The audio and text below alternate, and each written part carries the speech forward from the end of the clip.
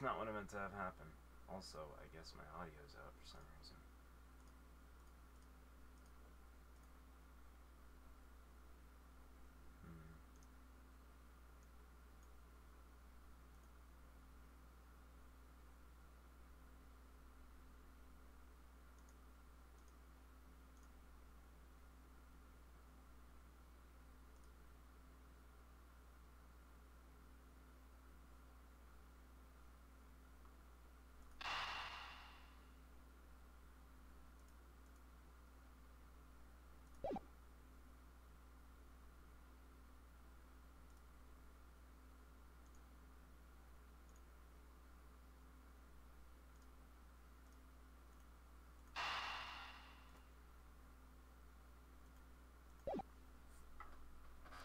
Oh, shit, it's because it's not logged. Oh, I'm silly. Things don't work when they're plugged in. When they're not plugged in. There it is. Jeez. Well, anyway.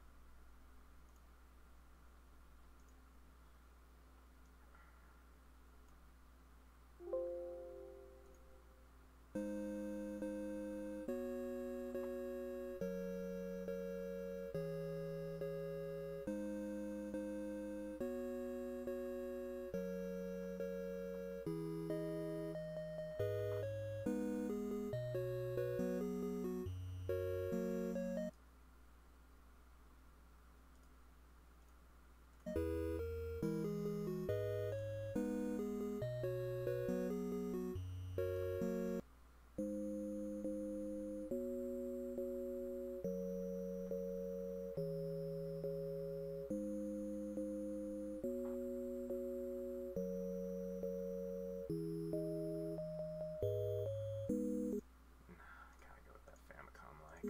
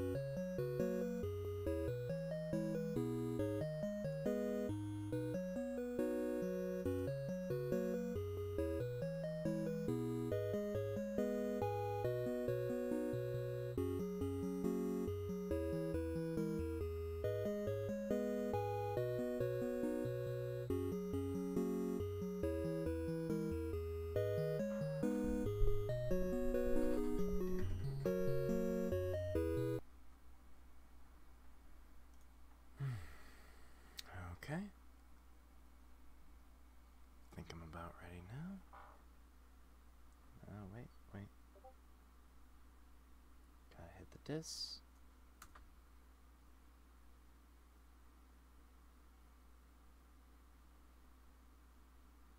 Did I just get tagged in something? Didn't seem like it.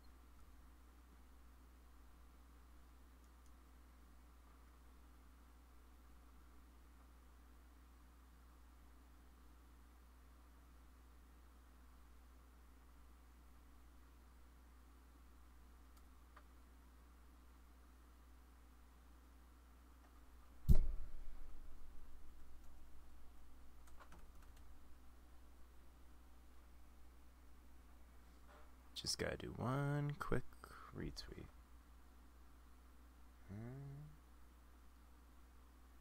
What the heck?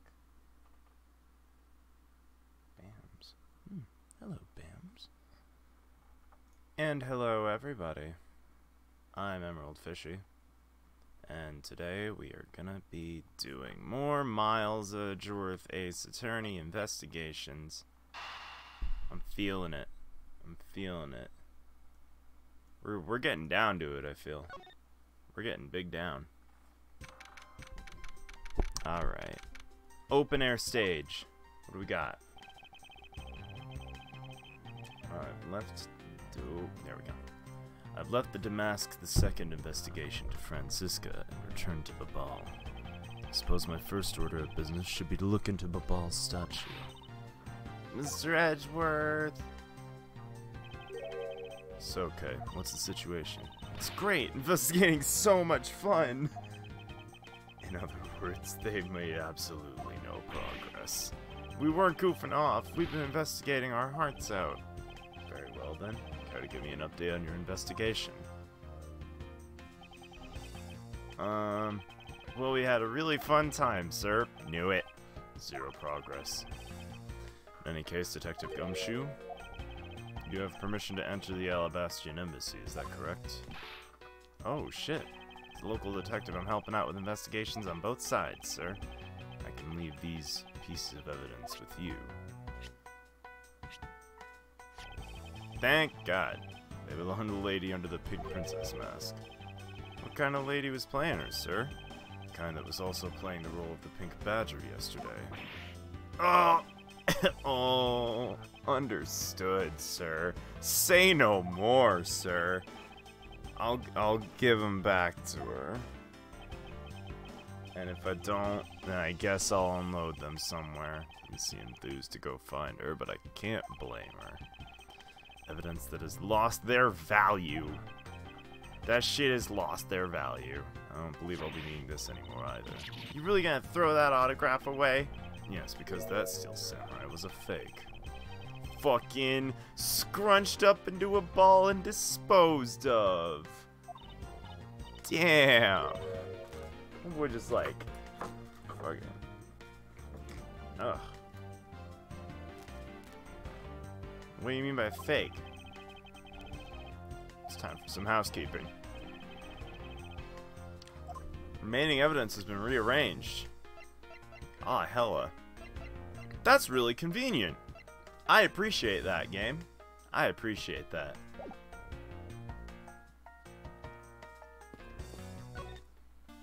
Alright, Gummy. You look like you're enjoying yourself, Detective. Not much else I enjoy as much as a good investigation, sir. What'd you find out? Ah, I take it he's found nothing of any particular use, as usual.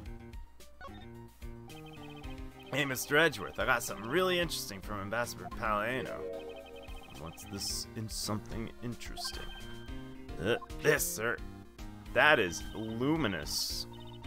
That's a real treasure there. Why does the flame burn green, Detective?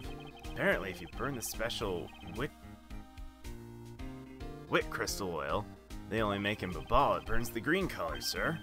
Interesting.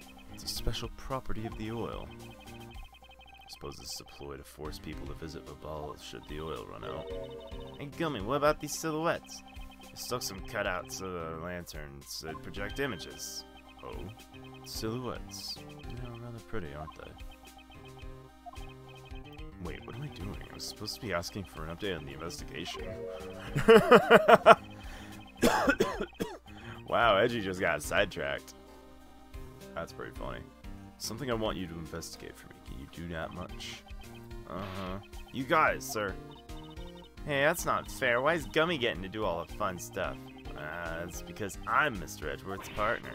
I can't believe you took advantage of the confusion and stole my role as assistant. I expect the two of you to get along and work together like professionals on this. Silhouettes. Runs on white crystal oil, which burns green. It's a bubbly souvenir. Okay. Salad. There's a sign here warning passersby to take precaution around the renovation site. They're really going all out, huh? There's construction going on everywhere. I believe Ambassador Palladino said it was to attract tourists and visitors. What can they do with the new stuff they're building? What do you think they should do, Mr. Edgeworth? How about transforming it into a courthouse? Hey, be serious. I was being serious.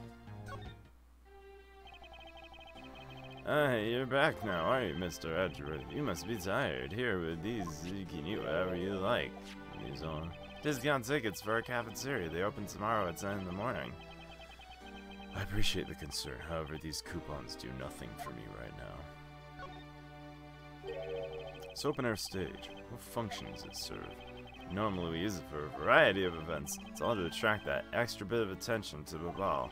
I heard that tonight over in the Alabastrian Rose Garden, Ambassador Alba was to give us a speech. And you know what? Man, he told me I should really give a speech too. Mr. Cochin told you that. Yeah, he did. Which is why I thought I should give a speech of my own. Unfortunately, I wasn't able to. Because the fire the Yadagarasu started. Exactly. Ambassador Palladino, I'd like to ask you a little more about the primitive statues. Oh, I see. Let me ask you this. Did you know that Alabasta and Babal used to be a country called Cordopia? I knew that much about your history. Well, the primitive statues belonged to the founders of Cordopia. At least that's how the story goes. It was bequeathed unto the king as a symbol of the country's wealth. As much as a symbol of sovereignty and the right to rule, I take it. Oh shit, I can't hear you. One moment, as I jostle my, connection stuffs. Talkie? Hey! There it is. That you only meant well. Cause you did what you say. That's right. Which is why both countries are adamant about their claim. Hi, Maddie. How are you doing? I'm sad because this time it wasn't me. It wasn't you. It hasn't been you for the last few times. It's been all me, and I don't know why my setup insists on being jostled. Last time I was on keyboard only, and then before that I switched over to the laptop because I was sick and tired of bullshit. I was only counting voice audio chat incidents, but yeah, that is true. Shouldn't that put an end to the squabbling? I have no reason to believe so. Primitive statue is even more important now as a key to diplomacy. What if Palladino knows about what's happened to the very important key to diplomacy? Try showing him this key. My parts have shipped! Your parts shipped? Nice. Which means that, because it's still a fair ways away from, my next paycheck, I'm going to just say fuck it and dismantle everything that's in this case, clean it up, and put the new parts in there until I can get the rest of the parts that I need to. I need to get this computer built. I'm sick of dealing with not having a fresh install of Windows and a new hard drive. When do you think the part like the tower and stuff, you're gonna be able to get that? Well, I think I'll be able to get the tower on the, at least pay for the tower on the 10. So, it's, like I said, it's still a fair ways away from that. It's only a couple weeks. Yeah, but I also want to be able to... that also factors in shipping time, especially with all of the Boxing Day sale crap going on. I'm lucky that they shipped this stuff out when they did. That's fair.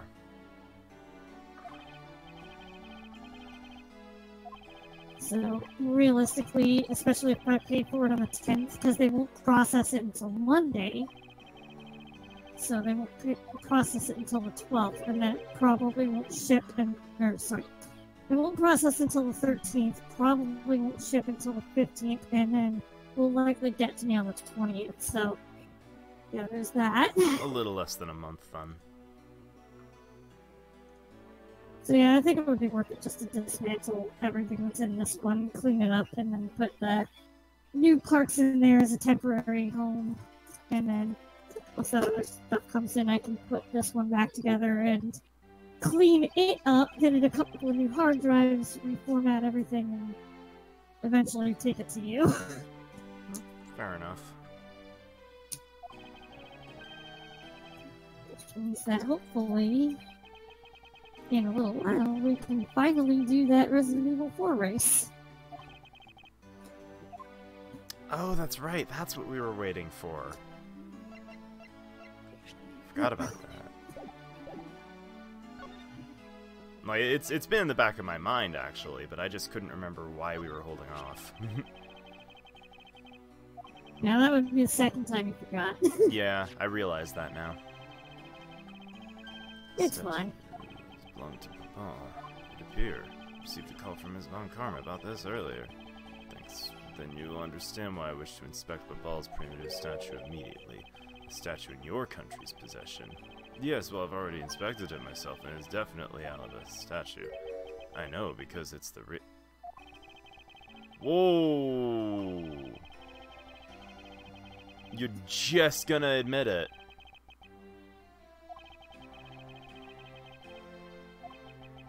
Just to negotiate with him and fix the results of the evaluation.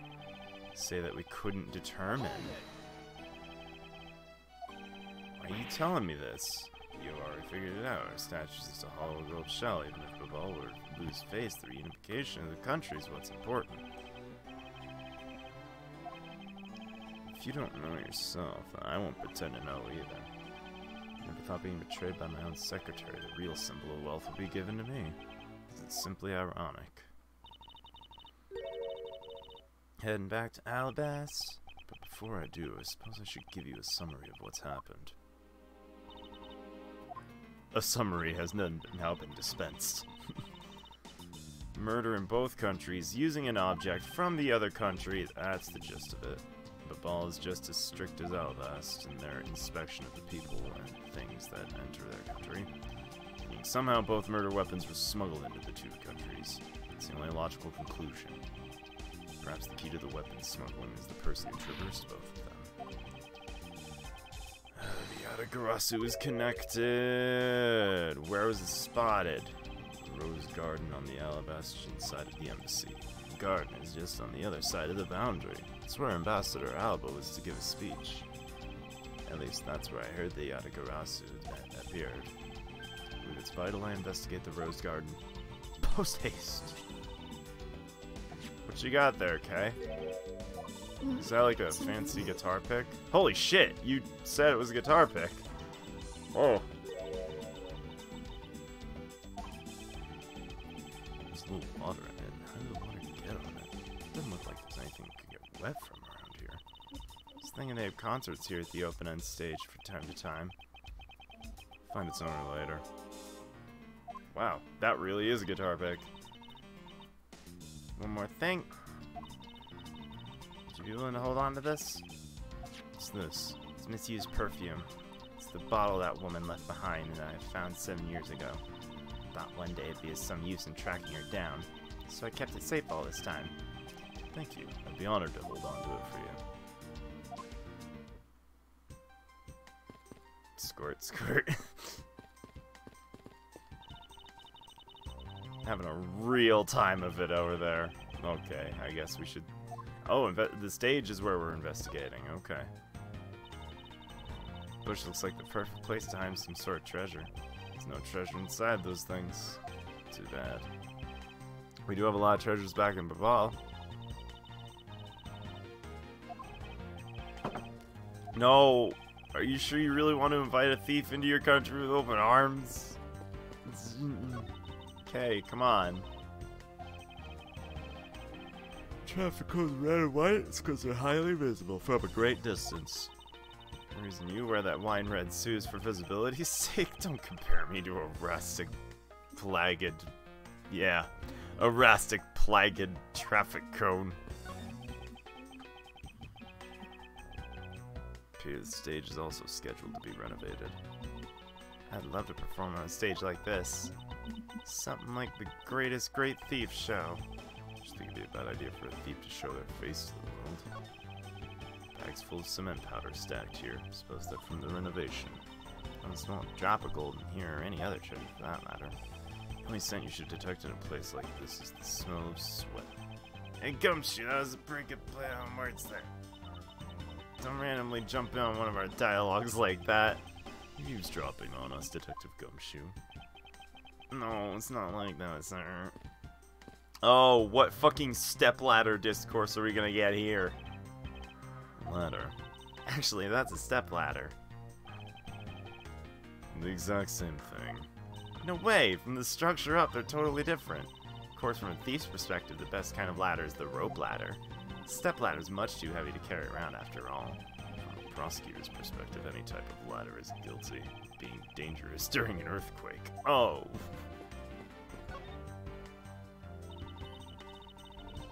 The scent of treasure? Kay's all about them rope ladders. Duly noted. Prosecutor we met at Gatewaterland seems to be pretty active. He's not a prosecutor anymore. See how everything just naturally balances out. Oh. Arrow. Damn, we just got the whole place to ourselves, huh? We're returning the investigation. All us now. I'll go back to the ball and do some more investigating there. Such a little something as a reminder. The exact same thing. sick fucking dynamic entry from Phoenix right there. Sick roundhouse, Nick. Who's that? Ah, it's that girl. How about things in the Honestly, I kind of wish that was something that would happen in the game, just to hear a Phoenix objection off screen. What was that just now? Okay, don't mind. Say I expect much from Scruffy and that girl. Investigation into Manny Cochin's death hasn't progressed any. Investigation into the Yatagarasu has. Ah, yes. Even now I find it hard to believe a person who can freely traverse between two countries at will. Preposterous. That's what I came to investigate. Heard this is where the witness claimed to have seen the Yatagarasu. Ambassador Alba was supposed to give a speech. And that's when Yorgasu appeared. Shadow vanished. Fire at the Babylese embassy. And the Yatagarasu started it. Maybe. Not a single feather from the Yatagarasu shall escape my diligence. Oh, Miles. You're so posh.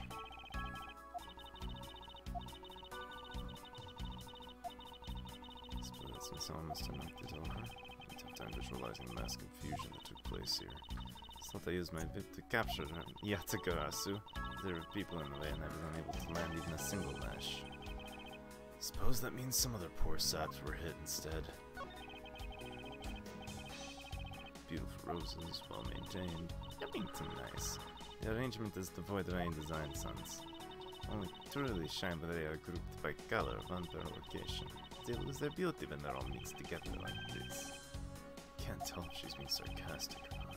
It's a rather serious look. I want people to comment on proper balance of things. It's a statue. King said, the plaque says King Primadu in the battlefield. I'll just save the queen. Primadu put the life on the line, Ventavor. Primadu is actually a person of royal blood, but it was simply someone imitating a character from ancient legend. What surprises me is that a real person who looked like the Steel Samurai existed. I suppose that's that too. Roses on the water! It's not just for aesthetics. The pool water is used to put out fires. The pool stopped filling itself. Fountain sprouts to stay open until the pool's water reaches a certain level. The water is used to put out fires, I suppose, must be refilled to its normal level.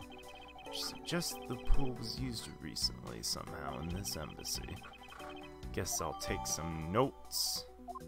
Take note Oh my god, what the fuck? What the fuck? Ah! Of all the places I was expecting Larry to pop up, from under a goddamn fountain is not one of them. Okay. Okay. How dare you surprise me like that? I'm sorry. Oh, hey, Edgy, thanks for what you did back there. Gratitude alone is enough. More importantly, Larry, this pool's not for your personal enjoyment. I know that! Do you really think I'm the type to just jump into a pool and swim around for fun? Yes. Alright then, did you by chance fall into the pool? Nice guess, but no dice. So you know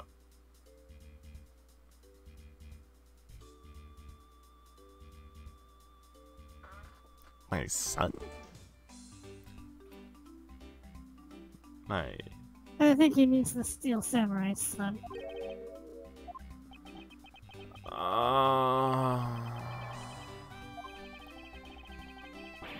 That makes a lot more sense.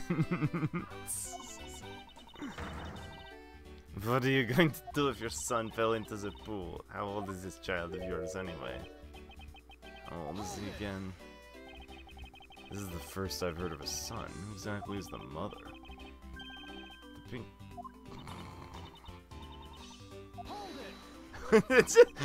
Edgeworth saying hold it many a time. Everything just needs to hold it. The Iron Infant. I fucking forgot. It's my cute little son. You've given a whole new meaning to this phrase, an astounding fool. I've not seen hide nor hair of the Iron Infant, but rest assured if we should find him, we'll let you know. Now get out of there. Sounds good. In that case, I'll go... He just fucking dived again! Back in! That can't be a good thing to swim in!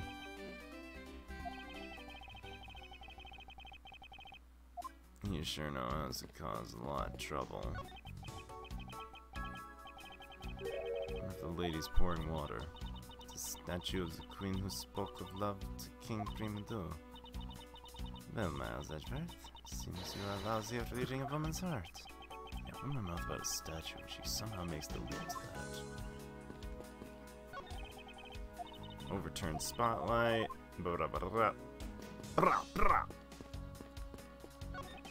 Stool! It's very elderly. The chair is prepared. Surely you get tired. Why didn't you plan to make a speech sitting down in the first place? It's also quite prideful. Sounds like my old principal from grade school would speak at assemblies. That is a weird reach that I didn't expect from Edgeworth.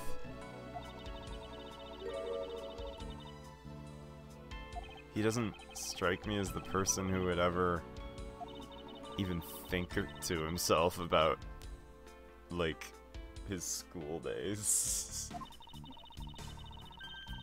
Maybe it's just because he projects himself as, like, way older than he actually is. Perhaps. I suspect the audience would like to sit down after a while. Perhaps. Hey, Lang! Found 14 counts of pickpocketing, 16 counts of illegal parking, and one person ran a red light. That's a lot of people fucking pickpocketing, dog. Reporting for duty. Yo, what's up, thinking?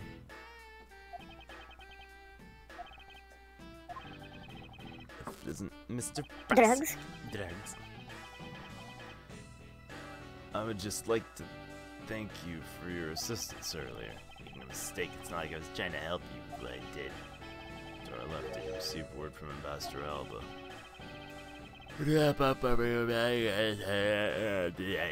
Oddly enough, we received word from HQ to return home on urgent matter. It's fucking so easy. called away from this case after I've come this far. I swear I'll find the truth. Drag it in and screaming into the light. Yatagarasu's appearance. Working as Ambassador Alba's bodyguard at the time, so naturally we witnessed when the Yatagarasu appeared, correct? Saw a thief, alright? With my own 2 eyes. He was always there, lurking in the shadows. When the spotlights were turned on for Ambassador Alba's speech, Shadow appeared.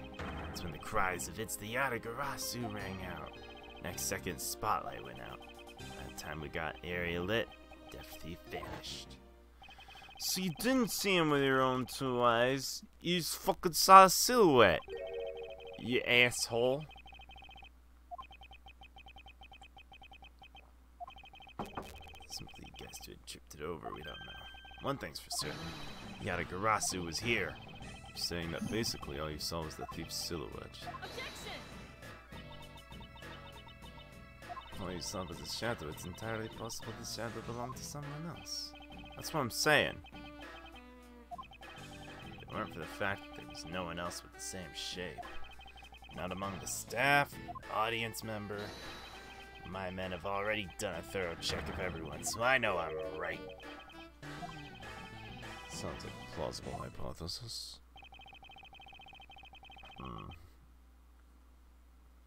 Sudden appearing and disappearing shadow of the Yatagarasu. I believe I figured out its true origins.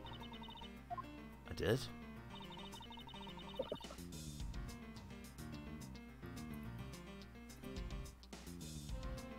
Perhaps it is this statue.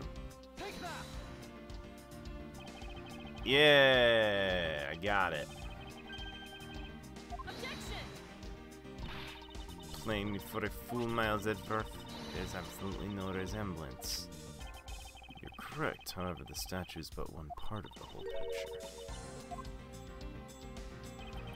What's the other part? Maybe both statues combined? Because there were spotlights and they might have been crossing with each other and combining shadows. I'm gonna present another statue. Yatagarasu's shadow is made from the shadows of these 2 statues. The spotlights were all over the place. This is because they were moved when the guests were in a panic state. However, if we were to restore the lights to where they were when the thief appeared, I believe the 2 shadows will create the Yatagarasus. Precisely. Watch as I reveal the true form. Edgeworth's fucking hamminess is like only 1 or 2 stages subdued in comparison to the magicians in fucking Apollo.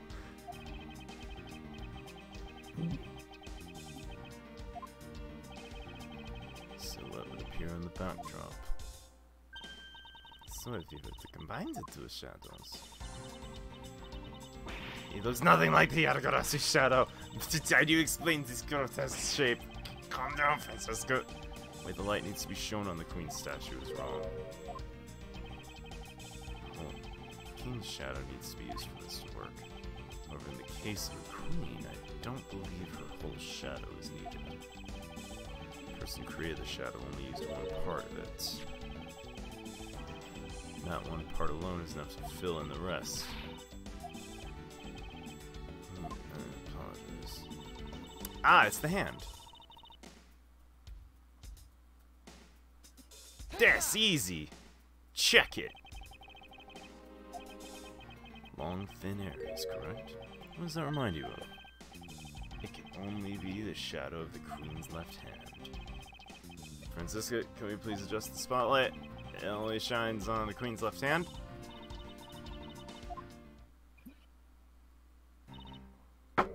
Now that's what I like to call Yatagarasu.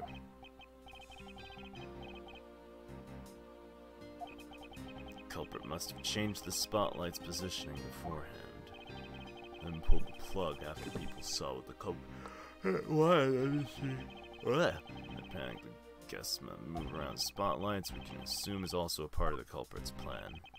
By the time the lights came back on, Yatagarasu's shadow had vanished, which means the shadow was a construct from the beginning. Yatagarasu never did visit Alabasta tonight. The only country that the thief visited was Babal, though it can be assumed that Yatagarasu had an accomplice. An accomplice? Batum? Haven't figured that out yet, but I assume it was the person who set up the shadow show. Basically, yet to solving this case is the existence of the accomplice. Yeah, there had to be an accomplice, right? Because, like, how would you fucking steal a knife from that far away and drag it all the way over there in such a short amount of time? And also get that shadows going. There's gotta be an accomplice. I've left the murder in Agent Lang's charge, and my only target from the very beginning is the Yatagarasu. So yes. What have you found out? Got a piece of evidence. May I see it? Sure. You might regret it. You're here because we're ready to face whatever may come. So if you please.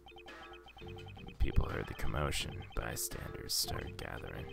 One woman claimed, I'm telling you, I'm a genuine international journalist. She gave me an interesting picture. A journalist? Actually, she's a freelance camera. It's Lotta. It's Lotta. It's fucking Lotta. Lotta's back. Oh boy. Oh, what the fuck am I looking at? Bullshit. Fly. Times they are changing. It's not just man, but evidence. Even they lie to us now. When was this photo taken? Apparently right after the fires. The 4th and 5th floor were put out. It's taken from a nearby building. You can see the embassy from. So this was taken after the fire.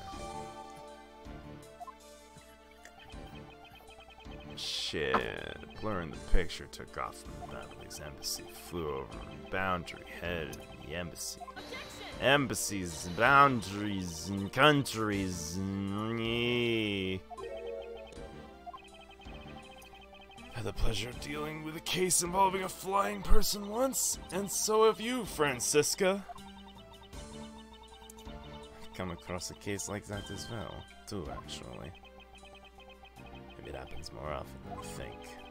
I'm up to the task of solving the mystery behind this photographer. There is no mystery, it's Lotta. Yatagarasu took off from the Babylon's embassy. I should start from there. I need you to return to the Babal investigation for a bit. Continue investigating on this side of the building. Counting on you. I'm counting on you. What up, Kay?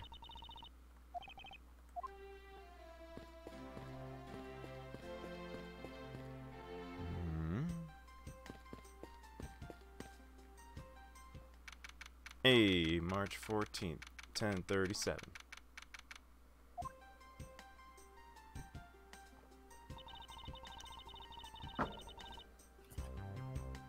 Some whack about this particular brew I've got going. Don't like it. Hi, Mr. Edgeworth. You found Manny's killer yet? Terribly sorry, Ambassador, but I have yet to find his killer. Because his murder really was the work of the Yatagarasu. Let's get one thing straight. It was the work of the fake Yatagarasu. The real Yatagarasu is a noble vigilante, only out to steal the truth. Miss Faraday, please don't make such a sad face. If there's anything I can do for you, all you have to do is ask, alright? Actually, there is one thing you can do. Will you allow us to take another look around? We didn't have enough time to conduct a thorough investigation earlier. Sure, feel free. Heart's content. A few questions I'd like to ask you personally. If it'll bring a smile back to Miss Faraday's face, I'll gladly answer anything. You're a total gentleman. You don't have to waste such nice words on me, little miss. Those two sure got show me awfully quick. It's easy to say we're gonna investigate, but where should we begin? Probably compare the statue of this room before and after the fire. Then we should look into the matter of the suspicious person you spot. Came into the room, the person was already gone. I'm willing to bet the person I was chasing was Mr. Cochin's killer. I don't know that yet. It's hard to believe that person's unrelated.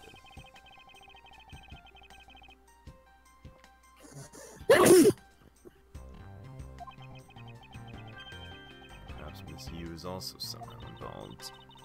He's also almost definitely Mr. Cochin's killer. We don't know that. Too many mysteries to be solved. Blessings upon you, my child. May your sneezes not bring diseases. says thinking. Yep, Uncle Bad's here. He's been chasing. He's told this photo was taken just after the fight. Kinda looks like the person in the long coat I was chasing. Does that mean I was chasing a fake Yatagarasu after all? Don't know the answer. I don't think people can fly either. But this could be how a person escaped. Need to investigate a bit more. Let's not dwell and pick up our investigation. Excuse me.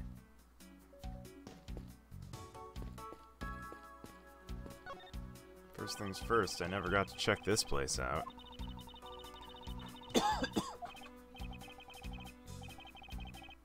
So on the 5th floor, that's where Damask II was killed. The Mask 2? Poor guy. He's a foul second-generation thief. I just can't turn a blind eye to this. Even though Damask II was an imposter of the original. This area was heavy damage. Heavy damage. Check the phone. It's an answering machine. Hey, there's ink. I see ink. Check that shit out. Babalee ink. Looks like there's still a lot of ink left inside. Seal's unbroken. Fire probably couldn't get into the bottle to burn it up.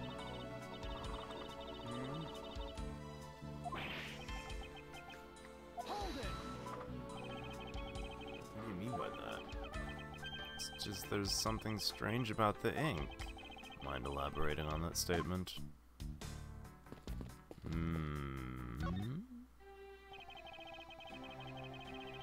What's the deal, Embassy Dassy? There's more than one tonight? Didn't hear about it. We had 2 fires here at the Babalee's embassy tonight. What a bother all of a sudden. The only fire we know about is the one after the Jammin' Ninja show. First occurred at the start. Lucky only the 4th and 5th floors caught fire. Not wanting to cause a panic among theater goers, we decided to keep it internal. Fire after the Jammin' Ninja was the second night. The second one of the night. That's fucked up. Didn't Pat make reference to the first fire? Ah, flammable. Yeah, that's weird. 4th and 5th floor put out. Means the photo was taken just after the first fire was put out. The extent of the damage in the second fire is contained to this 3rd floor. I think it was leftover embers from the fire above that caused it. That's a very bad stroke of luck.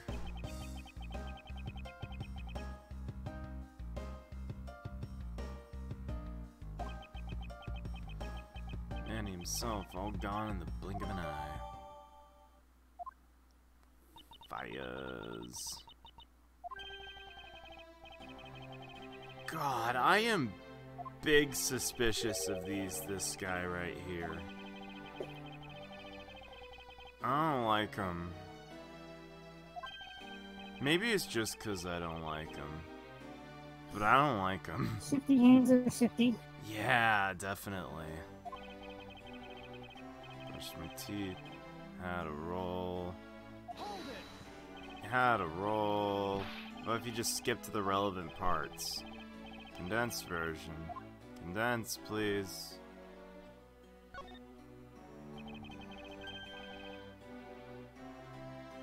What did Mr. Cochin you do?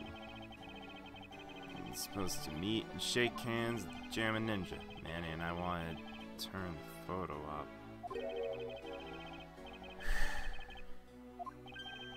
I think I forgot to mention this. My office is currently undergoing renovations. renovations. Both the primitive statue and the Babalese knife set are down here. Tidying didn't take much, really. I thought they were down here because... Oh, I guess your room is somewhere in the 4th or 5th floor, I guess. Burned some files we no longer need and expired coupons in the fireplace. Why would you burn your expired coupon? Oh, wait, they're expired. I'm dumb.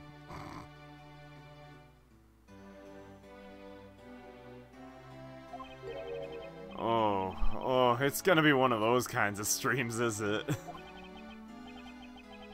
Guess I'm up a creek without Manny here to get angry at me. Bastard like yourself. I managed to find the dude that did those custom Apollo Justice sprites for Mia, and it turns out that he did some for Maya too. Oh, nice. Remind me, it was like updated for Apollo Justice's expanded ballot. Yeah. Yeah, so let me download a couple of these and show you this comparison. Okay.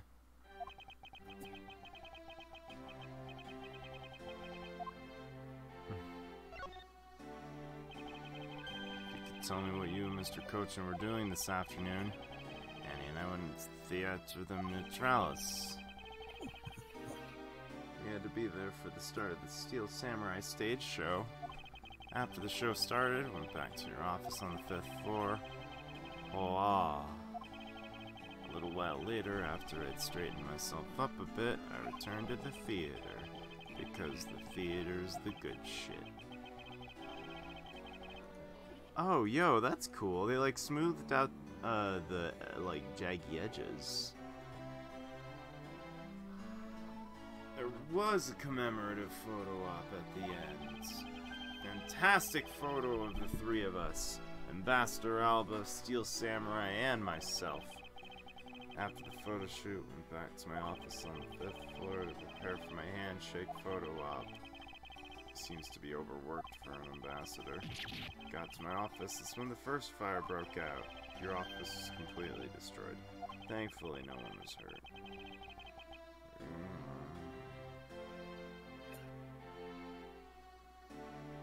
Then I ran away from the first fire as fast as my legs could carry me. During the second one, I pitched it and helped embassy staff put it out. You didn't see Cochin again after the Steel Samurai show? That's right. Next time I saw him, he was lying there in eternal sleep. I thank you very much for your help. Don't hesitate to ask, alright? Okay. So what's the deal with the fucking ink? Here's the deal with the fucking ink. I just thought of it right now, but during the second fire, Manny was worried about his office, so he came rushing back. I called out to him when I received no reply. I used my spare key. I was greeted by roaring green flame. Big enough that I wasn't able to see past it. Oh. Hold it! Fire was green? What was the cause? Whit crystal oil, that's what the cause is. And Babalese ink is made from whit crystal oil. Hella.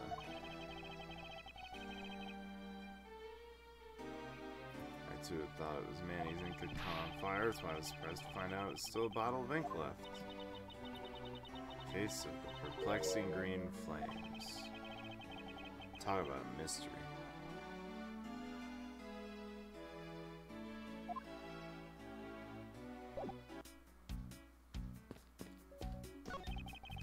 The safe wasn't open at the time of the fire. Oh, because the inside wasn't burned. And the safe's, yo, fire resistance.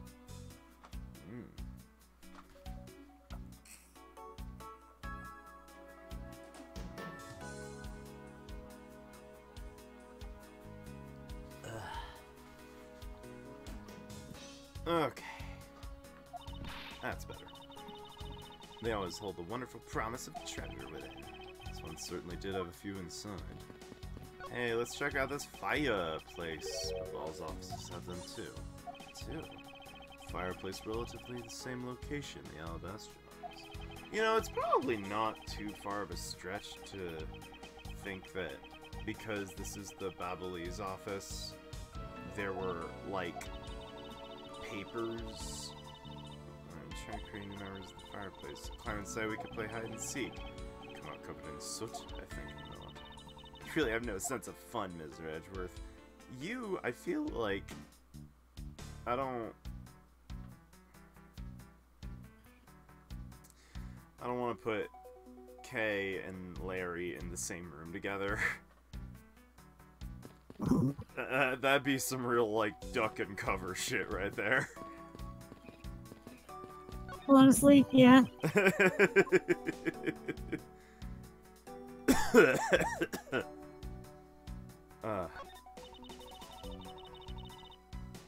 Embassy phones like normal phones, huh? Thought that the balls would look like a flower and the receiver would look like a butterfly. It looked like the butterfly receiver was sucking nectar from the flower base. If the country would have a flower phone, it would be Alabast, don't you think? Maybe the phone I visioned would have been when they were Codopia. There's really no point asking me about something that never existed in the first place. You know you lack, Mr. Edgeworth? Curiosity and imagination. Damn. Edgeworth just got burned for not imagining flower phones. I see. Ah, the most important part was the blackened by the fire. Why, cruel fate, why? The map of where the treasures are located has been burned.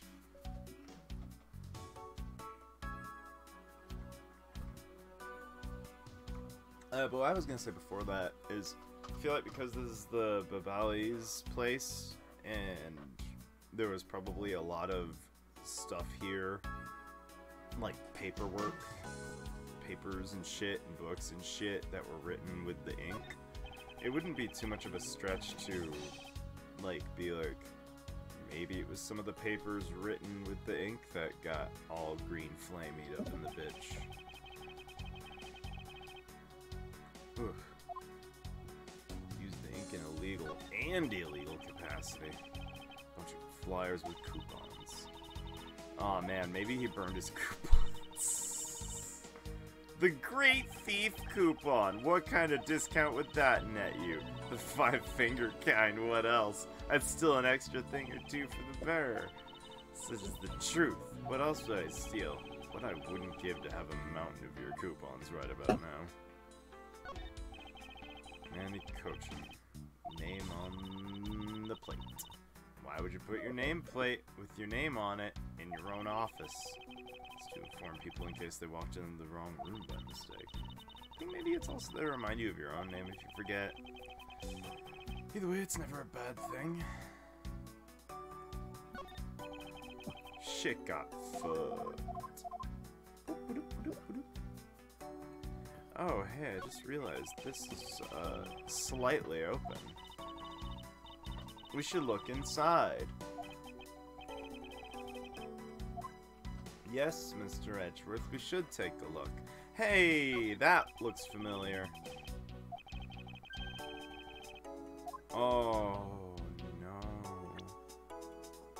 That was the thing that Master Mask II's note was all about. Oh. And it was inside Cochin's desk. Oh. So if Cochin's the one who told Damask to do that. Oh. Is Cochin the one that arranged for the swap? Oh shit. Oh shit. Contents of this drawer survived the fire. Well, that's a sturdy desk. Guess that's the value of solid wood construction. Let's see if there's anything useful left in here. Oh, hey. I got... Yeah, let me deduce this real quick. I got this. Someone connected to any evidence you hold? Why, yes. Edgeworth. Yes, it is. Eureka. Matches the shape of the note we found. Straight out of Monument Valley. That notepad's a souvenir from somewhere in your country. Been collecting them for the purposes of studying them, you see. You seem to be quite passionate about it. Would you like to see my souvenir collection? I'd love to show it to you. I'm sure they have been burnt to a crisp. Master Pellegrino, I wonder if you might recognize the handwriting on this note. This looks like Manny's handwriting. Fuck. So we got Manny in on this. We got you in on this. We got Damask in on this. Manny was probably a part of the smuggling ring. Wait, no, we already know that. The fake yard. They're all probably in on it. Are you in on it too, Ambassador? Do you have any documents that were handwritten by Mr. Cochin? Yeah, I can gather a few and give them to you. The weird part is I'm pretty sure I might just be like, I don't like this guy. Therefore, there's a small part of me that wants to suspect him. But objectively, he's been actually pretty forthcoming.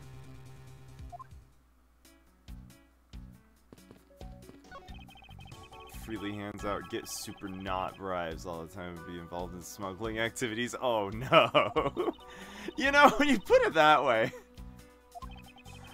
Like, I feel like I'm the asshole, but then everyone else around me is, like, justifying my feelings.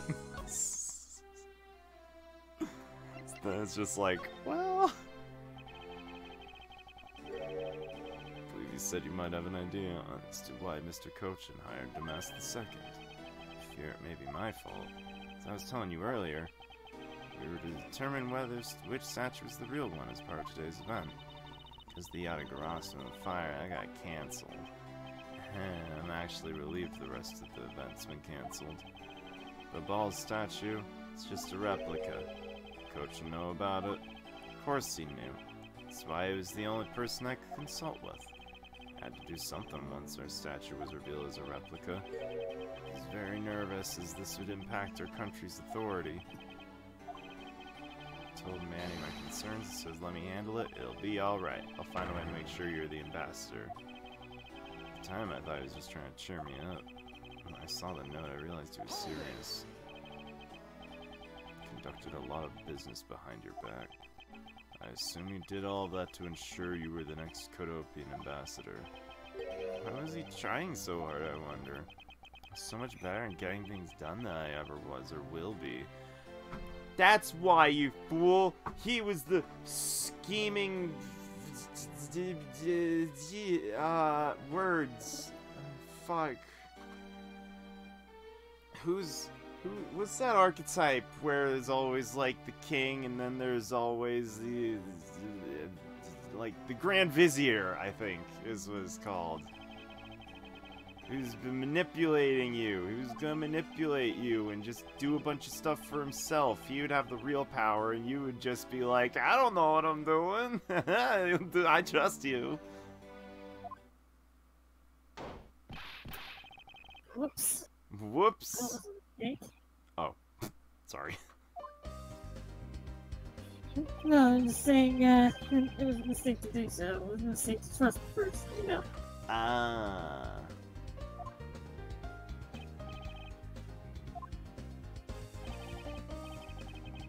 Feel free to take a look. It's for you, after all. What's all this, Gummy? It's all the information on the room I got from the embassy and Interpol people. Now I know exactly how this room was before and after the fire. Oh, are we gonna have a new thing of... Oh, you two remind me of my father and Uncle Bad. What do you mean? As prosecutor and detective, your dynamics just like theirs back in the day. Don't you worry, I'm gonna find my own wonderful partner someday. When I do, I'm gonna become a good Yatagarasu, just like my father. Please don't ask me questions to which I have no answers to.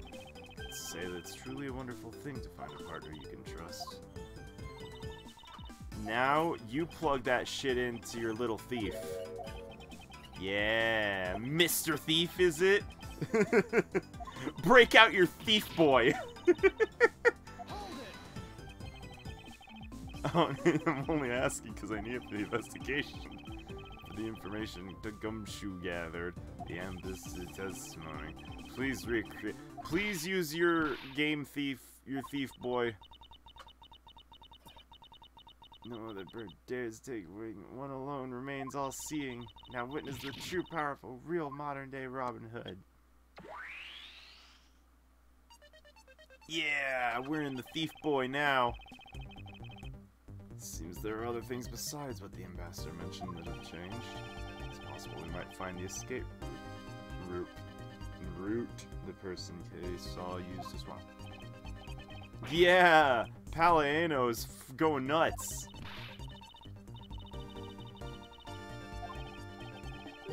God, the green sheen even kind of looks like a Game Boy background.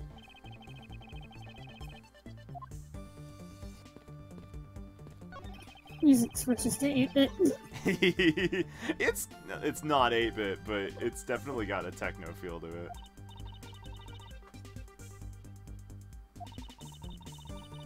By the way, did I tell you I brought a bunch of my stuff from Mom's place to here again? Including... I think I heard it. Ah, fair enough. But yeah, I brought my old Game Boy. I brought my, basically all of my remaining consoles. And, yeah. Grandfather clock is apparently in a different position before the fire. Hey, Maddie. What's up? What's your PS3 situation? I forget. Do you have one? I have one, but I don't have any of my games for it. All of my save data was deleted, and Right. it's not one of the hackable models. Right.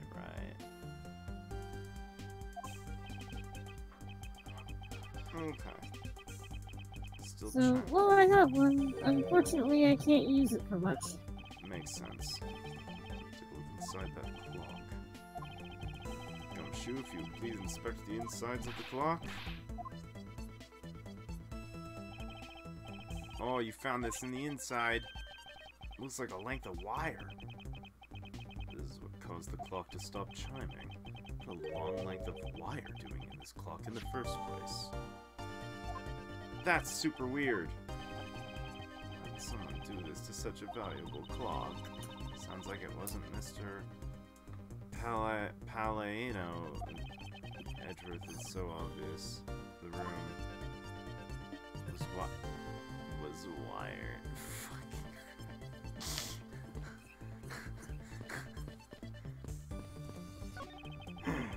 Oh boy, I never did get that fucking bad joke counter. My God, I swear, everything that happens during a stream that I'm sitting here like, I gotta do that to add to it. And I go to bed, and I wake up, and all of it's fucking erased until I stream again. And then only mid-stream is just like, shit, I need to do that! God damn it! I've even tried writing it down and it doesn't work, because I never look in the area I write it down. And then I try using sticky notes and sticking them on, like, my TV, and then I just forget the sticky notes there. Because I'm paying attention to the TV. I'm sure really over here trying to throw us a line.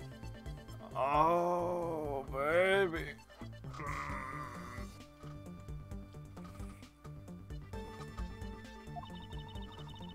Mr. Palaeno was just lucky enough to run into this fire as it was burning. Since you were the first to discover the body, we can assume no one else entered the room until that time. Maybe Mr. Palatina-sama! Listen.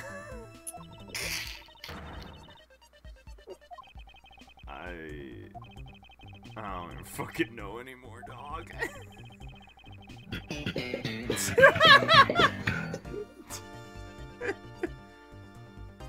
Oh, man. The green fire was where it was to prevent anyone from coming in. But then, what did the person set on fire to make quivering flames? We've seen something that burns green. Its flames are green. Fire-related piece of evidence burns the same color as these green flames. That's the Bobbly zinc. What the fuck do you mean it's not the Bobbly zinc? We've been told multiple times that is the Bobbly zinc.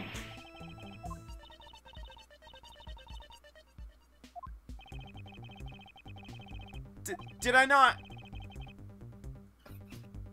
Oh.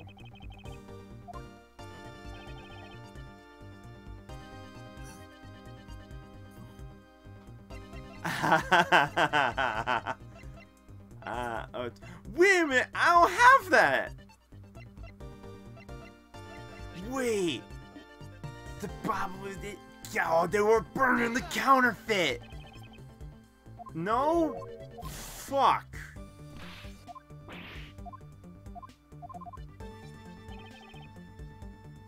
I don't have the oil in my inventory.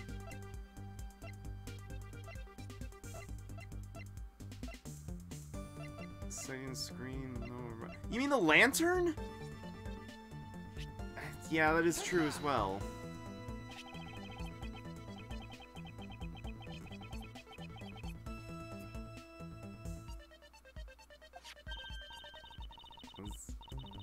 There's a lantern, though.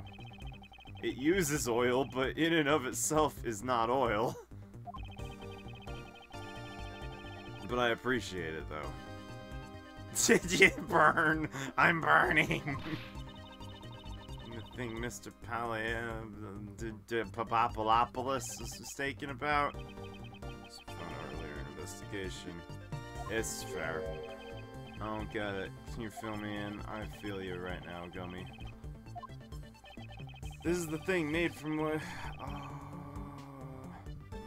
Mistaken about? Is that the bills? Fuck.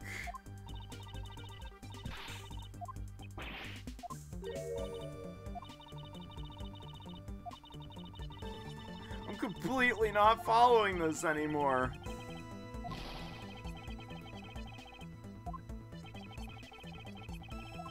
Something made of wet crystal that is still here in this very room.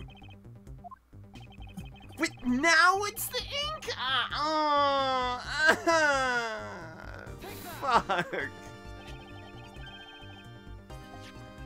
I don't like it. I just wanted it to happen in the first place.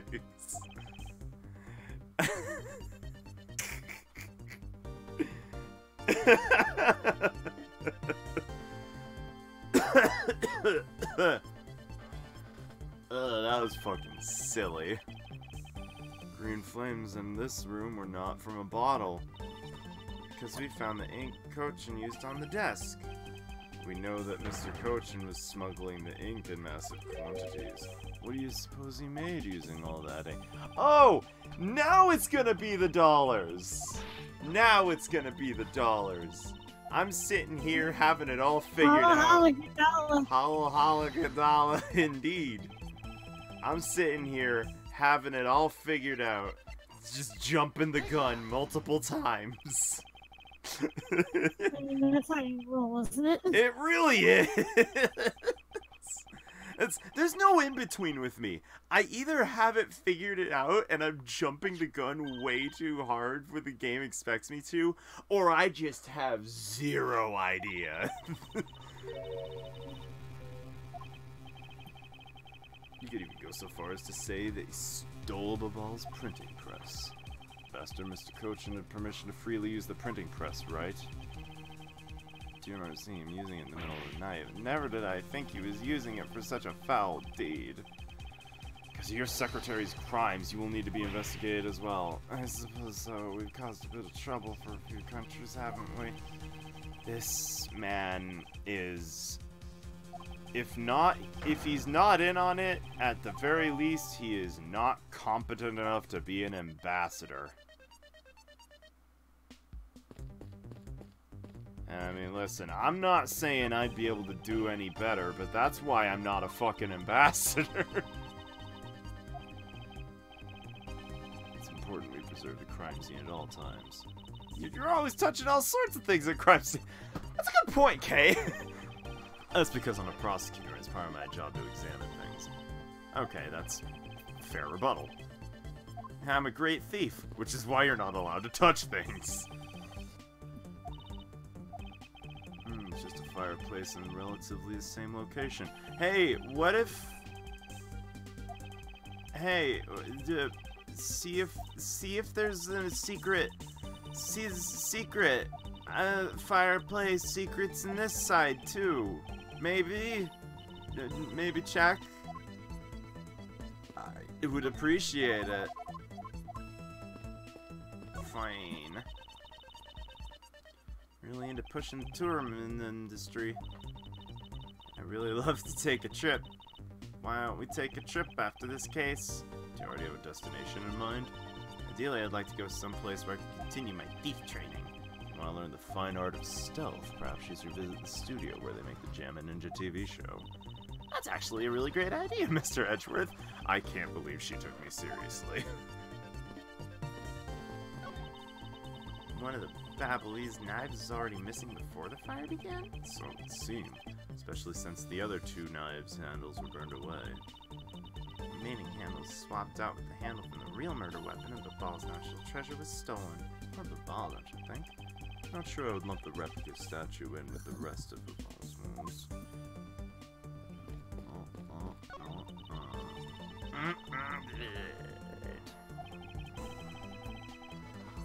That's covered in fucking soot, dog.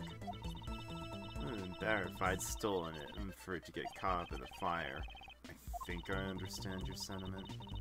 However, if you were to engage in theft, I can't look the other way, right? If you could please stop stealing my lines. Get dunked on, Edgy. That was fun. We have fun here at Edgeworth and Kado. Hey, Manny. What? Why am I so wired? I was wondering if you might have some thoughts on this. More about the case than I. Let me make it up. Alright. Hey. Do you know anything about a pick? Wait a minute, I got logic I might be able to do.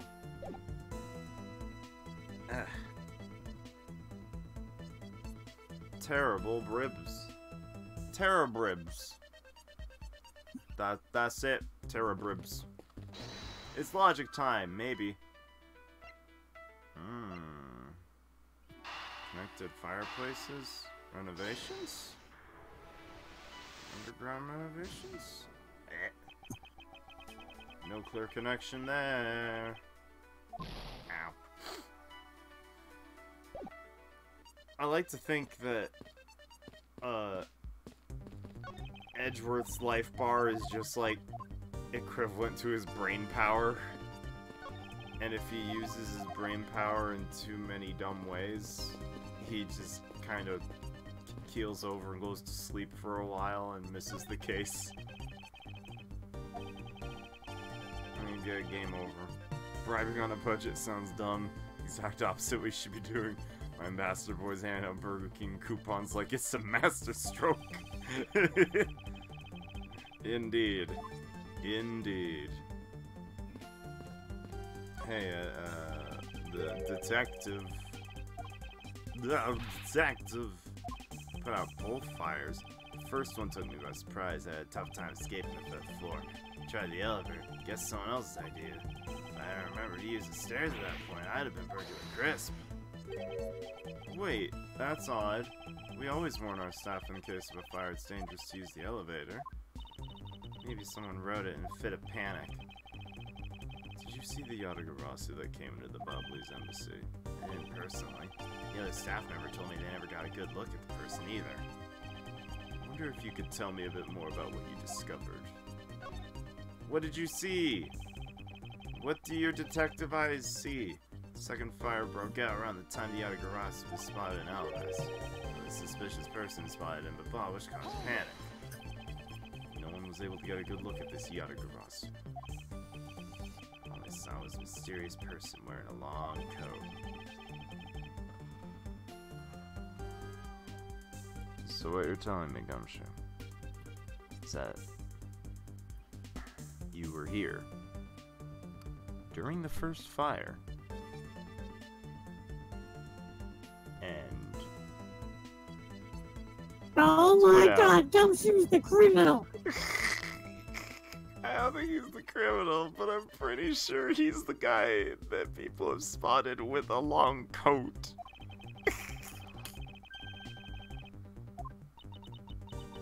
Either that, or this bitch won't give me your cards and triple check. Well, are you beating her? Because if you're beating her and she's not giving you her cards, then that's just BM right there. Bowel movements? Yeah, bad manner. Fucking Christ. I've never heard anyone say that. We've been through this before! I swear to God! This is the one thing I'm almost certain we've been through. This is the one.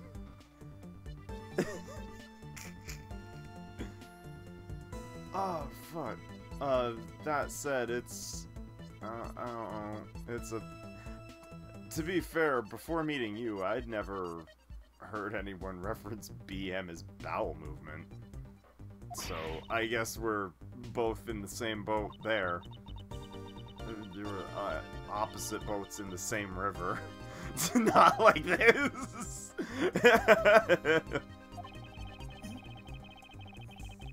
Mass confusion. Killed the coach. Disappeared. Fuck. You're like 4 times, though. I don't like the fact that it's a random drop. That's not very, cash money. Well, this embassy's huge, sir. I got separated from the other staff members I was with and was lost there for a while. You didn't even memorize the layout of the building you were to guard, detective? Oh, he's gonna do that from now on, sir. You know, it was thanks to me being lost I was able to come to Kay's rescue. Is that a fact? Just when I was lost and wandering around the 3rd floor hallways when I heard a scream, I headed towards it right away. Oh, that's probably from when I found Mr. Coach's body. The coach body. And I got real worried and ran fast. Thanks to Gummy, that Miss Sheen wasn't able to take me away. He covered for me until you got here. I see. So he can be useful once in a blue moon. It's too bad Agent Sheen got here before I did. Wonder where she was before.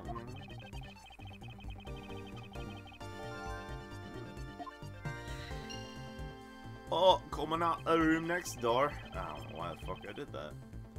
Mentioned something about chasing the Yatagarasu earlier herself. Apparently she helped in putting out the first fire. And during the second fire, I heard she was busy chasing the Yatagarasu. Seemed to be a very dedicated agent. You would do well to learn from her. Hey, point at me when you say that, sir. We've examined it all, but there's one thing that bothers me. Perhaps I should ask Ambassador Palpatine about it. Ambassador Palpatine, there's something I'd like to ask you about. Why did you, no, I shouldn't say that. Why is your face so weird? Why are you shooting to force lightning? What's the deal with the clock? 2 embassies actually used to be 1. Even the pamphlet mentioned that. Which is why the building is bilaterally symmetrical. Check the fucking check the chimney. I'm begging you. I'm begging all of you. Check the chimney. Wait, that was logic. And I have chimney in my logic. I can make him put 2 and 2 together.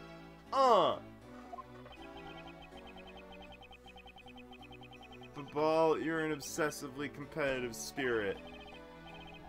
Piece of information's all I needed to connect the dots. I got this. Connect the dots. Fireplace. Bilateral symmetry. Please, for the love of God, somebody check the fucking chimney. I need it right now. Yes. Thank you. Thank you, Edgeworth. Oh, here we go. Something out of a ninja house. A ninja house? I want a ninja house. Santa Larry is here to help. Get out of here, Santa Larry. I'm fucking done. Oh, time to pay the bill for letting Manny do so much work for me. I really want to know about the real Manny and what you know about this room. What are you waiting for, Mr. Edgeworth? Let's get to the bottom of this. I first thought it's likely the killer used the revolving fireplace. Yes. Yes. No. X marks the spot. It's so obvious. Hold it. Wait, why do I have to hold it? Something about this fireplace that lies in contradiction to the facts. I found an X. Did, but that's not what I was referring to. Something's missing. What does this contradiction mean for us? Oh, do I perhaps have a fireplace picture? I'm trying to think.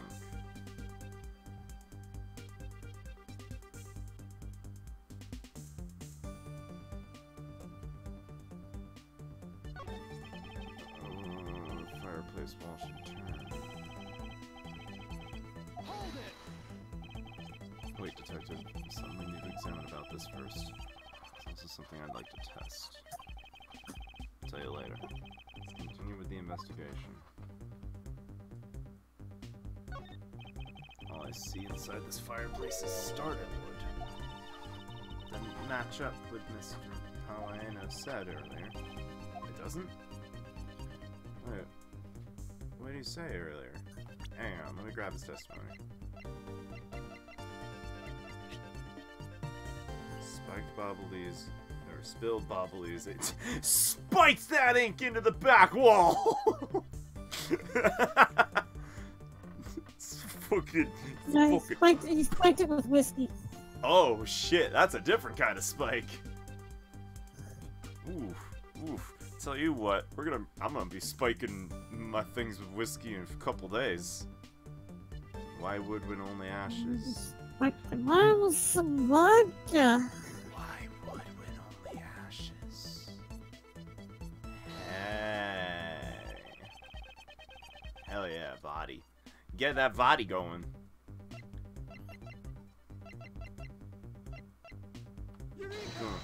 You go fucking me. You go fucking be sipping some body. Sippy some body? Yeah. I don't know what the fuck is wrong with me right now. Got to clean up the ashes in the fireplace. What are you making a scary face? I admit I'm a bit intimidating. I'm serious. In any case, take a look at the fireplace and tell me what you find odd. Let's see. Where'd all the ashes go? Where'd all the ashes go? That's nutty. That's nutty, Professor. You don't really think the Ambassador Palladino is lying, do you? No, there's no reason for him to lie, and I don't believe his testimony is wrong, either. It's the fireplace that's causing the contradiction. You might update the fireplace data for me. Add in the ashes from the burnt files. Burn, burn, burn. It's nothing. All I did was follow where our leads led us. Oh, it's coming on. You're about to dazzle us again. That's what Edgeworth's known for, you know. There's really no need for you to dance around the name of what I'm about to do.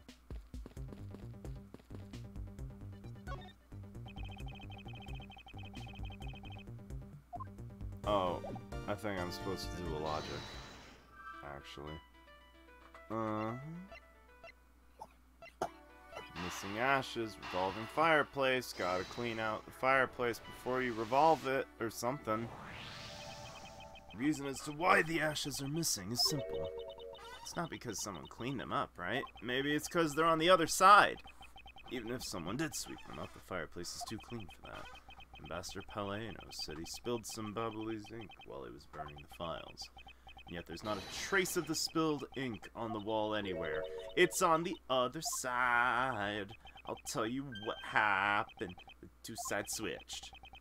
Use the fireplace. Revolve it. The ashes were moved into the neighboring room. The fireplace was used to get into the room. Disappeared from the room. I believe the person you were in pursuit of is Mr. Cochin's killer. After committing the murder, escaped through the fireplace. Fire, fire, fire. But in this is only the beginning.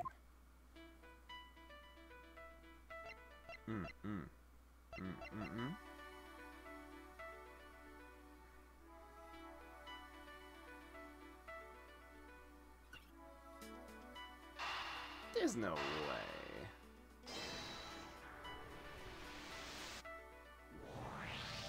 No way. If the killer used the fireplace in the room to escape into the next, then it's only logical for us to talk with the person who was in the neighboring room. The person that was in the room was that person, Agent Sheena.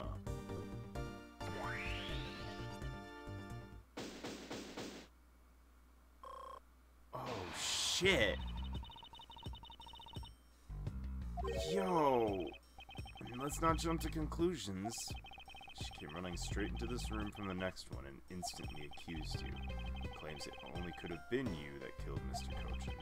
I don't have any proof yet, but I know she's hiding something. How many people are in on this shit? How deep does it go? Is it my turn to do something, Mr. Edgeworth? Also, what is up, Ollie? A two-parter. I got a two-part assignment for you, gumboy. Gotta run handwriting analysis on the Damascus note. Second, I want you to see if you could fit through the revolving fireplace wall. Right now? No, next decade. Of course now. We need to test our hypothesis first. I'm gonna do this like a real man. Through the fireplace and back. Shouldn't you just psych yourself up that much for such a simple task, detective?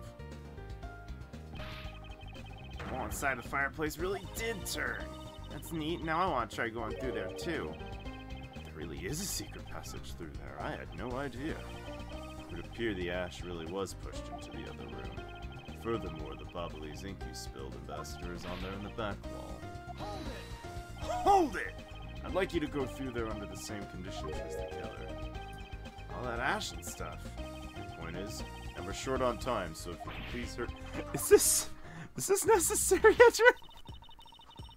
There remains a few more mysteries, such as the Yatagarasu's whereabouts, the other smuggling ring members, 2 weapons that made it across the border, the key Miss Yu stole 7 years ago. We haven't figured out a thing regarding how Miss Yu is related to these embassies. Oh, ashes on the bottom of Sheena's shit. Ash was on the bottom of the statue! Cochin used this place at least once. Before the statue. Yeah, it's smuggling. Maybe Sheena was the one who did the smuggling, actually. Oh, fuck. Actually, oh, jeez, that actually opens up the possibility that Cochin wasn't the one who smuggled the statues at all, and Sheena may have. It's supposed to be an impression. It's info gathering you need. Gummy and I can help with that. Then all you'd have to do is show off your fancy schmancy logical deductions. Show off. Seem like I'm being boastful when I do that? Well, Edgeworth, whenever you say lines like, behold my logic and shit like that, like, it does kind of sound boastful, bruh. Just saying. The answer should come to us if we think things through. It's the sort of thing I say to myself when I'm practicing how to unlock padlocks, you know?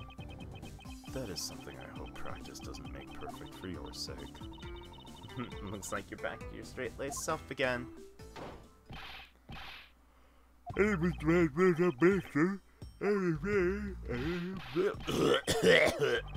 Looks like you can use the fireplace like a door, sir. You alright, Gummy? I'm okay. There's a bit of ash and dust, that's all. Jacket's gotten quite filthy. I see the hem's practically turned black. Quite a bit of the unburned ink got on it, sir. I see. Thank you, Detective. You did a fine job. I'll even pay the cleaning bill for the trench coat. What? Oh, no, I could never. This is just my old coat, sir. If it were a coat I actually cared about, then I'd get it cleaned. But, you know. I see. Very well, as you wish. Because Gummy was able to climb through the fireplace, we know it can be used, right? That's not all we learned. We actually learned one other important fact. And that is? I'll have to explain it to you later. Right now, we need to deal with the handwriting analysis. Gumshoe? I'll be back before you know it. Handwriting analysis on Coach's handwriting will take a bit of time. Let's go wait in the Theatrum Neutralis, along with Lang and Sheena. Oh, shit. It's going down. Yes, save my game. Saving! Saving! Fuck, hold it. Save it. Whew. I lost it. Agent Lang. Lang C says little cubs never do they know the real theory of the elder wolves. I have questions. Becoming increasingly difficult to decide. Do you need tutoring in reading? Because if you do, I will help. I mean, I'm not sure if anything will help outside of, practice. Which is what I'm doing right now, right? Means I'll never really know how angry I can get. Mr. Prosecutor, counterfeit bills made with Babalu's ink. They were all of Sang Fa denominations. So I heard from Von Karma. I don't know if better play money is gone. They must not have figured out it was all burned yet. Since those things showed up in circulation, my country's economy's taken a big hit. Sang Fa's in financial chaos as we speak, because we can't tell the difference between our own bills and the fakes. It's not just the money. Citizens are worried. Stake the honor of the House of Lang on this. I've come to this land to capture the mastermind behind the whole mess. Investigate how the bills are made, how the ink was smuggled. I pursued the smuggling ring all the way here. You know how you can tell they're fakes, thinking? This is where the final chapter was written. Just burn the cash. If the fire is green, it's fake. Actually, that's actually true. They do that to test bills even in places like the United States, because the ink is designed to burn a certain color. So if you scrape off a little bit of the ink and burn it, if it burns in a different color than what's expected, you can tell it's fake. But I thought the whole point of the fabrication using the specific type of ink was to match the ink that was already used and therefore create the same type of burn. I wasn't here for that part, so... Oh, fair enough. I could be wrong. Like, I thought that was the case. That, like, the reason it needed that ink in the first place was to be convincing, but I doubt myself now. But yeah, that is actually a security measure incorporated into quite a few types of bills, actually. That I did not know, actually. That's really cool. I'm sorry for all the trouble it caused tonight. It was I who should apologize. It's all because I was not strong enough. If only I were able to think of a better solution. Heck, you fool. Curse your empty brain. Being too hard on yourself, Ambassador. Take full responsibility for tonight. End of story. Sheena, let's go. Time to return to the den. I'd like to admit it, so there's not much else to do but to go home as well. Agent Lang, a moment! Wolfman, the secondary lady! Hold it! Objection, pal! Gumsh? You got the results of the handwriting analysis already. And the note is definitely written by Cochin, sir. Just as I thought. Good work, Detective. So he was in on it. Hey, Mr. Prosecutor. How long do you tend to hold us up for? Sorry to have made you wait, but I believe now that everyone is finally here. Agent Sheena, I'd like to ask you something if you don't mind. Yes?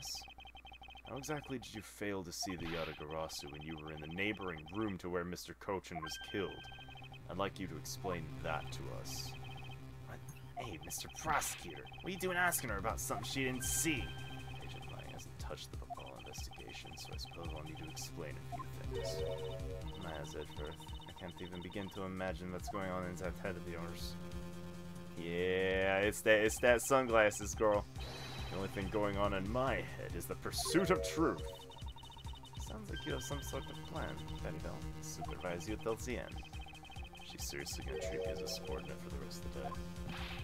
You're not trying to pick a fight with my subordinate on some flimsy guess, are you?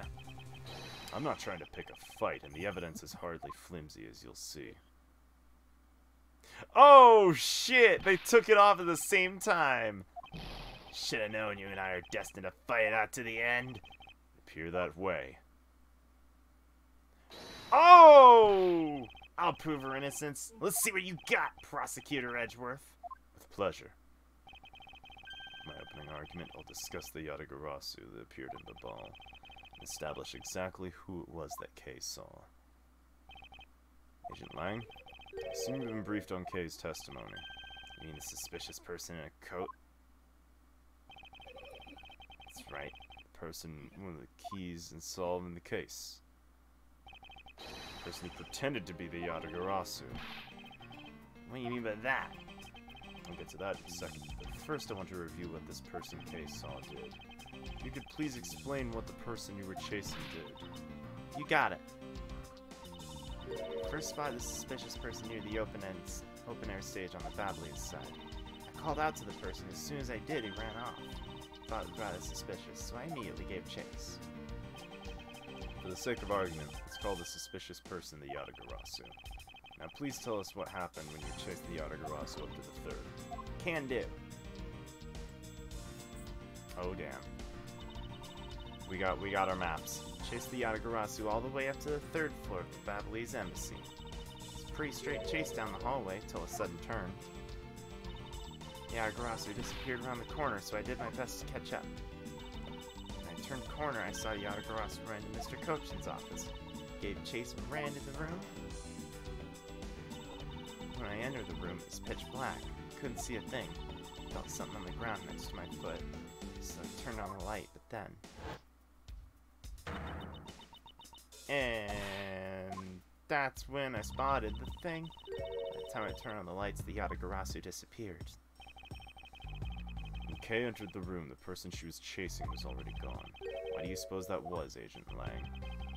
What do you mean, why do you suppose? Is it obvious? The person slipped out through the door behind the girl under the cover of darkness. Sorry, but I know for a fact the person didn't escape through that door. You know that with such certainty. It's easy. If the Yatagarasu had left through the door, they would have run right into this person. I believe that'd be Gumshoe. Or Sheena. Let's do Sheena, actually. Yeah, okay. Your answer's Sheena. because let's consider what would have happened if the Yatagarasu had used the door. Kay screamed upon discovering Mr. Kochan's body. The Yatagarasu would have run right into Agent Shina, who was in the next room over. Agent Shina, would you mind telling us if you saw the suspicious person in question? No, I didn't see anyone. Therefore, the Yatagarasu couldn't have escaped through. Means the creep slipped out before Shina made it. I doubt that, because there was another person in that hallway, a certain detective. Gumshoe, where were you exactly at the time? Me, sir? Heard Case scream. Oh man, we got 4 different dots here now. We're going all dotty. I like how Gumshoe's got his own, like, purple G dot. Magenta. How can you explain how... Gumshoe is the OG.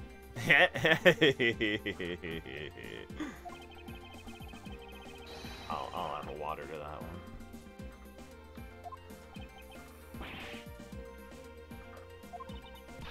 Way to go, Mr. Edgeworth. You nailed it with just an explanation of what happened.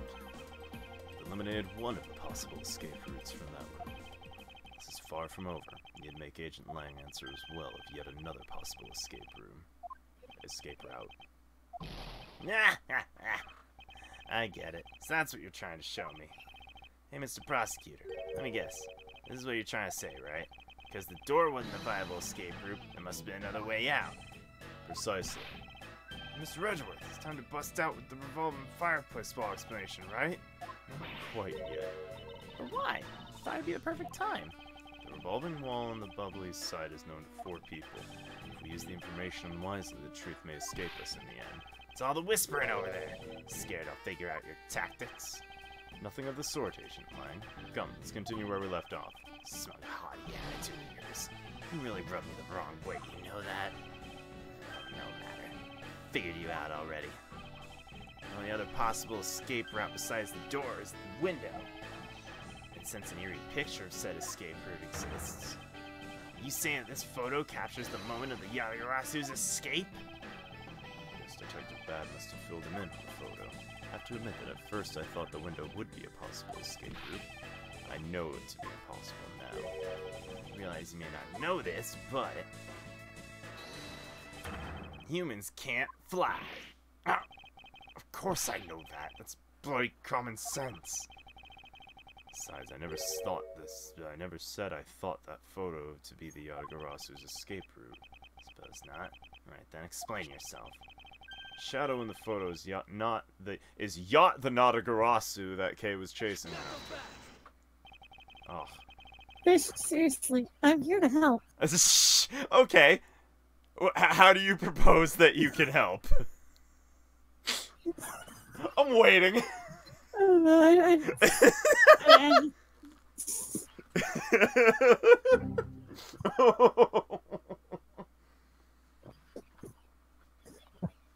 Although that made me think that made me think of a really dumb scenario in which Kay somehow steals a fucking boat and she names it the Yacht Agarasu. Now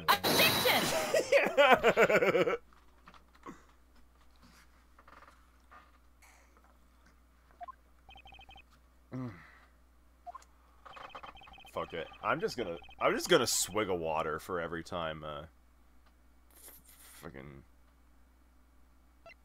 bad joke happens, including when I make one. Proof that this person Kay saw is not the same as Man, you're gonna have to pee so bad. Yeah. But it'll keep me awake. I already feel way better than I did an hour ago. You need me to donate another $20 so that you can take a few shots. Ooh. Ooh. That get me up to 46 out of 50. Hey, that's your prerogative. If you want to, go for it. But if not, then there's no shame. No, I don't think I can do it this paycheck. Yeah, no, totally. Zero pressure. To anyone watching, zero pressure. Proof that the person Kay saw is not the same as the one in this photo. That's interesting. taken after the first fires on the 4th and 5th floors had taken place. How do I disprove this?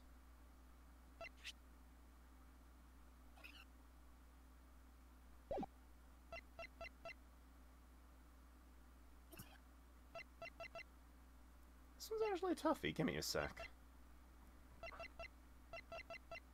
How do I disprove that this is not what she saw?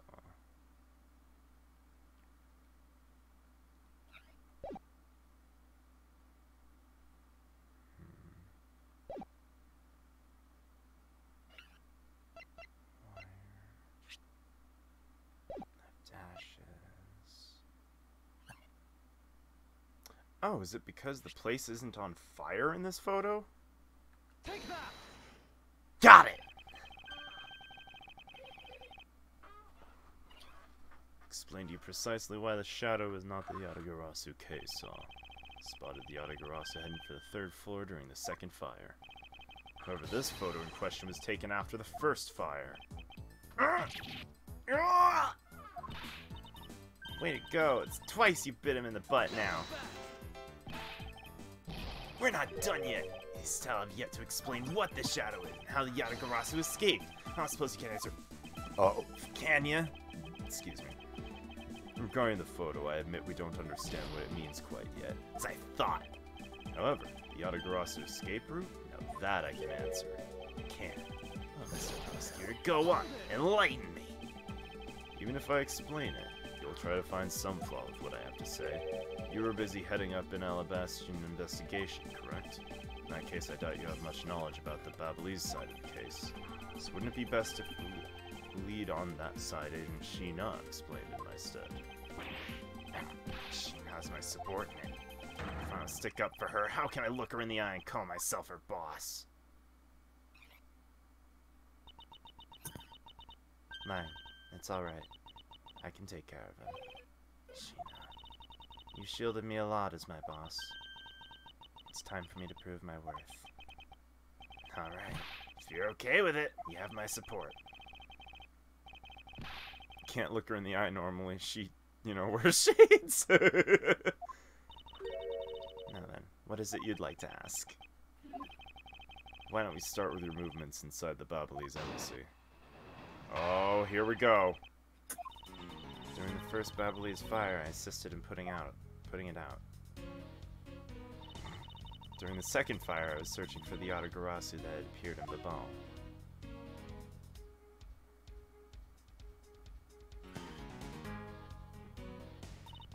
While I was searching, I heard a scream come from the next room over.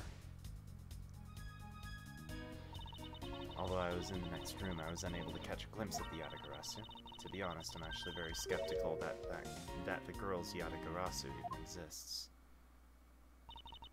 And that's all I have to say. I'm not lying when I say I saw a suspicious person running to Mr. Koshin's office. I said earlier, I have no intention of retracting my testimony. Good. Just to confirm, did you have a partner when you were on investigation? No, I moved alone. In that case, you have no one to corroborate your alibi, is that correct?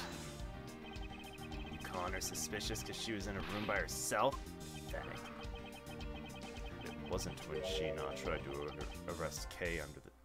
And it wasn't... And it wasn't when Agent Sheena tried to arrest Kate under the same rationale? Oh, it's in reference to... Oh, gotcha. Yeah, the last statement. I think that's the reason, that's, a big reason with my reading comprehension fucking up, is that my brain seems to isolate statements into only the boxes that they're in at the time and not really carry the tone forward into, with the context of the previous statement. Sheena, apologize. Sorry. It's really okay. I'm not under suspicion anymore. Right, Mr. Edgeworth? Huh, I never doubted you. Not for 1 second. Same goes for me. I believe in Sheena. Let's put that to the test and see if she's really worthy of your trust. This promises to be interesting.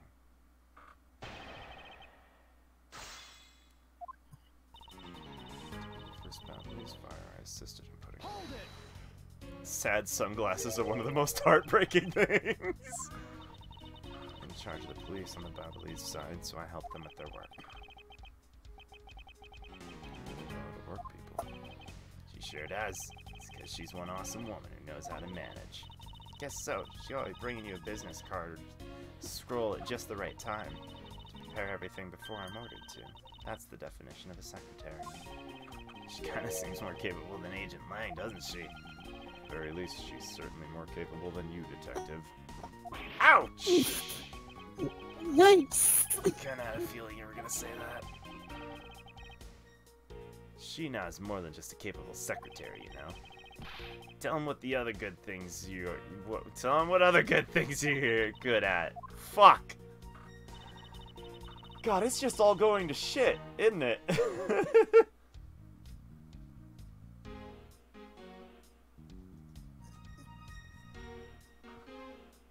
I like that, Maddie, by the way. Yeah. By the second fire, you mean the one that consumed the third floor of Babon, right? It's when the suspicious person was spotted. Then you were after the same person in the long coat I was after. There's no proof that the suspicious person was really the Yatagarasu, because no one was able to get a good look at the person's face. By the way, how was your team's investigation? In order to extinguish the fire, water was pumped into the third floor via the windows. Majority of the investigators conducted their searches on other floors. Maybe they did, but there was one person wandering around lost on the third floor. When the fire was pretty much out, I moved to investigate the third floor. And you did that alone? Yes.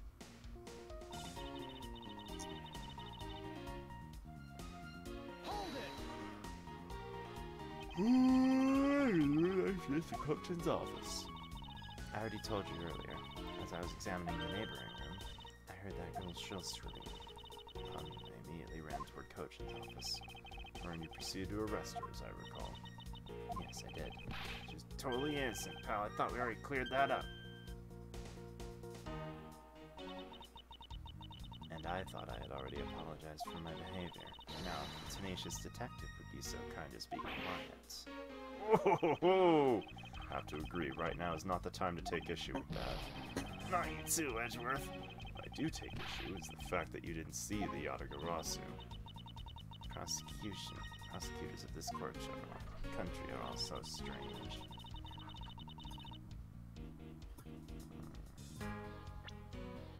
Alright, is here the time? I'm gonna pull this out. Excuse me while I whip this out. Being in the room next to Mr. Cochin's office is the problem with your testimony. Mr. Prosecutor, I don't see what problem you're talking about at all. Agent Lang, you recall the secret we discovered about the Alabastrian office fireplace? You mean how it connects the office to the room next door? What about it? Well, Alabast isn't the only country with a secret connecting fireplaces. What? The fireplace in Mr. Cochin's office holds the exact same secret. What? Yatagarasu didn't escape through the door to the room or the window. The escape route was through the revolving fireplace wall and into the next room over. Now you see? If the Yatagarasu had escaped into the next room, the thief would have run straight into Agent Sheena, meaning that it's impossible for her to have missed the Yatagarasu. Ah! What is the meaning of these smiles? Would you care to explain, Agent Sheena, how you managed to completely miss the fleeing Yatagarasu, or shall I? You claim you were in the next room was a lie all along, wasn't it? The truth is, you were the one Kay saw in the code, pretending to be the Yatagarasu, and you were the one who she chased after.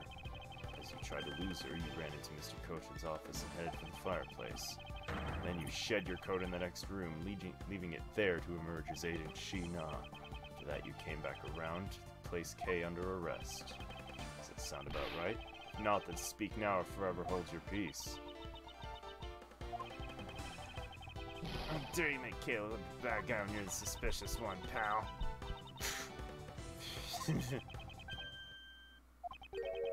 Sheena? Oh no! I know that laugh! You! I was waiting for this reveal because even though I never finished the game, I was spoiled on who Sheena was. Oh, you were you? Oh, no way! I did not see that coming. Sorry. Now you understand that little joke in that one Phoenix Wrong video. I'm a dude playing a dude disguised as a dude. It's true! Holy shit. So funny, I couldn't help but laugh. Funny you say. Yes, you'd accuse me of being the Yatagarasu. Prosecutors of this country really are so very strange. Do you think you can get away with this simply laughing it off? Think I'm taking things too lightly? I think not. It's that prosecutor who is. Look, everything you said earlier is nothing more than mere speculation. The Yatagarasu fled through the fireplace. Do you have any proof to back up your claim? If you don't, then you haven't proven a thing regarding the Yatagarasu's escape route. The tone of voice you're taking with me has certainly changed. That's because it's been a while since I've had this much fun. I think I'll let loose and then we can have a real battle of wits. An agent of Interpol has shown me the true power of her mind. It's a great honor. Oh my god. Don't underestimate. They sent that picture to Forrest and he sent back, he can't spell Maddie without the letters of Mia. Nice.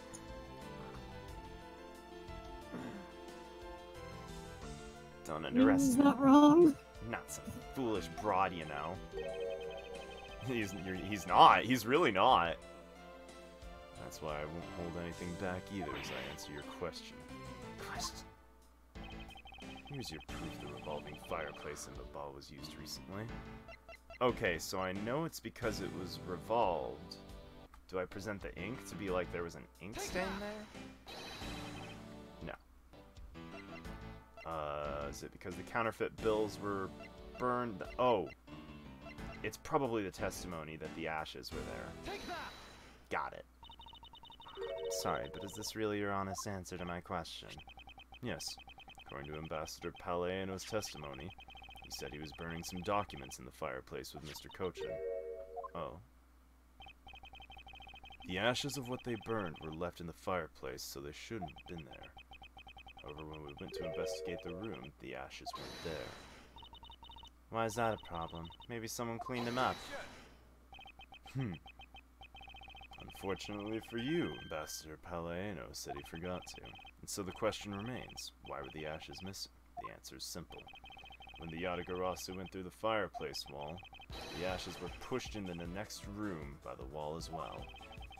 The movements of the ashes that were in Mr. Cochin's office is my proof. Oh yeah. Oh, she's yucking it up. Just what is so funny? Ashes proof. Are you even allowed to submit such flaky evidence in court? Omega lol. Of course, why wouldn't I? In that case, let's hear your counter-argument. My counter-argument, huh? This really is just like being in court. Well, to me, we're simply continuing where we left off those years ago. I have no idea what you're talking about. It doesn't matter if we're at a crime scene or in court. Let's finish this here and now. I suppose. I've had a lot of fun today, but I grow weary of this game of cat and mouse. Let's make a last testimony and wrap up the absurd case once and for all. In my eyes, all you've proven is the rotating fireplace wall was used. can't really call that proof the Yatagarasu used the fireplace, now can you? So then, who was it that used the rotating wall? Show me your answer with some real evidence. We've already finished our very thorough investigation, and we found not a suspicious thing in Mr. Cochin's office. And there you have it, my counter-argument. Ah! That's very impressive. She's seen through the facts that I've yet to gather one piece of evidence. What is it, Kay? I haven't heard a peep out of you in a while. If you don't think you can handle it, feel free to leave the rest of it to us. But Kay, pull yourself together. You're the true heir to the Yatagarasu name, are you not? If you want to steal the truth, you must never take your eyes off of it. This chase you're running to catch the truth, see it through to the end. You're right. I'll see this through to the end. So, you go get her for me, Mr. Edgeworth. With pleasure. It's like a lack of evidence has left you wide open, doesn't it? Sheena, please, show me you're someone I can trust. Don't worry. This'll be the deciding match. You'll see. Truly sorry, Agent Lang, but I simply can't allow you to escape me again. Very well, Sheena. Shall we begin? Right when you are.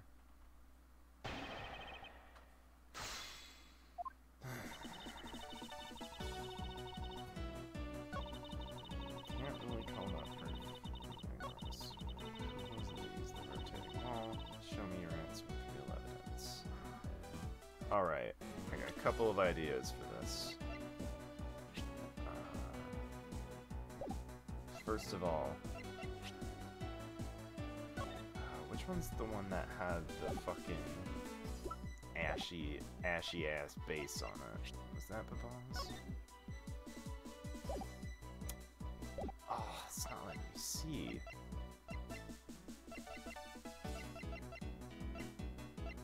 Alright, well, fuck it.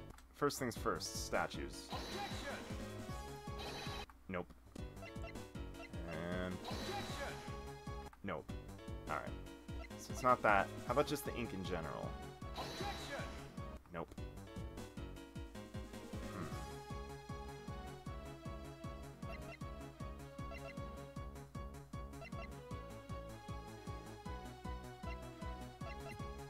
Maybe the counterfeit bills?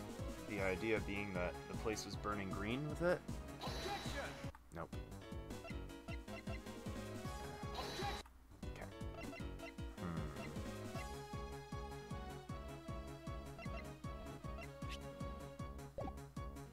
Alright. Enough of that.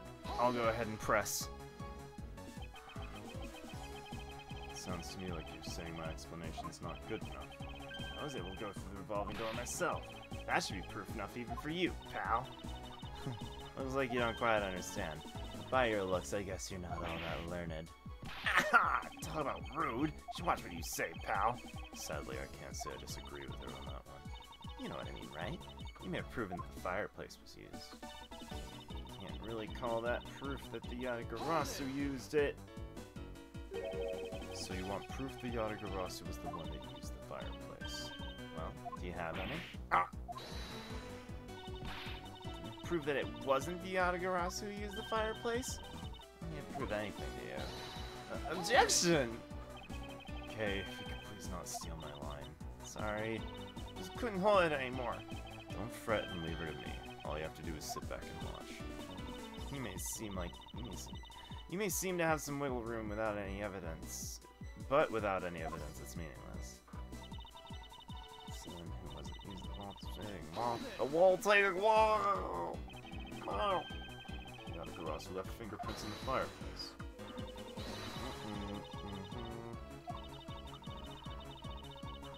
Prints belonging to Palanio and Coach. Curse! Should have known better than to think that Yatagarasu would be so careless. There must be some sort of evidence we still have yet to find. Take it you have no further objections? We've already finished our very thorough investigation. So Interpol's finished examining the entire Babylonis embassy. Investigators who weren't allowed into Alabasta were incredibly helpful, put in great efforts to search for any sign of the Yatagarasu. And yet, despite all that efforts, it appears they failed to notice the lack of ash in the office fireplace. Furthermore, you were the one who inspected the room next to Mr. Cochin, correct? Didn't notice the ash there in the fireplace of that room, and for that, I am sorry. You don't need to apologize, Sheena. It's your boss, your mistakes are mine. So allow me to apologize for you. I'm sorry. This guy's not such a bad guy after all. Apologize for his subordinates and everything. What a great boss. You're saying I don't do anything for my own subordinates? Ah! No, nothing of the sort, sir. He's someone I really respect, even if you are a bit too strict sometimes. It's only a problem on your end. Wow, way to be super hard on him in response. Am I really too strict on everyone? Fucking Edgeworth.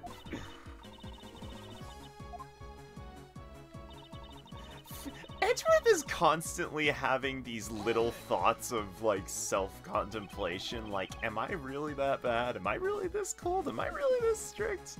But, like, never really, like, fucking softens up. He's never really doing anything to change. Yeah. Guess it doesn't really matter that much. Did find the Yatagarasu key and documents detailing the smuggling operation.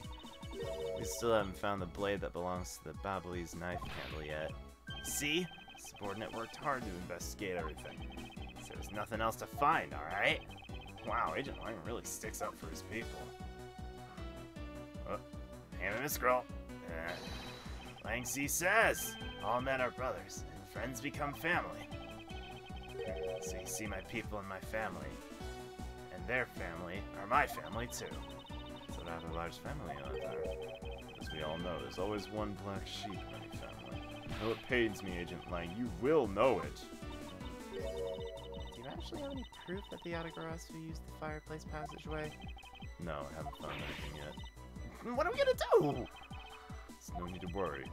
There is a loophole in this Interpol agent's argument we can exploit first. The one in charge of the Babalese investigation was not Agent Lang, which means Agent Sheena in charge. It's possible she may have tampered with the evidence. That piece of evidence we found. There's one thing I do know is that someone tried to hide it from us. Ooh.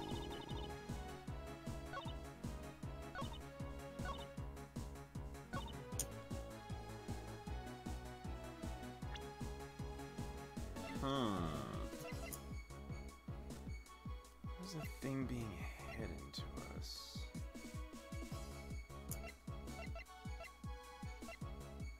When the fuck are the passion flowers gonna come into play? That's what I'm curious about.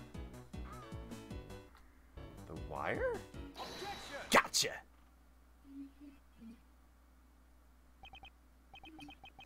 While you say that you and your agents have finished your thorough investigation, are you absolutely certain that you didn't overlook anything? Well, aren't we full of outstandings? Aren't we full of ourselves standing there insulting Interpol agents? Better not be insinuating my men are incompetent, Mr. Prosecutor. I was about to say Professor. Mr. Professor. Doesn't change the fact that they did overlook something. I'd like for you to take a look at this length of wire.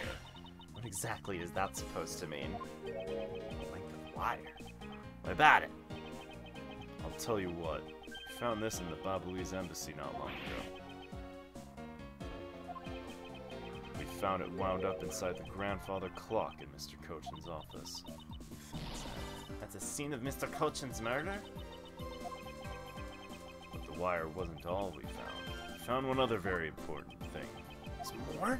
In Mr. Cochin's office, there were signs that someone had burned counterfeit bills. Mr. Professor.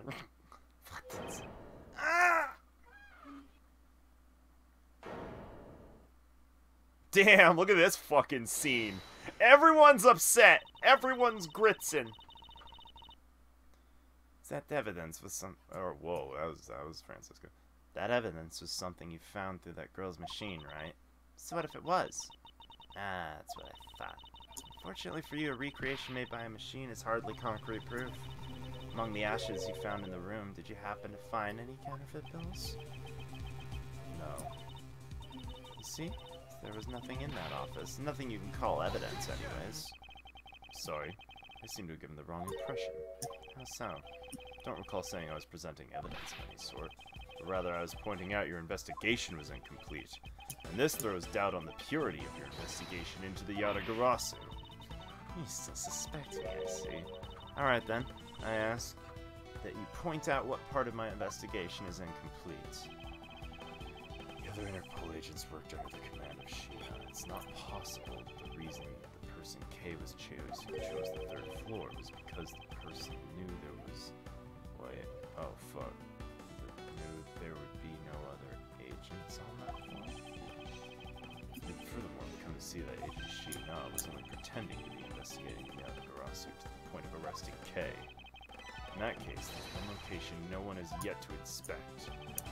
Your team's investigation was incomplete. They failed to inspect the elevator!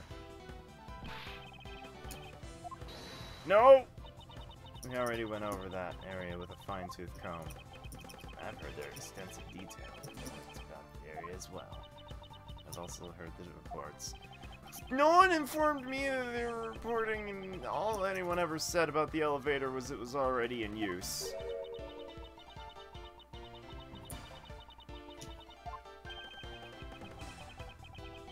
That's everyone's opinion? I suppose not. What happened to trusting in your instinct? She does have me there. I really thought it was going to be the elevator because it was in use, and no one decided to investigate it. Perhaps the hallway. Okay, nope. The open air stage. Okay, nope. The room you were in! That's the one. The room you claim to have examined. I believe the room next to Mr. Cochin's office warrants a thorough inspection. Even if you do that, I doubt you'll find anything of use to you there. I'll be the one to decide that. Detective Gumshoe? Yes, sir. I'm on it. I'll be right back after I check the room next to the office.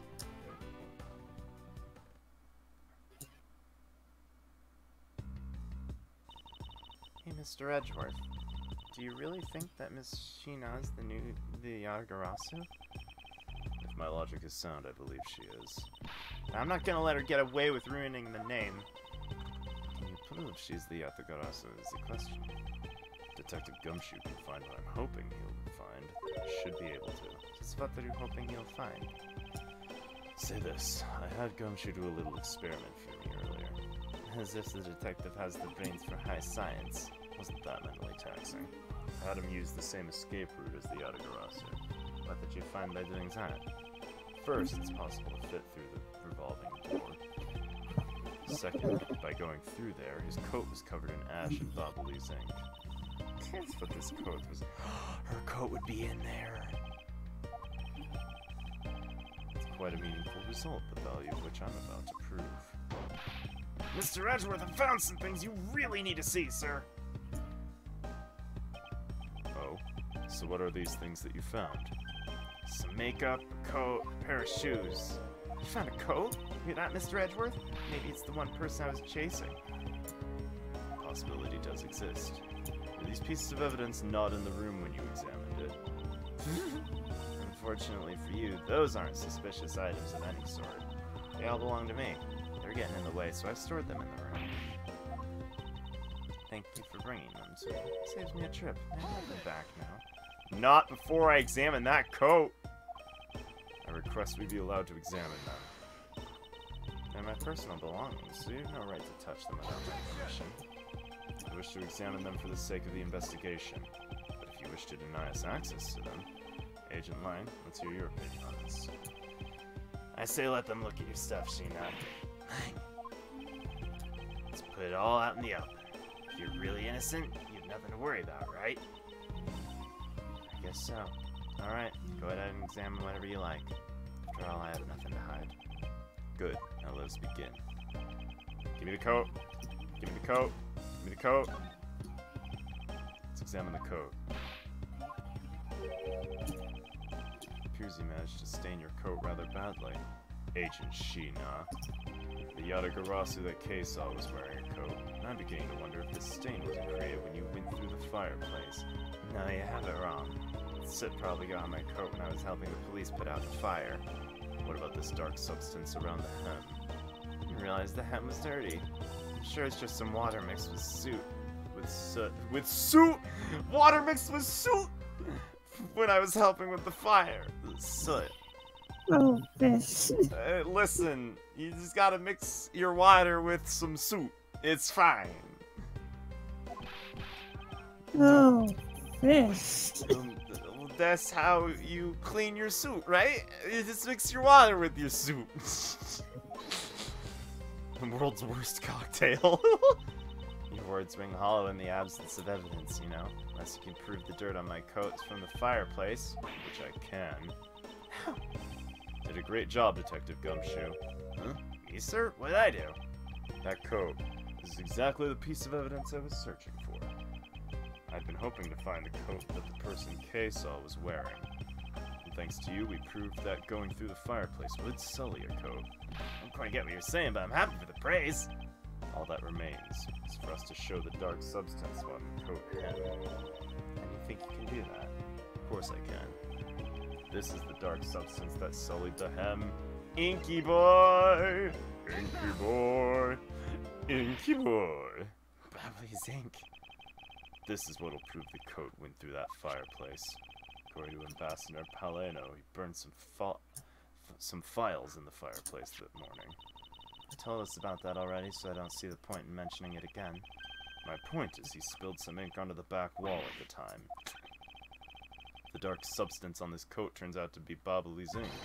It would prove you and this coat went through the revolving fireplace wall. Sorry to have clipped one of your wings, Yatagarasu, but we're not finished yet. You have no way of proving whether or not this is Bobbly's ink. I do. I intend to show that it is ink in a few seconds. Not unless, since you don't seem to know, allow me to show you. This is how I'll prove the dark substance on the coat is Bobbly's.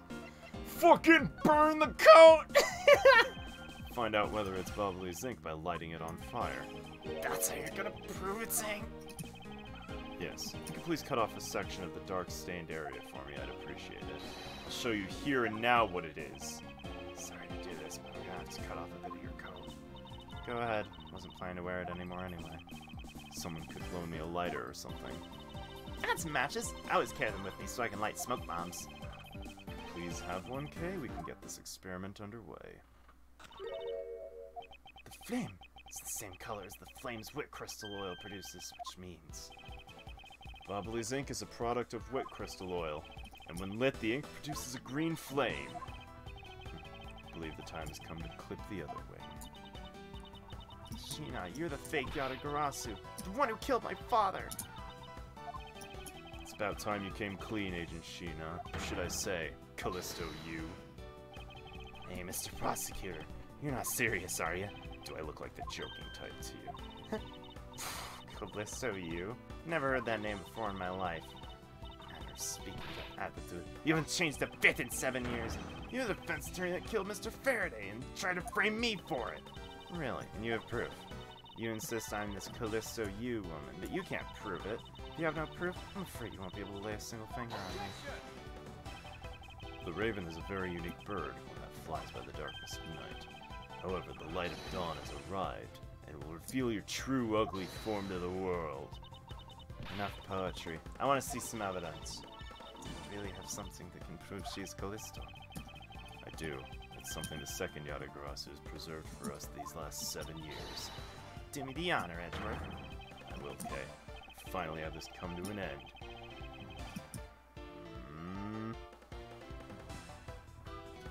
Would it be the Yatagarasu's key? Nope.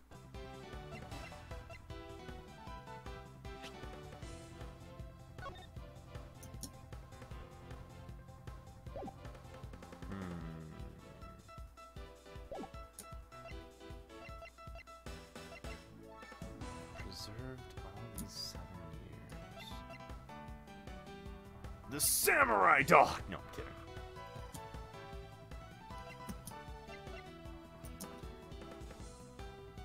Oh, is it the perfume? Perhaps. Gotcha. This will prove you to be Callisto you.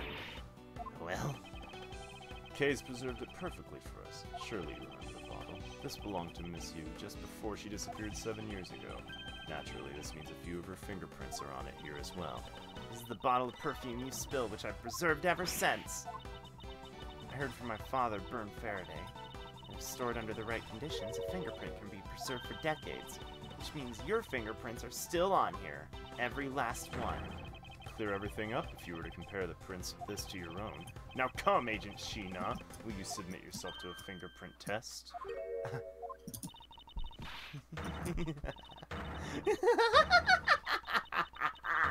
Oh shit, she's going. Oh, she's going. Oh yeah, there we go. Oh, she's going. Looks like you've seen right through me yet again.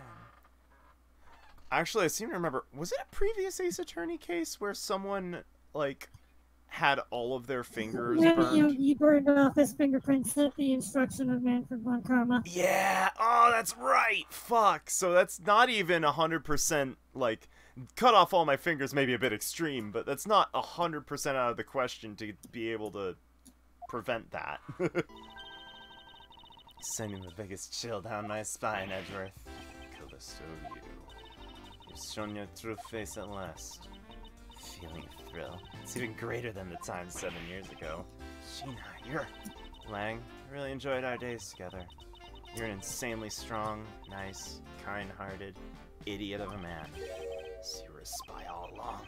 Mole sent by the smuggling ring I've been chasing after. Someone's been feeding them intel on Interpol this whole time! Very good. Maybe you're not as big of an idiot as I thought. Callisto, you. You killed my father 7 years ago. You're her, aren't you? Fake Yatagarasu. That's right. Callisto, you. It's just one of my many names. But even that's just a facade. That's... Good evening, ladies and gentlemen. I am the great thief Yatagarasu. Callisto, you. This time you won't escape. This is the end of the road. Come along quietly. You know, you're the one who left the strongest impression on me, Kay Faraday. And had you not used the Yatagarasu's gadgets, I might have never known who you were. But here you are, being a thorn in my side, just like your father always was. Kay, don't. I'll never forgive what you did! You really are just like him. Mr. Faraday, too, possessed laughable honesty.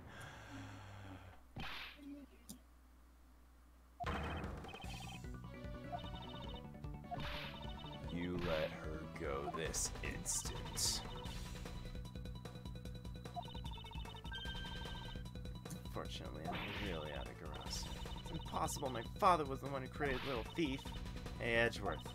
Yatagarasu has 3 legs. You know why that is? Why it has 3 legs? 3 main reasons.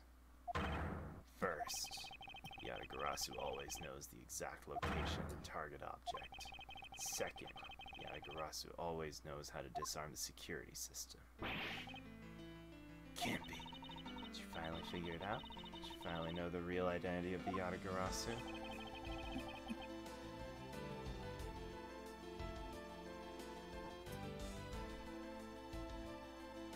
You're not actually telling me. Neither Bern nor Callisto. By the same token, they're also both the real Yatagarasu. Oh, all 3 of them make up... The single person known as the Great Thief Yatagarasu never existed. 3 legs. It would be Bern Faraday, Callisto you, and... probably fucking bad. Always knows the exact target location. As a lawyer, would have the opportunity to learn the layout of a client corporations. Skill number 2. Yatagarasu always knows exactly how to disarm the security system. And a good prosecutor would be well versed in the ways of a criminal. And skill number 3. Yatagarasu doesn't leave a single shred of evidence behind. Ever. This is It's only natural for the Yatagarasu to never leave evidence behind. Because the lead detective on the case hid it all away. Holy shit. It was a fucking three-pronged... Oh, this is the triple threat is what this is. Been looking for you for a long time. 7 long years. I finally got you. Why, Mr. Bad, long time no see. What happened to us? We used to be such a great team. If you're such a great team, why'd you kill my father 7 years ago? Why, indeed. Nothing personal, really. It was nothing personal, kid. It's just another person I had to kill. Can you say that? Grow weary of this. It's about time for everything to come to an end. And this time, I won't miss. Yo! It's over, Sheena.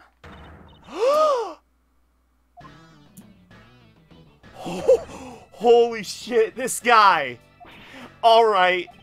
Alright! What are you thinking, jumping in front of my gun like that? Risking your life for? Sorry, Detective Bad. No matter what sort of past she may have had, or even if she's a spy, it doesn't change the fact that she's my subordinate. As long as she is, I can't allow any harm to come to her, not even from you. You really are an idiot, you know that? Fine with me. You should know that by now. It's just how I am. Hey, sis. Yes? Why don't you conduct a full-body search? Sheena might have another weapon on her. Alright. Detective Gumshoe, your assistance, please. Hey, I found something. What's this? Looks like the blade of a knife, but doesn't have a handle. It's a great find, Detective. Let's try pairing up the blade with this handle. With this handle. I believe the blade actually belongs with the handle that was on the murder. I can't handle this evidence. Oh, shit!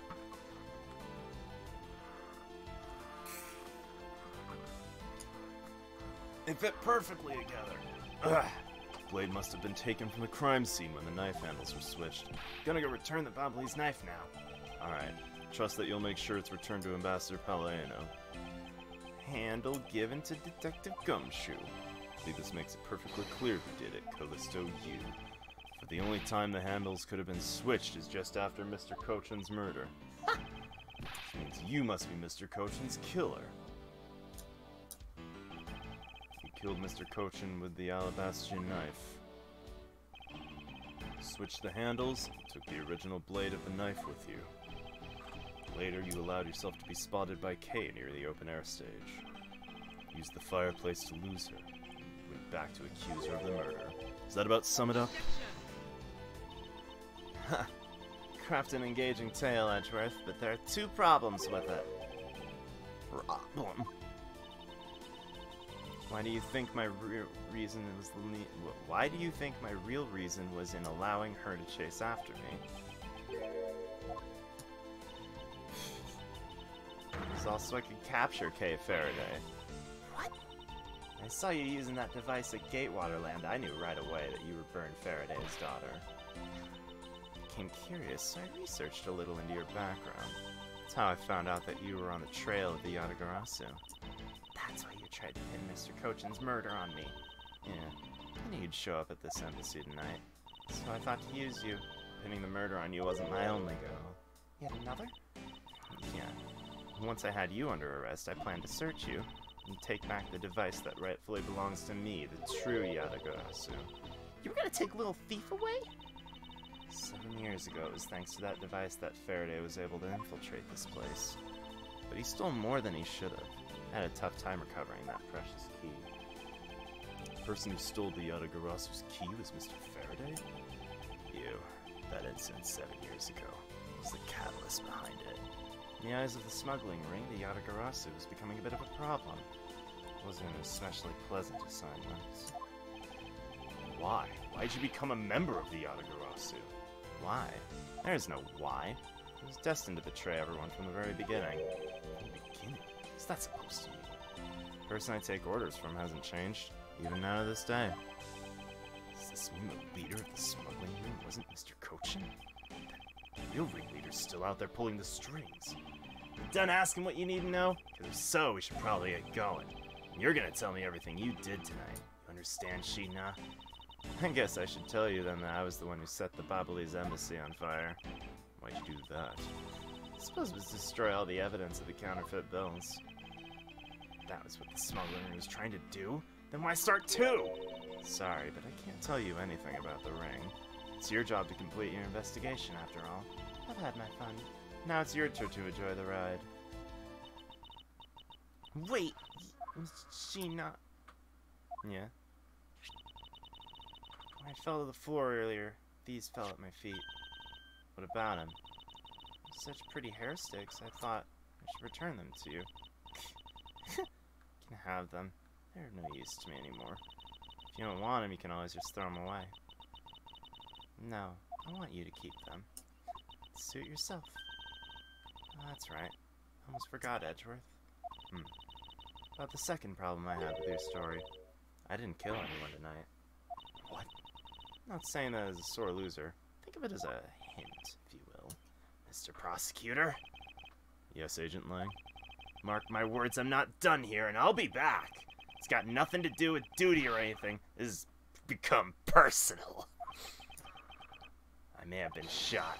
I'll show you just how dangerous a wounded wolf can be. His anger appears to have negated the sensation of pain in his injured leg.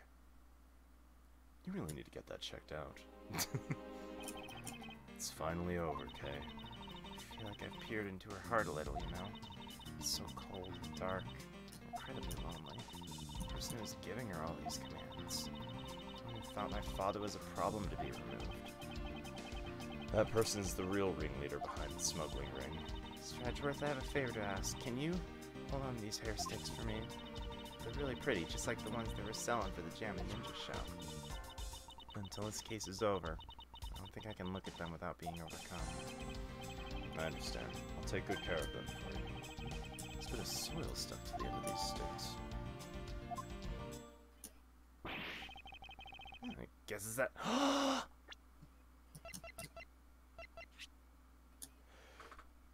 Those were from the passion flowers, I bet! Oh, that's where it's gonna come into play. It's midnight, the dawn of another day. Hey, Pops, thanks a bunch. You've really done a lot of everything all these years. Detective Bad, don't tell me today's the day. Yeah, it is. With this, I can retire in peace. It was down to the wire. We almost didn't make it. But we did, and solved everything. That's just it. We haven't solved everything yet. The ringleader of the smuggling ring, you, the Yatagarasu, were chasing after. The legend of that Yatagarasu is now over. Mr. Edgeworth, a bit of logic earlier. It was brilliant. I feel like I could leave it all in your hands. Counting on you. Is it really true, Uncle Bad? Were you also part of it? As I said to you earlier, Kay, I'm truly sorry. I wanted nothing but a peaceful life for you. Oh. Hey, don't take it so seriously. It's always one big joke, right? Unfortunately, it doesn't. Oh, come on, she's just hanging my chain, isn't she, Mr. Edgeworth? Detective Bad. Wait, no longer. Mr. Bad, I'd like to ask you about the Yatagarasu. Not you too, Edgeworth. Mr. Edgeworth. Here, I should give these back to you. These are the pages from my KG8 case files. Wait, what? What? Mr. Edgeworth, must apologize for last night. Damn, that was you! Yatagarasu stole into my room was you, was it? And that means... What? Tell me it's not true. That's too insane for me to believe, sir. It's true. Even if it's not something you want to hear. KG8 incident. It's a very emotionally trying case. He stood in that courtroom. Faraday as prosecutor, I as lead detective. Faraday had evidence in his possession that would prove the defendant guilty. However, because it was stolen, the defendant was found innocent. You was the elder sister of the victim in the case. When the defendant was pronounced not guilty, she let out a great wail. That's when we realized that there was a limit to what the law could do. The only way to bring someone like that to justice is to do so outside of the courts. That's what we thought at the time. That's how we formed the Yatagarasu. We vowed to bring light any dirty dealings company had with the ring, including companies that dealt with the Amano group. Mr. Mr. Amano's conglomerate? Called ourselves the Yatagarasu, flexed our collective muscle. We flexed on those guys so hard. Exposed all sorts of shady dealings, subverting the business world as a whole. By doing that, we were able to stop the higher-ups from covering things up. Then, it was finally time. Finally arrived at the moment when we'd find out the ringleader's true identity. It was then that you literally stabbed us in the heart. Faraday died for it. Why? Was she the sister of the victim? After Faraday's death, I looked into her past, and that's when I found out she was a phony. Victim of the KG-8 incident, CCU. She never had a sister. What that means? Sheena wasn't the only fake name she used. Callisto U was also another pseudonym. At the very beginning, that moment was a spy sent by the smuggling ring. She said it herself, destined to betray everyone from the very beginning. Anyway, let's return to the real topic at hand. Mr. Edgeworth, this trump card we stuck onto this page of the case file. Please use it wisely. Trump card? That photo we stuck on there. Try peeling it off. Behind it slumbers a piece of evidence that Faraday hid away all those years ago. It's the mark of the Yatagarasu. Why? This is a directives card from the big boss. Take a look at the back. This was something Kojin had on him at the time of the KG-8 incident 10 years ago. That blood is from the victim of the incident, Miss CCU. Why is the card adorned with the mark of the Yatagarasu? Why has it only got 2 wings? The reason why we called ourselves the Yatagarasu. Oh, it was supposed to be 3 legs, not 3 wings. I'm dumb. 3-legged raven marked the smuggling ring used. The ring's boss used. Apparently, orders from the boss come on these cards without fail. The person who received the orders was supposed to burn it immediately after reading. Apparently, it burns a bright green flame instead of blaze. So the cards were written in Babuli's ink. The fact that the card Kojin was made into Faraday's hand at all is nothing short of a miracle. We decided, whenever we stole anything, we'd send a card along with it to the police. So that's what those white cards are. Great thief that used the mark that only those with the ring would know. It was our message to the ringleader that we were only a few steps behind. Damn, that's pretty metal. One more thing, Detective Gumshoe. I'm entrusting this to you. God, I thought he was talking about his sucker. Like, he took his sucker out of his mouth and he was like, I'm entrusting this to you. And I'm just like, that's gross. This is what I was talking about earlier. In the KG-8 trial, Faraday had this in his possession. Important, definitive piece of evidence. I thought it was stolen. How do you have it? The person who stole it from us 10 years ago was a man by the name of Ernest Armano. That butt munch again. He had it locked away and hidden for all this time. We forced him to tell us where it was finally, after the other day's kidnapping case. This video. Don't get any closer, I'm warning you! It's the same video as the one Mr. Portsmouth was trying to conceal from me.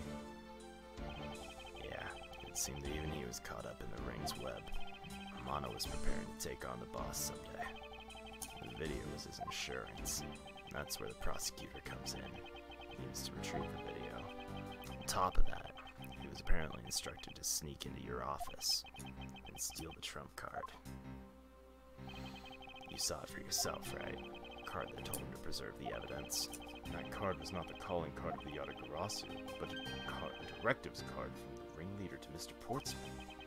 2 pieces together make for a strong weapon for whoever holds them. The evidence Mr. Portsmouth thought to withhold from me, and the one that you stole from my office last night. Both pieces are illegal, and for me to use either is... whether you use them or not, it's up to you. But they'll be of help to you when you take on someone who's above the law. Is the boss one of those who cannot be brought to court that Mr. Faraday spoke of? Detective Bad, there's no limit to the law. It is the people who determine the limits. You still insist that even now. You really are something else. leave the rest in your hands. Now then, Detective Gumshoe, the handcuffs. It's time to lock up the last remaining member of the Yatagarasu. Pops! Don't ever lose your detective spirit. Pops, why is this happening? This isn't justice! Like I always told you, do not get emotionally involved. Let's go. Yes, sir. Damn. Is this really the end of a legend?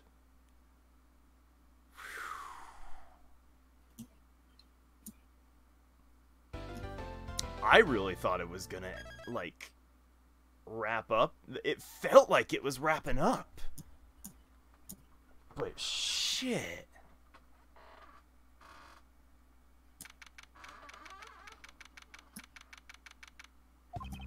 So now we know who the Yatagarasu really was.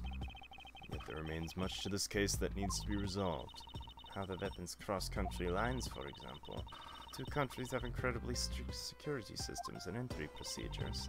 Short of a miracle, it's impossible for someone to have smuggled them in. Smuggling them in, huh? Need to open a new line of investigation on just this aspect alone. Before we do, I'd like to go through my evidence once more. Unnecessary evidence has been removed. Remaining evidence has been rearranged. I really appreciate that. That's nice. Oh god, for half a second I thought that TV was like a weird, like the mount and the VCR look almost melded to the point where I thought it was like a combination, one of those VCR TVs that like have it built in, but it was also flat screen somehow, and I was like, that's a thing that happens? Well, I mean, there was the PS2 TV. What? Oh, I wasn't aware of this.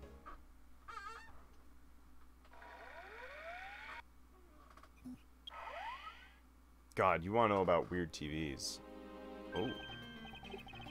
We got Manny coaching up in here. Someone a knife in his hand. This looks like footage from the security camera at the entrance of an apartment building. Apartment building? How do you figure that? Unlike you, I actually read the summary file. Yo! Holy shit, that's cool! Oh, that's cool! So, what it was actually is they had Sony, especially in the UK at the time, had a fuck ton of leftover PlayStation 2 stock when the PlayStation 3 started getting big.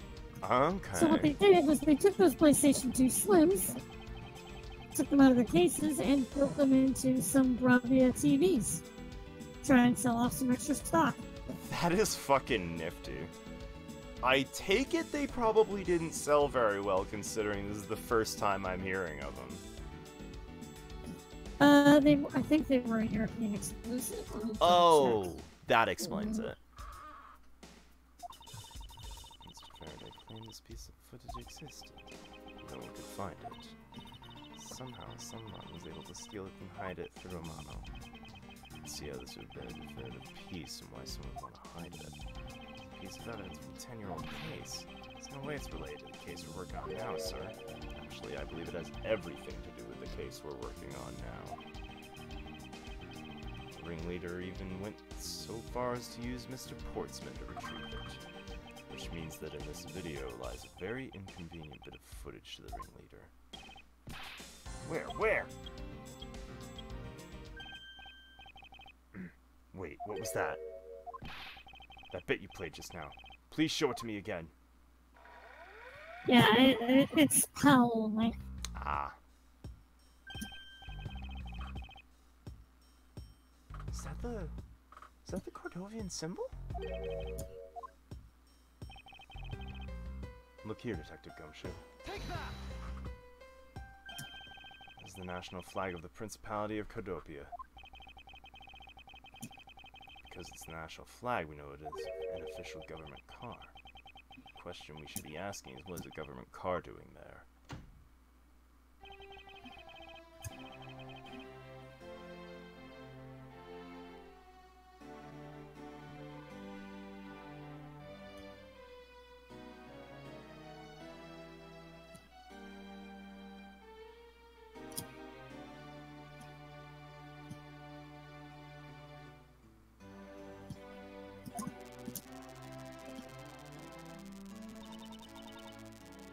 Officer Alba.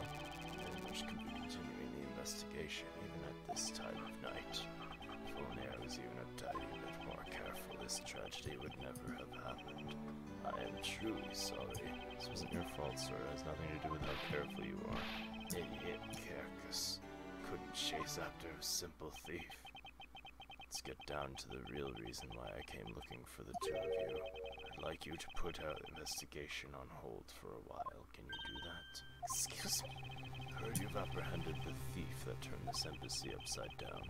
We are in the middle of an event celebrating our country's reconciliation. Can't exactly have the police and detectives walking around here forever, scaring the visitors away, so I hope that you can understand how I feel.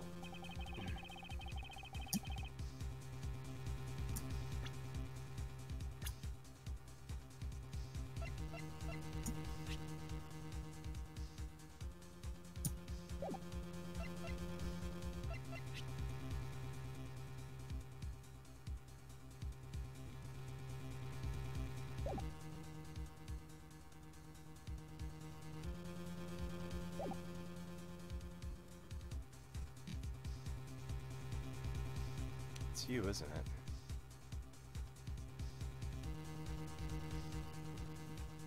That's why he was saying that the law alone wouldn't be able to suffice.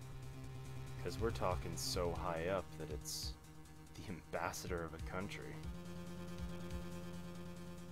Completely different country with different legal procedures and jurisdictions. They might both be in on it. Both of the ambassadors might be in on it. In fact, the whole fucking split between the nations might have been either a fabrication or a ploy in order to basically do more smuggling. What if the whole thing is symbiotic between the two? Oh. Just get some more and... I'm afraid I've made up my mind.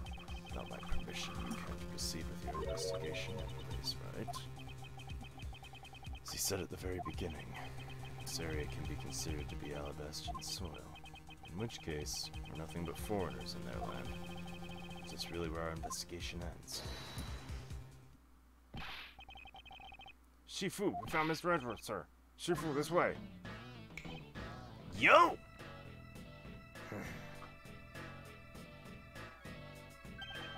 Agent Lang, you're back on the scene rather quickly. If I laid back and took a break, I'd lose the scent of my prey, Mr. Prosecutor. Agent Lang, why have you returned? Because I have to solve this case no matter what. I'm sorry to inform you. And don't take this the wrong way, I don't suspect you personally. A member of Interpol was just found to be a thief, and so... Under these circumstances, I wish to put your investigation on hold. For all I believe our own police can handle things from here, they're quite capable. This radar investigation really will come to a close.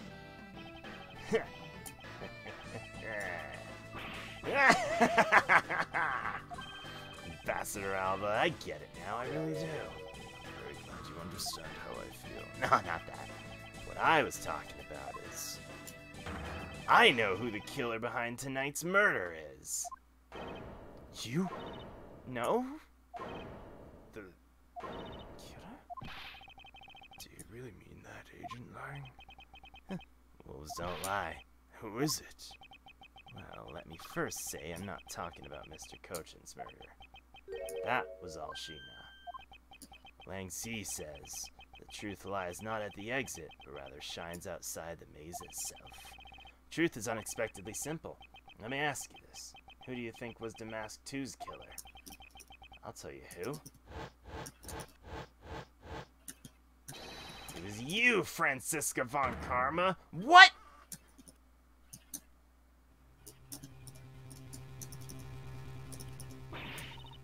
I was the killer?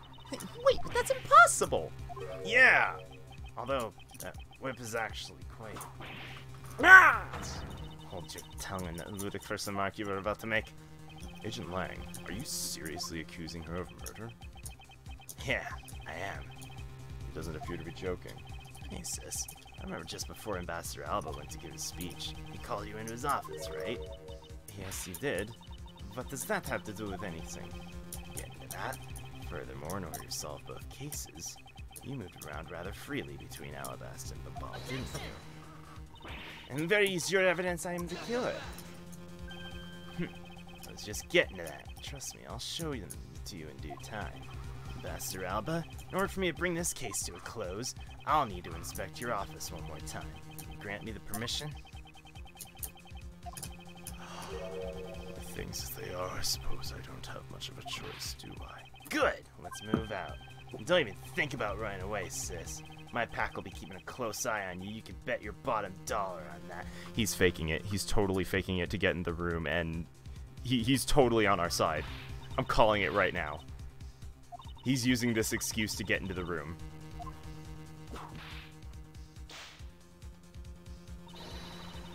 I'll accept nothing short of a perfect explanation. Seems rather upset, not that I blame her.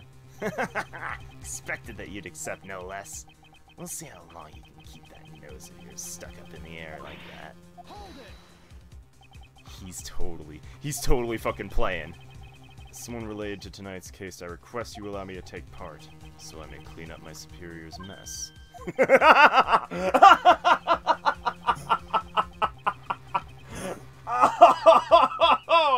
Oh, Edgeworth, getting one in. Frenzy. Getting one in after all this time.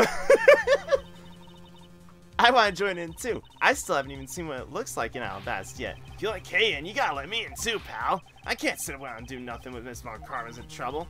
Yeah, Gummy, let's have competition to see who can save her first. I'll take you up on that. I'm fired up and raring to go. As a detective, I don't believe this is something you're supposed to be excited over. Sounds like this is gonna get real interesting. Ambassador Alba, I'll be bringing these kids along for the ride. Very well, but I'd like you to keep in mind this will be your last chance. I'll have this whole mess cleaned up before you know it. Now let's go.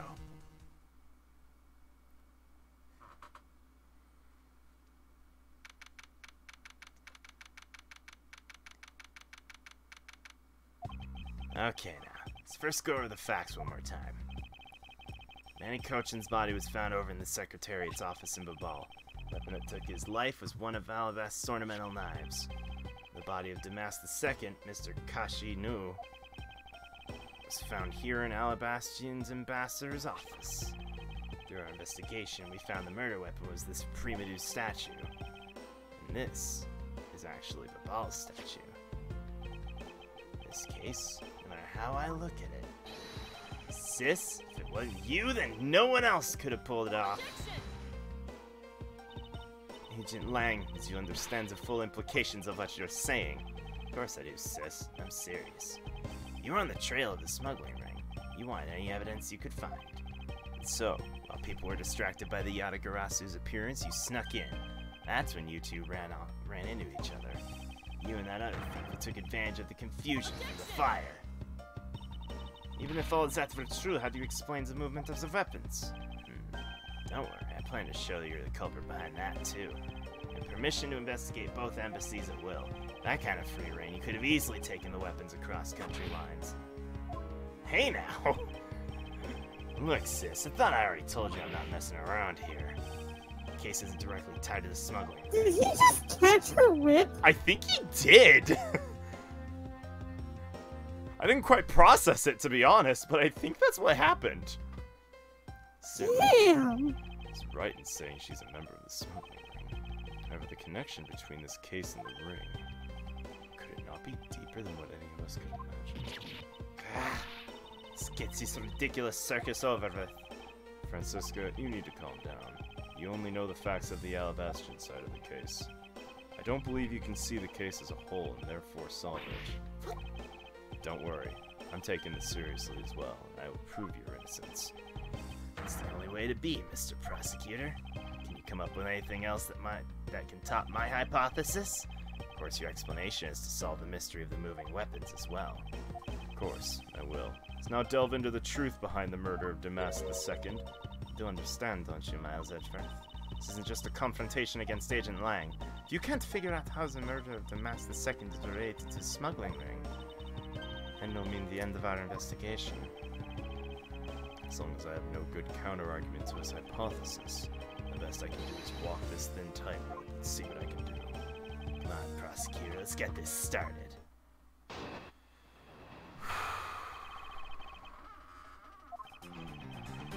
One of Alabast's knives was used in Babal to murder Mr. Cochin. The murder weapon is the killing, in the killing of Damas II is Babal's primitive statue. These two objects were able to penetrate the two countries' impenetrable security. The only one who traversed the two countries just before and after the crimes was you. So as long as I can't explain how the weapons moved about, Francisco will remain a suspect. You got it, prosecutor. So why don't you stop giving me a hard time? Under these circumstances, who the heck can carry a weapon across country lines? Work through every possibility that there's only one's plausible. You're plausible! Fuck! Agent Lang, what I've learned from you just now is you've lost sight of yourself. What are you talking about? Focusing too intently on which is in front of us has become blind to the truth. Don't tell me Lang Z never said anything to that effect.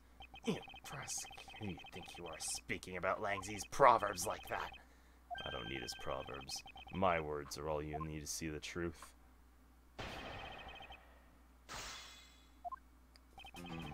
Alright.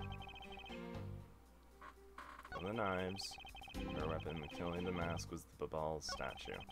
These two objects were able to penetrate the two countries' impenetrable security. Traverse two countries was you. Whoops. I guess I'll get this real quick. Hardly think those are the only two items, Agent Lang.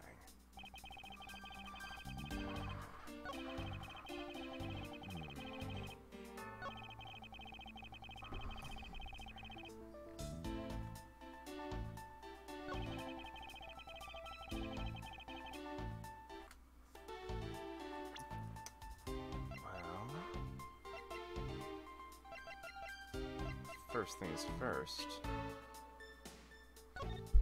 Oh, I should probably check this.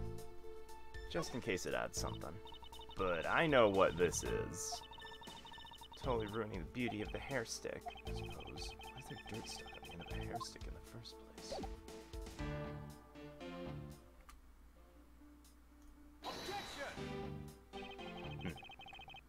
Not quite yet.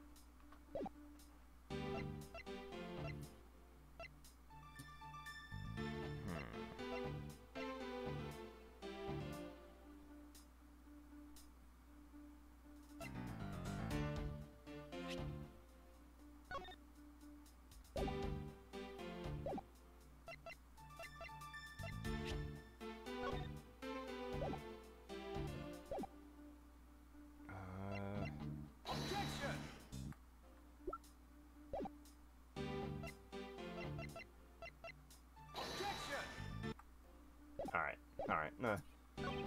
I'm gonna go and do the press. I concur this knife crossed over country lines. It's not the only thing that did. Mustn't forget about the other weapon. Knife was only one. Murder weapon and the killing of Damas II.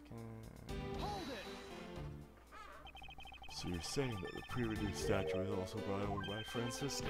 Like I told you before, it's the only way it makes sense. How exactly did she bring it over? I haven't figured that out yet. It's a rather weak statement, considering how sure you are. Maybe, but there's one thing I do know for sure. Somehow these two objects would penetrate the country's impenetrable security. Impenetrable? I should hardly think so. You've seen the top of the wall between the two countries, right? Who in the world could cross over that? Not even I could climb over that thing with all that barbed wire. The only way into either embassy is through the doors in the Theatrum Neutralis. The only way for the knife and the primitive statue to traverse two countries is through those security camera-equipped, well-guarded doors. The only one to traverse the two countries just before and after the crime is you. I know someone who may have done a bit of traversing. Oh, fuck. Oh, shit. I think I know what thing I need to present too. And then just before you guys found Mr. Cochin's body, she ever the ball. Oh man. How do you explain the primitive statue? I haven't quite figured that one out yet. The fact that the two weapons crossed border proves the killer must have also traveled across country lines. Oh shit. Okay, so here's my gambit. It's not necessarily that he did it, but you gotten so far. Last time I was bugging you, you were hanging out with Iris. Yo, what's up, Mayro? I've been doing these every day, so. Oh shit, was that an irrelevant piece? I was gonna show the photo of, what's his name, shaking the hand of the Steel Samurai, and say, fucking the Steel Samurai was, Oh, Larry. yeah, I said, like, Larry was someone who crossed Oh. through. Do you really want Larry to still be involved in this? You make a valid point. Checking out my archives? Yeah, it should all be there. I've tried to be diligent and upload everything to the YouTube that's listed way down there. So, if you have days and days of time to burn on watching my archives, by all means go for it. It's available.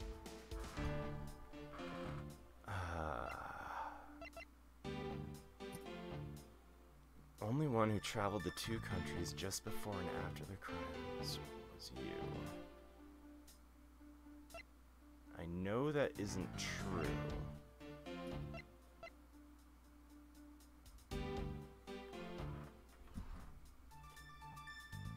Is this where the pit comes in? I really wish, sometimes I still wish that profiles were relevant to be presented, at least in scenarios like this.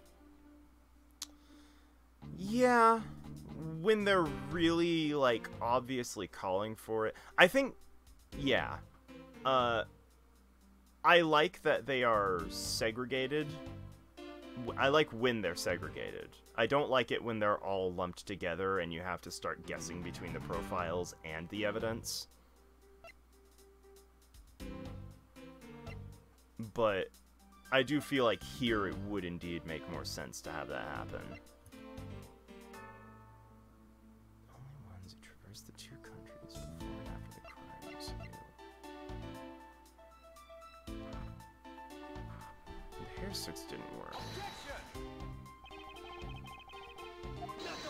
No.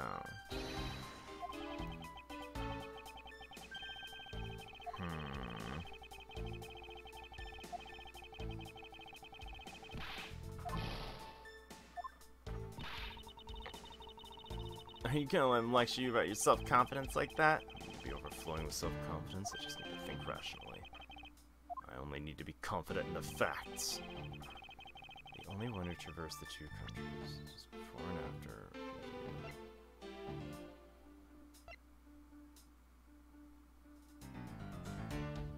I don't think I did. No, I was never in Alabast. I present Cochin's body. Damn.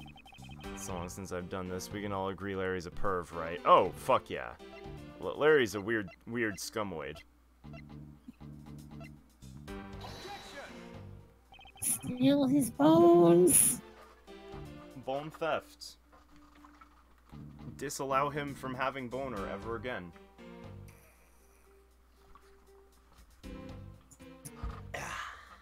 I hope you drank that for the joke you made. I didn't, but you know what? You're right.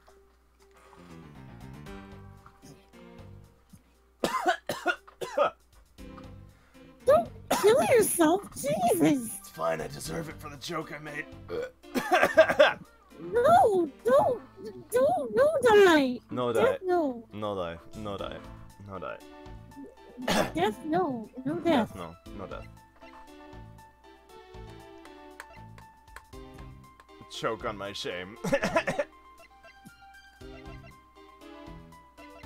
Damn, I'm fuck mother and stumped, dog. only one who traversed the two countries is before you.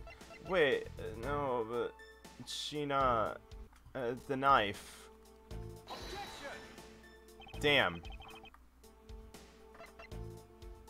What's this paper document say? Related smuggling of Bad Boys Inc. Just point to Mr. Coachman.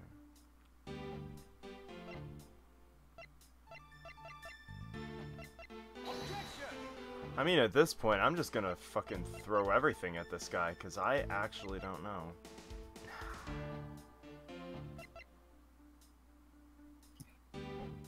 Are there more statements you can bring?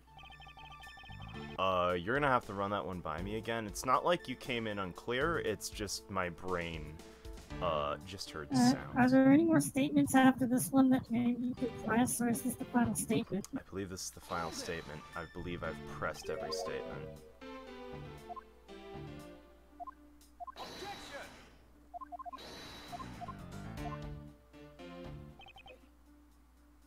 One of Alabast's knives was used in Babal to murder Mr. Cochin. I literally cannot even pretend to do a clever statement of help. No clue at the end. That's fair. That's fair. We'll work through this together. One of Alabast's knives was used in Babal to murder Mr. Cochin. Send help. You've been playing triple triad for 3 hours? Oh god, you're in. You're in the well now.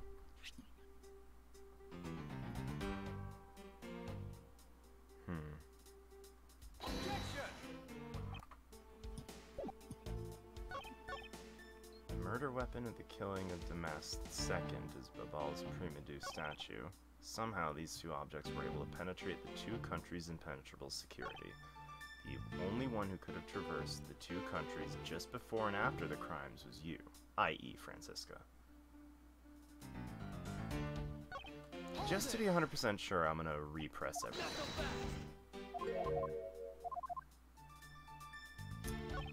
I have card games running through my veins at this rate. All the card games running through my veins.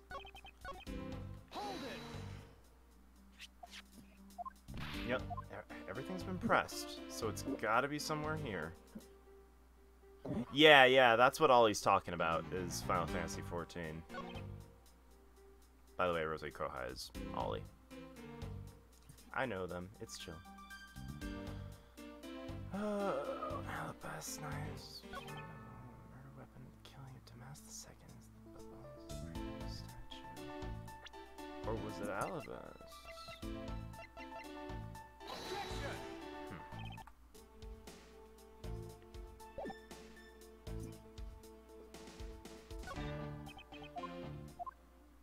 The hint seems to be that the only things to cross the border are the Primadou statue and the knife. I should hardly think that those are the only two items. What other item crossed the border? That's the question. Did the key cross the border? I thought I already presented that. Border trying to get all the cards in the gold saucer, so I figured I'm too impatient for that. It really depends, you know, people, things. I really thought it was gonna be the fucking hair sticks because, like, Sheena had them. Shove this wire out.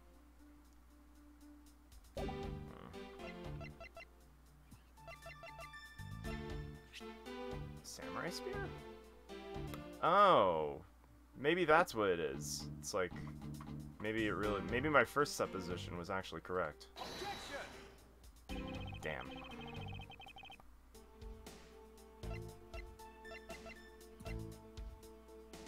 The samurai dogs! Okay.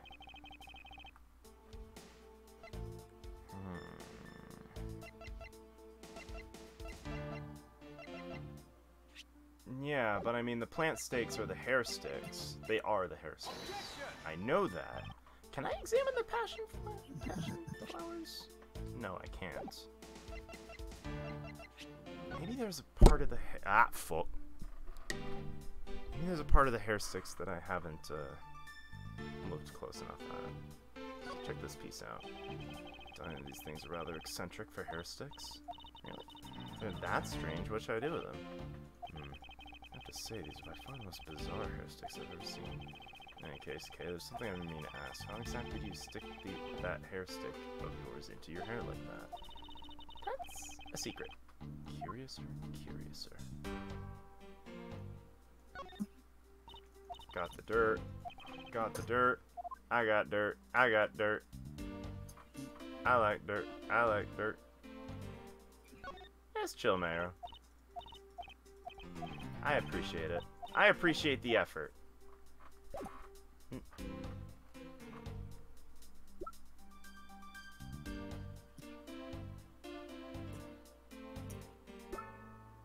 I mean, is this trump card time? Nope. That ain't it, chef. It was me! I didn't think that would actually work, but if it did, I would have shit. Oh! Oh, it's this, isn't it? Because it came from the office on one side and went to him on the other side. Damn!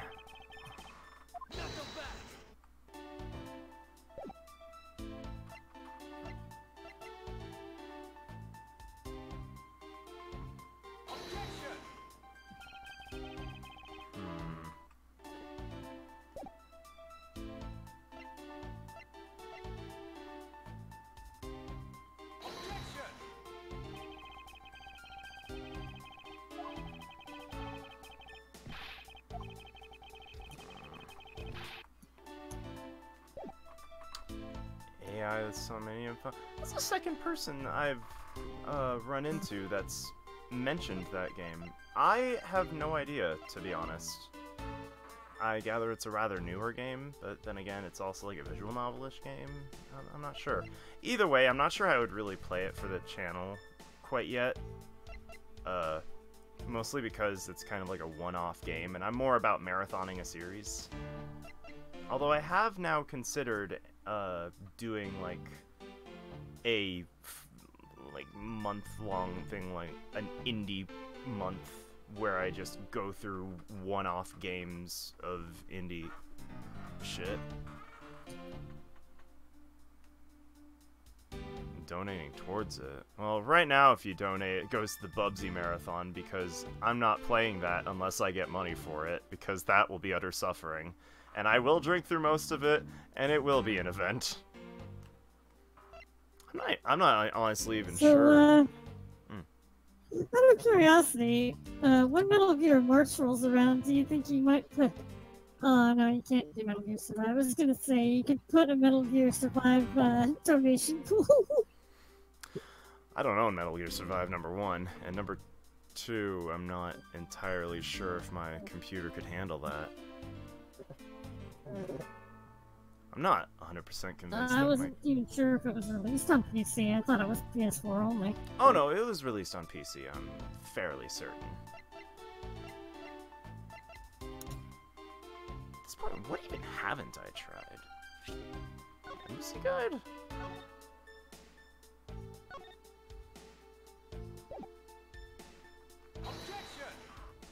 I guess I'm just gonna go down the line at this point. I haven't had to do that in ever. Vidya!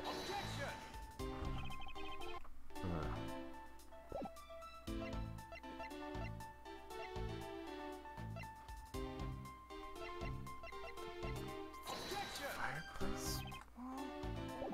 Fucking the wire?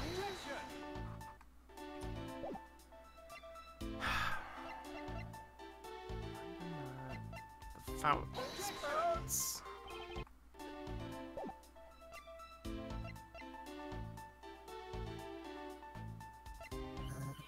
Tried all of these. The paper knife?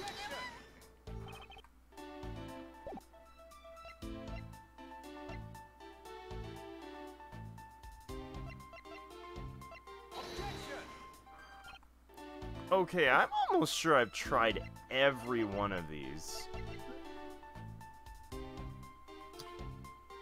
Then there's a chance you might have the wrong statement. Yeah.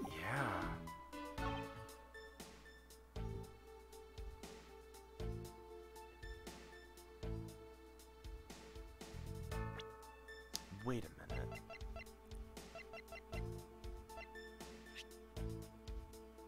Wire.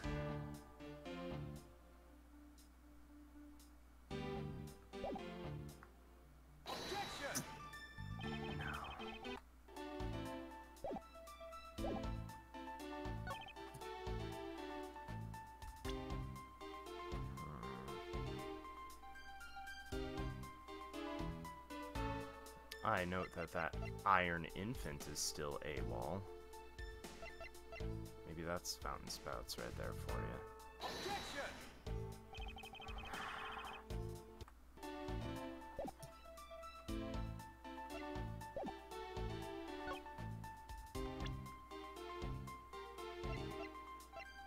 Badoop? Badoop. Badoop. Oh, yo, what's up, Ollie?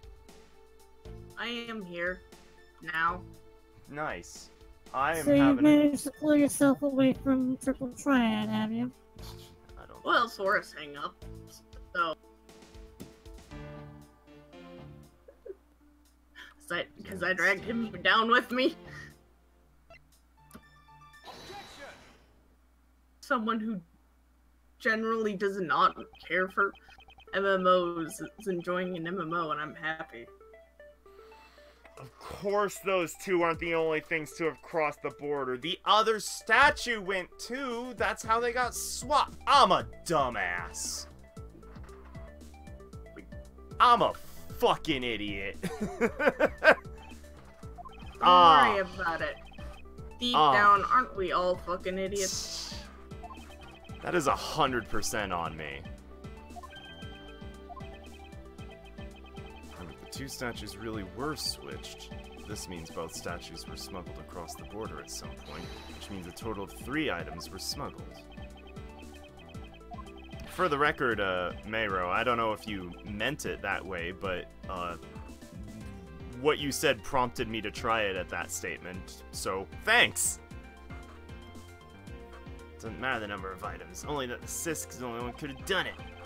The only person who went back and forth between Alabasta and Babal is her. Is that really true? Was there no one else who traveled between the two countries? Actually, there was definitely another person, one who paid a visit to both sides of the wall. Never mind anything about it, I'm just dumbass. Well, hey, it worked anyways. Happy accident. A lousy time to try and bluff your way out of this. Checked out what the guards said along with the security cameras footage. You're not gonna overturn my hypothesis that easy.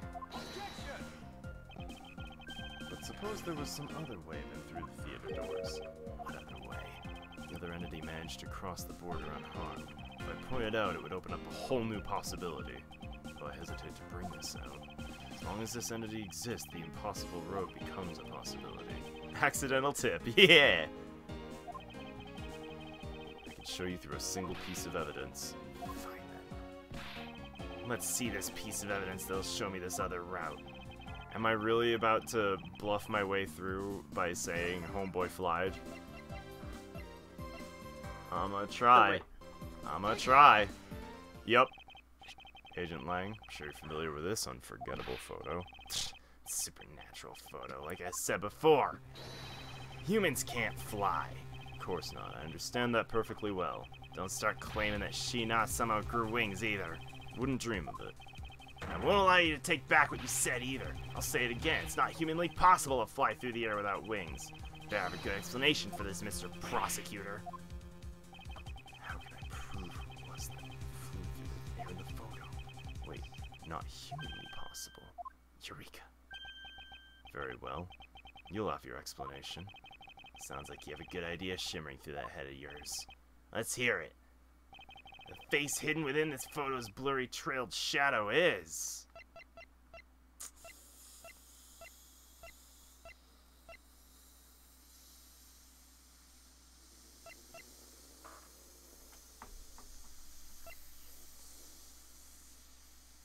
We got a swinging situation here, like in the third game, where fucking one person was swinging the thing to the other side for another person to claim. Is that what's going on right now? I think that might be what's going on right now. Maybe. Tarzan? Yes, Tarzan. Yeah, and I'm thinking possibly one of the statues. Possibly.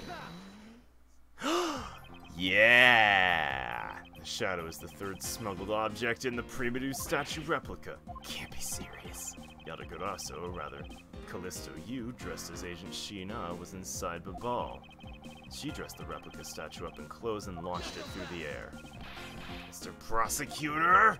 Left out a very crucial bit in your explanation. I know I did. She launched it through the air? And how exactly did she do that? She just yeeted The it. liar. Yeeted it? He's literally baring his fangs at me. But he has a point. How exactly did it move through the air like that? As long as this remains unsolved, we won't move any closer to the truth. Which reminds me, didn't I say this earlier? That just before Ambassador Bao was giving his speech, he called her in his office, right? Just before the murder, Francisca was called here, right into this very room. If that's the case, there may be another avenue I can pursue. In order for me to answer that question, I'll need to hear testimony from Miss Von Karma. Ah, what are you up to now, pretty boy? Earlier you mentioned something of interest to me. You said just before the murder occurred, Miss Von Karma had been in this room because Ambassador Alba had called for her. And for that reason alone, you believe her to be the killer. I guess I did say something like that. In that case, I believe it's my duty to ask her what her side of the story is. Do you really think a criminal would tell us the honest truth? Damn you. As I've said numerous times, there's absolutely no proof I am the killer. Huh? What'd you say, Ollie? Like, you don't know that. Sometimes they'll tell the truth. Usually they're guilty, but... They tell the truth when they break down. I'd like to hear about your movements in this room. Francisca, I feel that I still don't have enough information, which is why your testimony is incredibly important to the outcome of this case. Alright, so, what would you like to talk about? I'd like you to please testify your movements in this room until the murder occurred. Alright, let's try this your way for a change. But if what she has to say turns out to be a waste of time, I'll place her under arrest faster than you can howl, no! As you wish. As I said earlier, I was assigned to guard duty in the Alabastian embassy. After I saw the steel samurai off on his way towards the ambassador's office, I returned to the Rose Garden for a bit and checked upon the security situation. After the preparations were in place, called back the Ambassador Alba to my office, to his office. Want to make very clear from the beginning. So what I wish to confirm is that the only time span in which you were in this office was before the murder occurred. Is that correct? Yes, of course.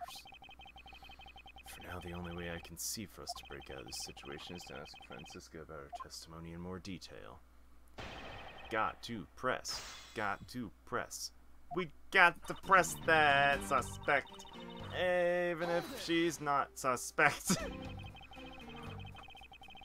Thought your duty was to fact-find anything you could about the smuggling ring. Yes, that was my job.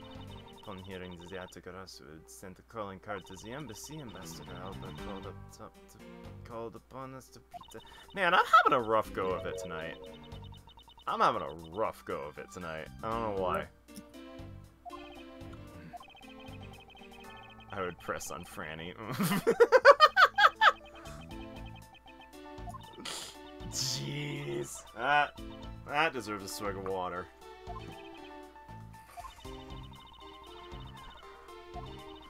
We have the aspect of the police security detail on that. I saw the steel samurai off on his way towards the ambassador's office. So you were at the theater as well? Yes, and I suppose you were also there as well, watching the stage show? Oh yes, Francisca was there. After the show was over and I saw the steel samurai off, I returned to the Rose Garden for a bit and checked up on the security state. The security. On this security. Why do you need to confirm the degree of preparation for even the speech? Security's sake, of course. No reason could I have. No one knew just how the Yatagarasu was planned on getting in, right? I suppose you're right.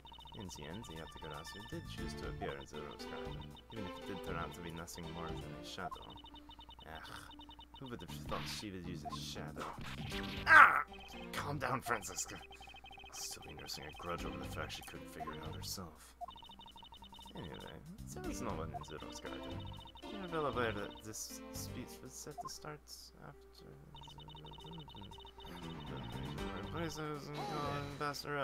Press! I need a fucking...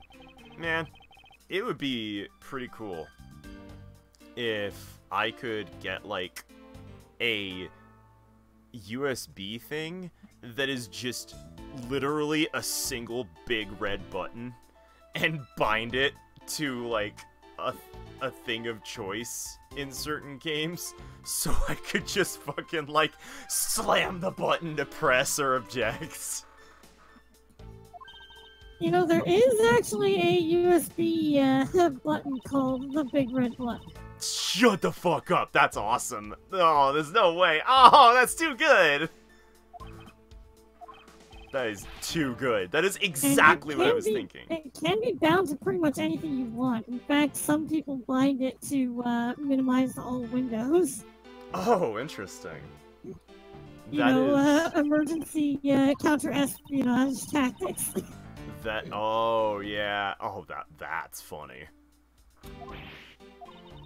Like I keep telling you, when I arrived at this office, Ambassador Alba was already here, standing by the flower box on the windowsill watering his plants. Can attest to that. I remember speaking with the lovely lady around the time here in my office. Right then, add that statement to your testimony. Let's hear some details. Ambassador Alba was in the room at the time, was he? That would be amazing.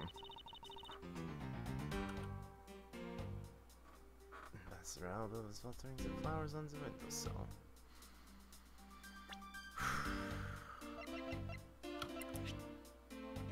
Alright. Well, let's go. I mean... Let's go. I mean... Press. For the sake of being thorough, I'd like to ask you something. Did you know Ambassador Alba was watering the plants at the windowsill? You know about that. The entrance to this room is on this side, however the window is on the opposite. If what you say is true, when you entered the room, his body would have been like a wall. He would have been blocking your view of what he was doing, is that not correct? I suppose it was a bit hard to see around him. Fortunately for me, Ambassador Alba is not an immovable wall. I knocked before I entered, and as I did, he turned around to greet me with watering hand in hand. It's only natural to believe he was watering his plants. I suppose. After his greeting, we spent a little time talking about his flowers. He imitated them himself, growing them with the utmost care, you know? Yes. The plants in this room, they're all like my children. That explains the tree coming through your window. Passion flowers in the flower box on the windowsill are growing beautifully too. All four are in full bloom. On carpet, would you say just now? The flowers are growing beautifully. What about that statement do you not understand? Well, I don't understand. I don't understand why a certain thing is the way it is. Append that statement to your testimony. Second appendment, Francisca. So why do you think there's 4 when clearly there was only 2? Francisca, for some odd reason, your testimony contradicts with this piece of evidence. It does appear that way. Ha! Knew it! Knew we couldn't trust your words, sis! Mr. Edgeworth, what are you doing discrediting Von Karma like this? Yeah, sir. If you keep this up, she's going to take it away, sir. Ah! All I've done is state what I saw. I have not made a single mistake in my testimony. For this, I'm still under suspicion of murder. Is the number of flowers really all that important at this juncture? At the very least, it's a contradiction in this enigmatic case, one I find hard to dismiss as irrelevant. Let's hear it, prosecutor. What does the number of flowers have to do with anything? Does it prove? I believe the answer to that will become clear if we were to examine that flower box. Fucking someone took a couple of hair sticks and my beloved flowers, grown them with the utmost care.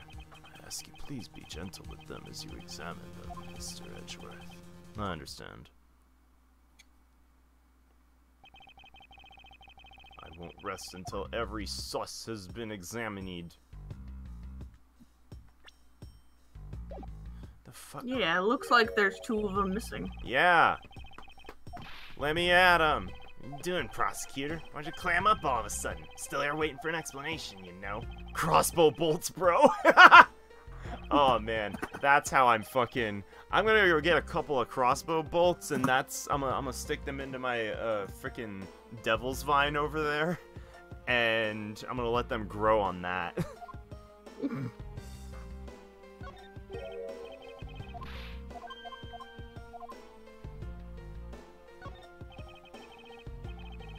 believe they're called passion flowers. Despite being called flowers, they're actually a species of vine. Appear to be growing well and are well supported by these plant supports.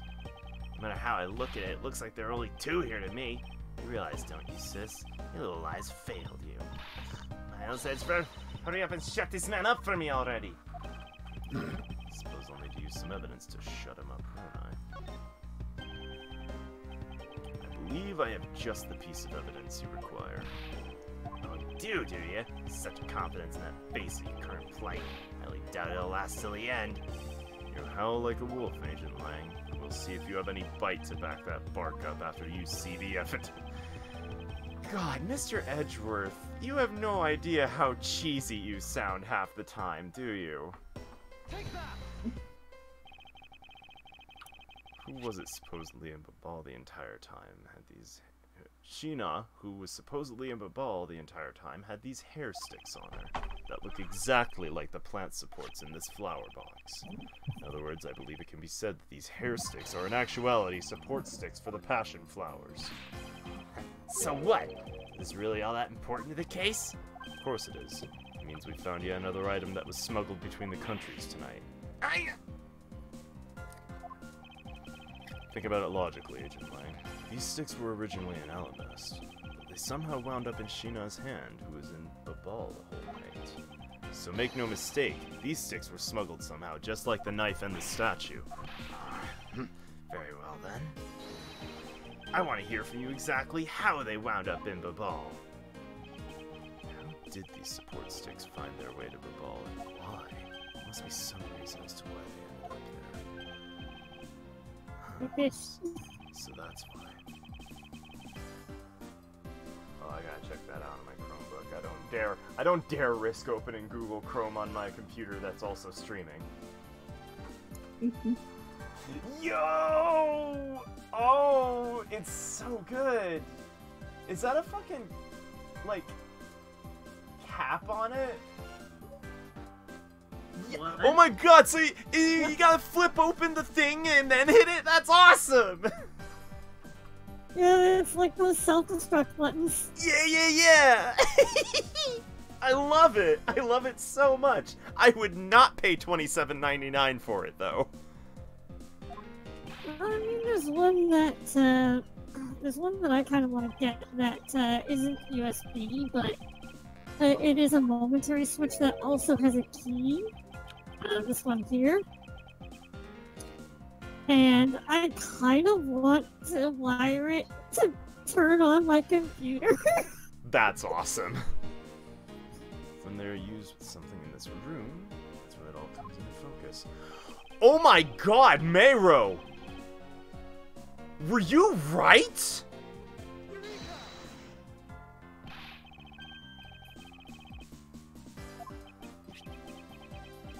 I thought you were kidding!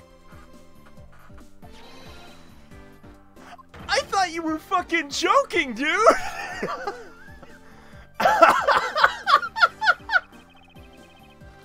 Brotato, that's funny. Thread is yet to be completely untangled, even using the arrows. I mean, we are in Idaho. You're right. Fuck. I guess that makes me Brotato right now. Brotato farmer. There must be a common thread that ties all these together. Mr. Prosecutor, hold up a sec. You realize what happens when you tie a statue to an arrow, right? You don't fly at all. Border Crossing Part 2. Ball's statue was draped in the Anagarasu's clothes and shot over here? You need 5 arrows from the side. They wouldn't go far with a statue tied to him. I don't think I need to tell you that the primitive statues didn't sprout wings. You're a realist after all, aren't you? Primitive statues didn't sprout wings. Of course they didn't. Glad you understand. Feel much better already. I was afraid for a second you were unaware of that crucial fact. It's only crucial because you're under the belief that wings are necessary to the equation. You need to free your mind a bit more and let it fly like a bird on the wind. It's primitive statue. God, Edgeworth.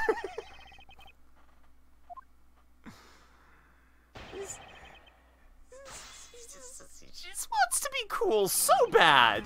But, like, half the time, it just sounds like he wants to be cool rather than actually being cool. Alright, time to do some press turns.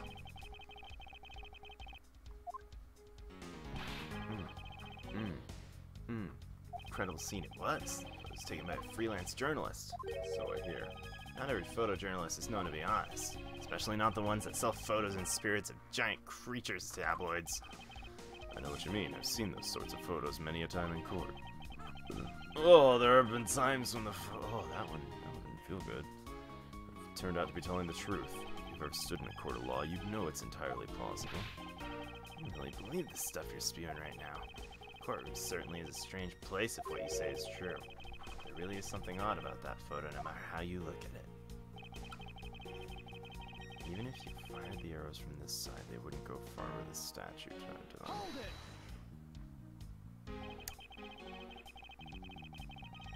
We are in agreement that an arrow by itself would reach the other side, correct? Just the arrow by itself is pretty meaningless, don't you think, Mr. Prosecutor? Things they wanted to smuggle were a lot bigger than nothing. It's not necessarily true. What?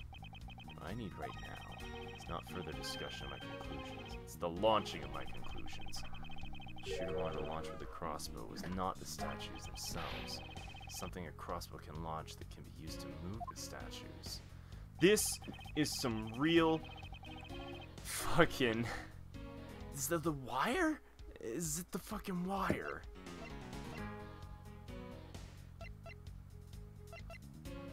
The only way I see this shit working is if it involves swinging via wire. Yes.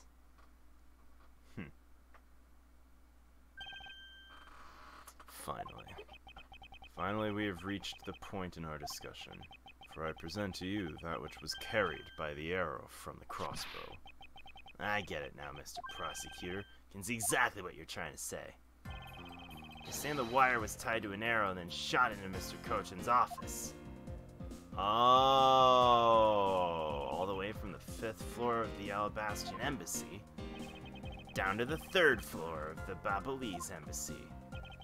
If what you're claiming is really what happened, you can see how Alabast's primitive statue could be moved. Gravity could use to move. Gravity could happen.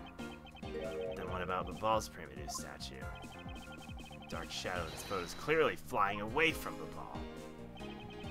Going in the opposite direction. That shit don't work! I think I finally see how the gears behind this whole trick works. Agent Lang, the motion used behind this trick. I wonder if perhaps you have yet to envision how it works in your head. What motion? This is the motion that was employed to smuggle Babal's primitive statue.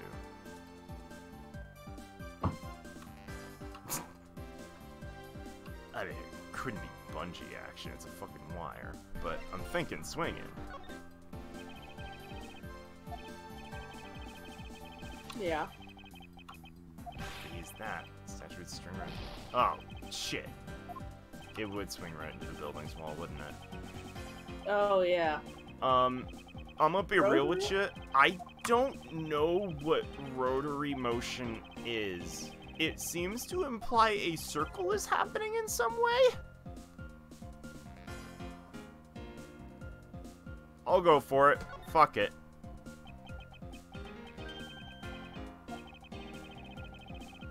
Two statues were transported simultaneously.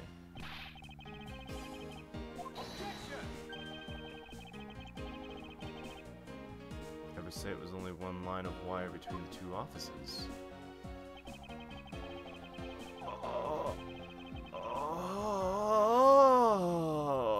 Oh. Oh, so like ski lift. Did you say like Steelix? No, like a ski lift. Ski lift. Ski lift? Yes, a ski lift. Have you ever Have you gone ever skiing? seen it? and Have you ever- snowboarding? Not really.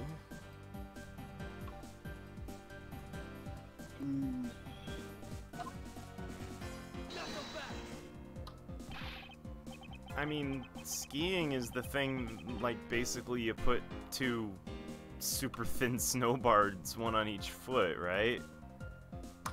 That's not the thing. The lift is what takes you up to the top of the mountain. You sit on a chair that hangs by a really thick cable. Oh. People don't just climb it? No! Do you know how tall those mountains are? No. Or, like, And drive up die. it via road? The snow is deep, my dude. I don't know. I've only ever been up to Bogus Basin once, and it wasn't even open then. It was just a detour Jillian took me to. And we drove the whole way up, so... But there's like a ton of movies with ski lift. I haven't watched a lot of movies. I'm sorry. Hell, listen, there's a ski lift in Futurama! I haven't watched Futurama in a long time. Top one would sag too much. The point would sag too wide anyway. Agent Lang, as you know, the premium statue is a one-of-a-kind national treasure. The fact that the I ball was statue about to say there's a ski lift in MST3K, but that's the new one. I don't know about the old one. Oh. Langsy says howl!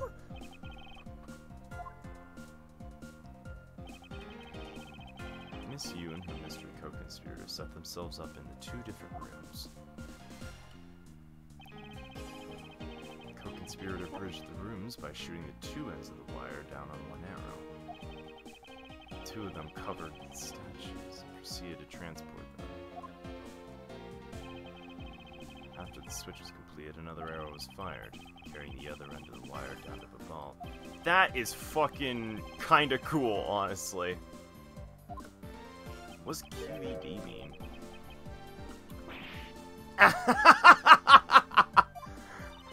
This proves it, right, Agent Lang? So I'm not the killer? Not yet, sis. Still haven't had my dessert yet. Right, Mr. Prosecutor? Proof is in the pudding, as it were. Pudding is a nice dessert. Think you can do it? Think you can prove what you said happened? Because remember, if you can't, I'll be taking a certain someone back home with me as a souvenir. You just gonna fucking abduct Francisca? Hang on a minute.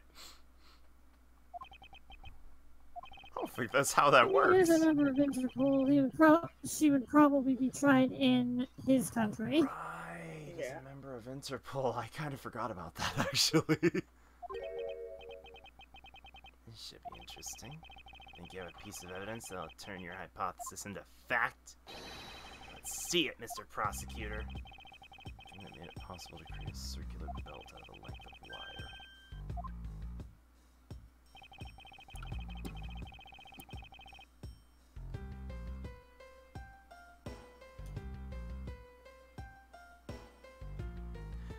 No way. How would that...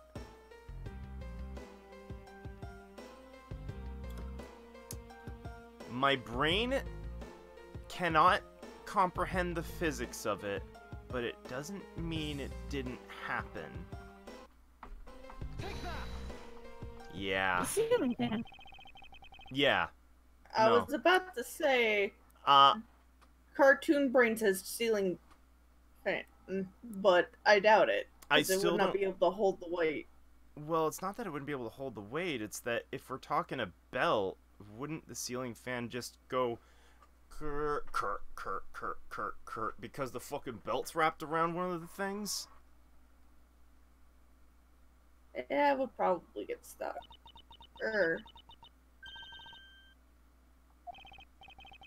Ceiling fans double as pulleys in this case. One installed in each of the offices. Ceiling fans make the perfect Well, pulley. no, actually, it wouldn't get stuck on the fans because the fan blades would just keep moving it in the circular motion that it needs.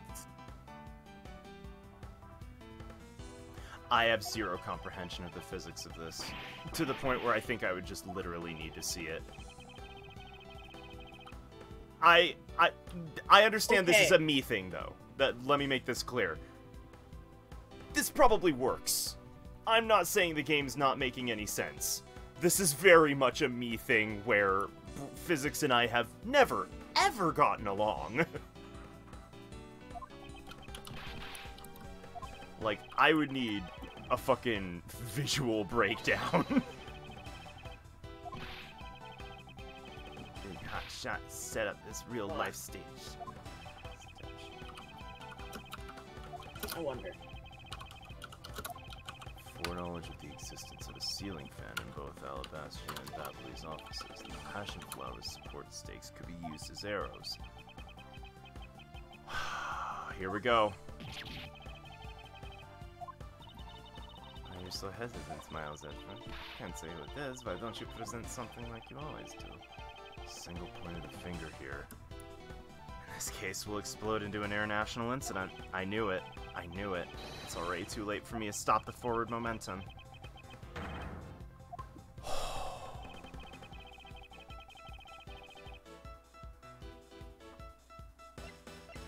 There's a piece of evidence that'll do it. What's the piece of evidence? Do it.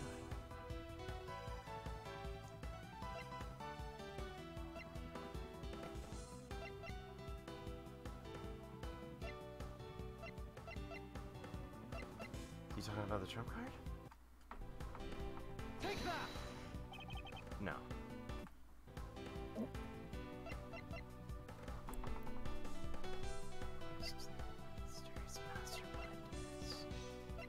Oh, Damascus note, maybe? Take that! No.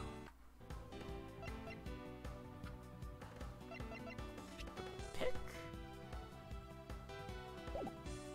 Take that! No.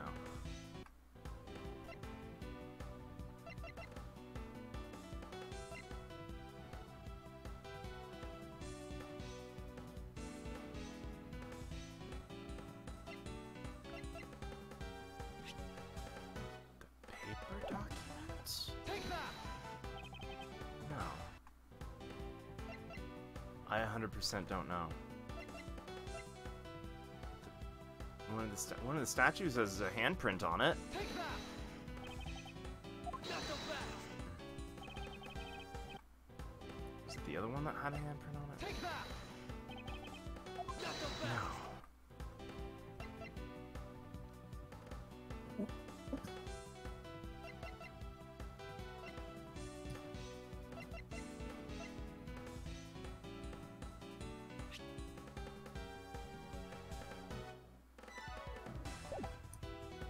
Body wasn't badly burned by the fire.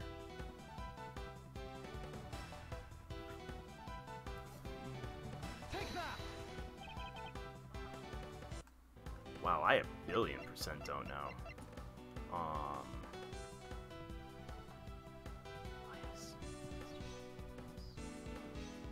Take that! Photo? Fucking. These are just blind ass guesses right now. It's implying that the passion flowers are Alba's, therefore Alba is the killer? Okay, that's it. That's it. I got it. Could not have been done without the use of the crossbow.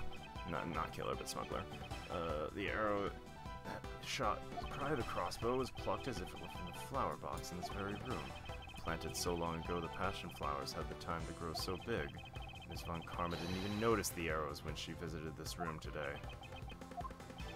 On top of all this, the fact that the culprit knew both offices had ceiling fans tells us the person had very detailed knowledge on the embassy's layout.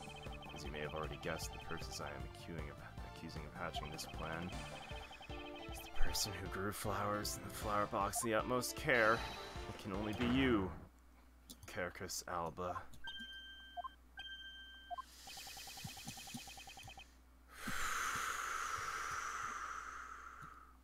Out of your mind, Miles Edgeworth. I'm certain of what I'm saying. I'm sure he is the culprit. Tell me, prosecutor. What's the ambassador trying to accomplish by doing all this stuff you just outlined? Why in the world would he need to use a trick like that? I understand you need to doubt me. However, there's one thing that stands out to me as very odd. Just one thing, huh? One single end result Ambassador Alba sought for. If we were to examine the focus of this complex trick, we will finally find the answer to everything. Examine this piece of evidence. Would it be the statue? One of them has a fucking handprint on the base. I swear to God, this... Why? Thank you. Fuck. Fully understand the reasoning had the situation been the reverse. To go through the trouble of swapping the real Primadoux statue for the fake, since a very shady reason for a bizarre action, we bear to ask that reason than King Primadoux himself. Ambassador, we'll be examining that statue now with or without your permission. I have a horrible feeling about this. I feel like we just kicked a wasp's nest.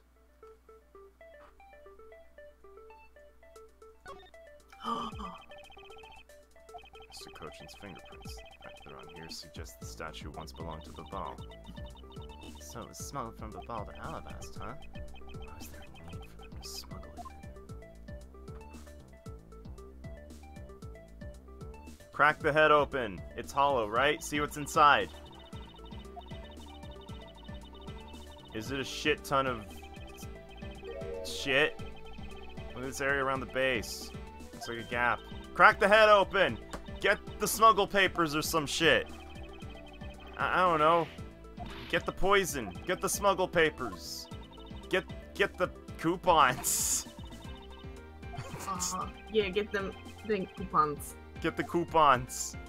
That's why the old man did it. I can't It's the believe it. coupons. He just wanted the coupons from Bodega. I've already Just- forgotten.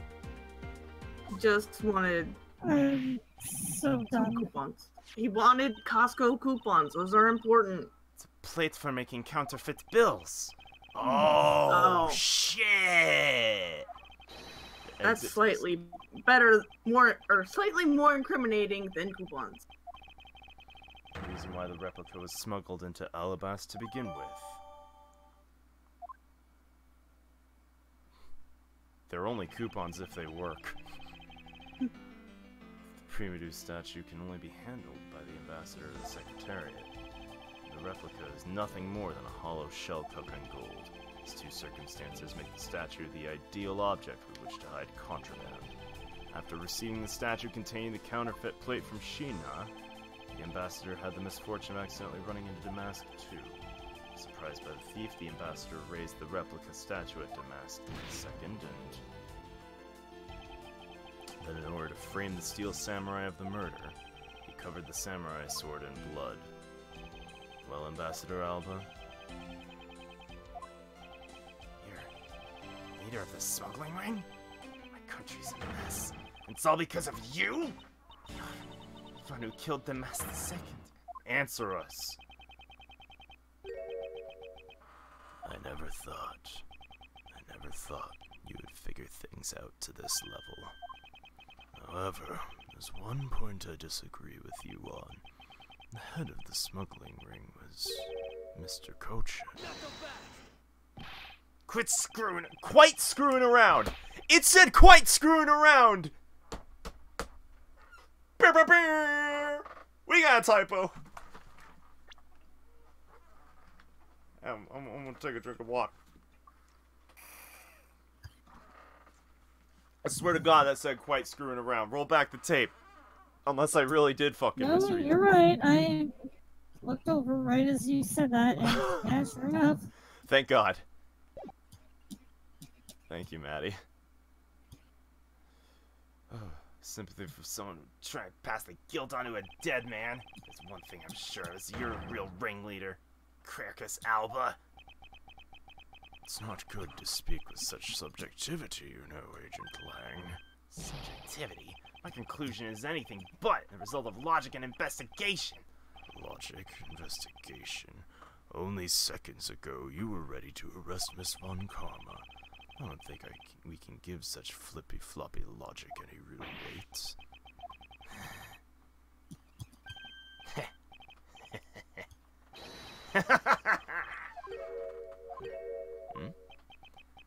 Looks like you still don't get why I came back. You see, the reason I came back, was I right? Yeah! Yeah! He never suspected Francisca! I was so right! I fucking called that shit!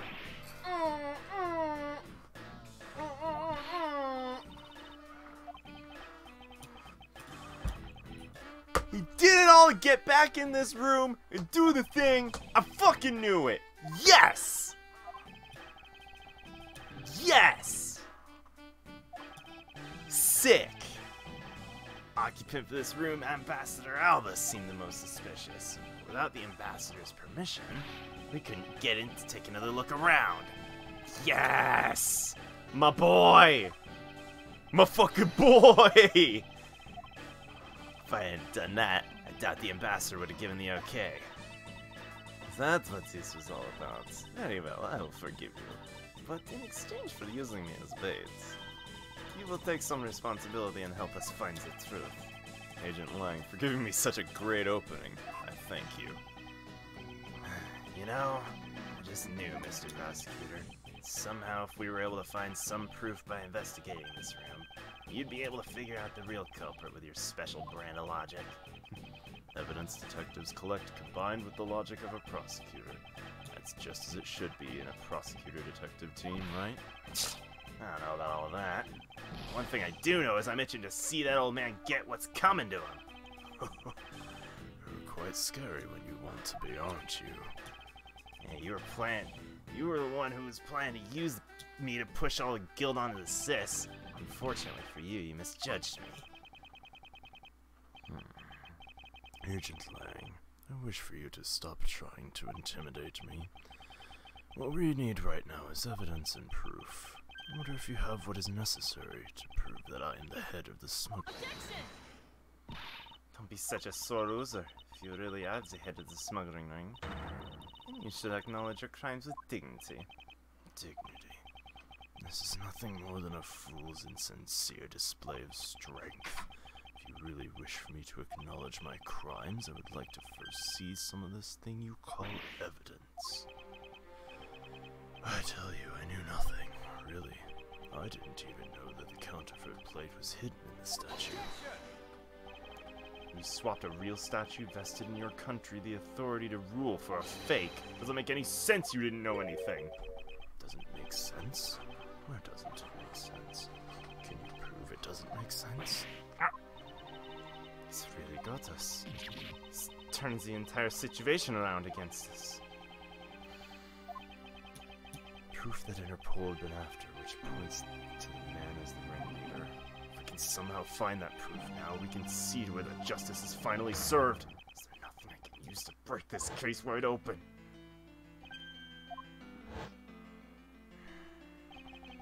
Trump card, videotape.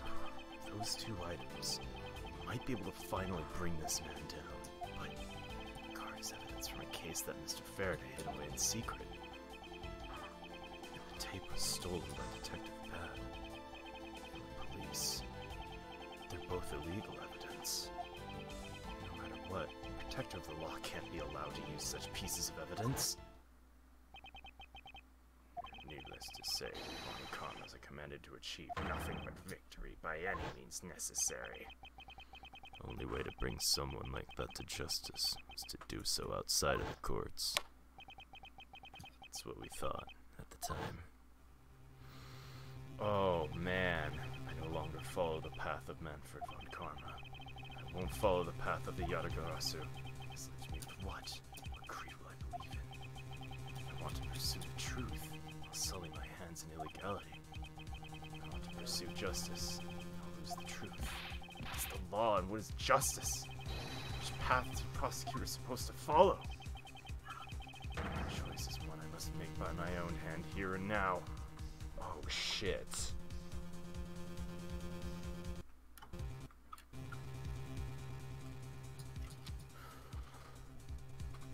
Oh shit. Oh, fuck. I guess the real question is there a third option if I pick don't use the trump card, or is it just insta bad end? Well, let's I find don't know. out. I don't know what the trump card is, so.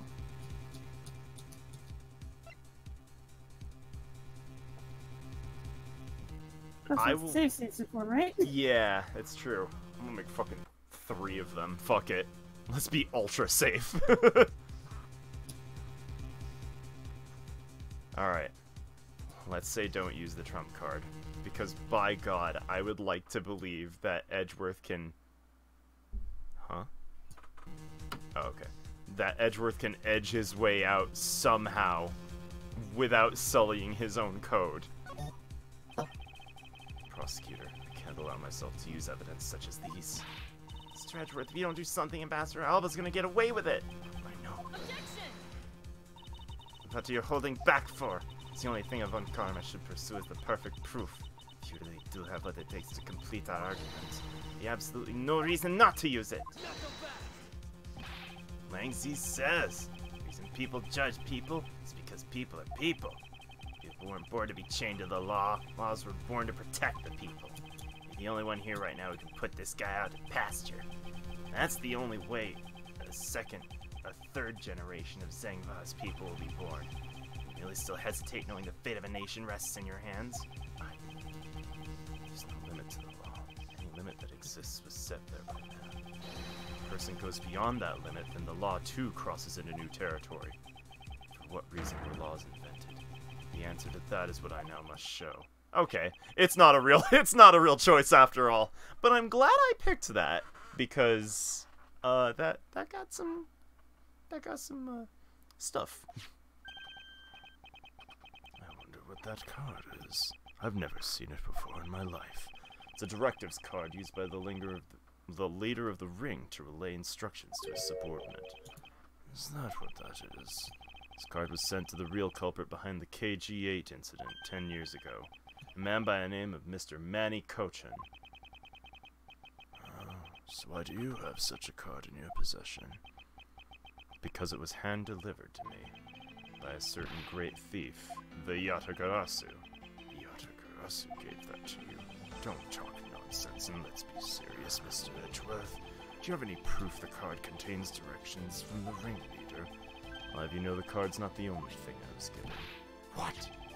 This contains security footage shot just before the start of the KG8. KG8 incident. Card and the video. These 2 pieces of evidence are what will seal your fate. Very interesting. I must admit I'm very curious now. Very curious indeed in these case-deciding pieces of evidence you've presented. The prey the Yatagarasu is chasing all this time stands before me. I can't allow this man who's had free reign for 10 years to simply walk away. Time for me to bring to fruition the valiant the spirit that was given to me.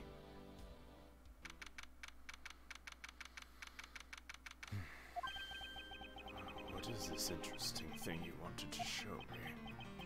Trump card and the videotape. These 2 pieces of evidence together make for the ultimate hand. And this is where the real meaning behind Detective Bad's words will be realized. Detective Gumshoe. Yes, sir! What you see here is a security footage shot just before the KG8 murder occurred. From this footage, we know that the card is a directives card from the smuggling ring. This is the section that proves the card was used to relay an order. The knife. Take that! I guess not. Can't see what you're pointing into, though, but I can see it doesn't look like it's related to our conversation. It's unrelated. I really thought that the order would be to do murder.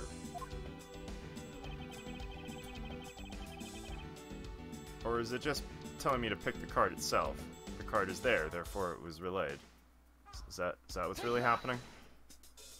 Yeah, that's what's really was happening. I overthought it. Holding the card in his right hand. I see. The killer is indeed holding a card with the exact same design on it. A card in the one you have. Just because they look the same doesn't mean they are, does it now? There's a very easy way for me to prove they are, in fact, one and the same. All we have to do is simply take a look at this. According to Detective Bad, Master Alba's directive card bears the mark of a three-legged raven. In other words, a Yatagarasu. Suppose this mark was the inspiration for the group's name. But we flip that shit over, and here we have a section of text obscured by blood. It's clear the writing is Kodopian. According to Detective Bad, silent CCU is what's written here, along with the method to be used and where she lived. The evil intent displayed in this writing will not go unpunished. And we also have blood. It's dark red blood. This is your proof. Proof the orders from the card were played out in that terrible tragedy. This blood belonged to the victim of the KG-8 incident. With a bit of DNA testing, we can very easily verify that as fact. Are you sure it's not just grape juice, Edgeworth? Sure it's not just ketchup being spilled? No objection. I'd like to take a look at this next piece of footage. A car that passed by in front of the victim's apartment building. It's official Kodopian government car. What? Detective Gumshoe, if you could please magnify the footage. Ah, yes, enhance! The area of this footage directly. Zoom and enhance! Zoom and enhance! Infinitely. Is it that baby right there? Oh, it's not. I'm confused. Why did it zoom and enhance when I could just point out the fucking flag?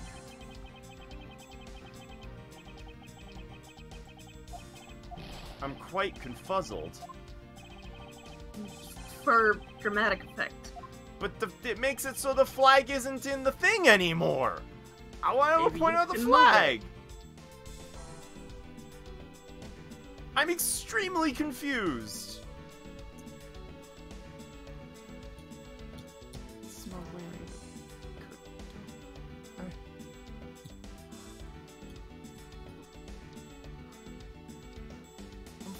I'm hyper confused. It's pocket? Pocket, apparently. Oh, that's the directives card in it. I didn't realize that. I thought that was just a fucking wallet. Wow. License plate was also captured by the security camera. With it, we can easily find out who was sitting in this car on that day 10 years ago. Which is why I can say with confidence, you were riding in that car on that day.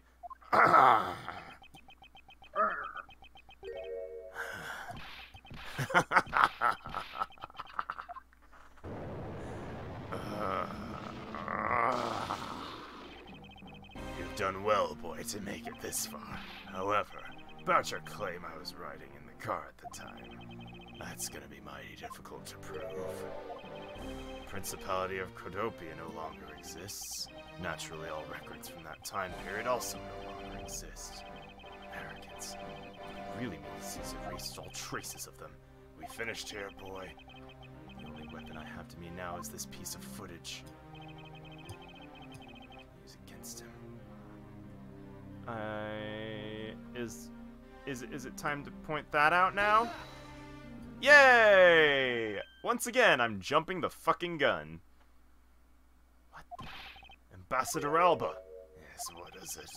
You were once an army man in the service of Kodopia. It was you who made many missions you participated in successes, correct? Why the sudden backhanded praises, boy? Although to be sure, the brilliant medals on my breast were awarded to me during the era of Cordoba. I'm the only one who owns this particular medal. In that case, the only person it could have been sitting in this car was you. How do you figure that? By the medal captured here in the footage, it's clearly the same exact medal as the one on your chest.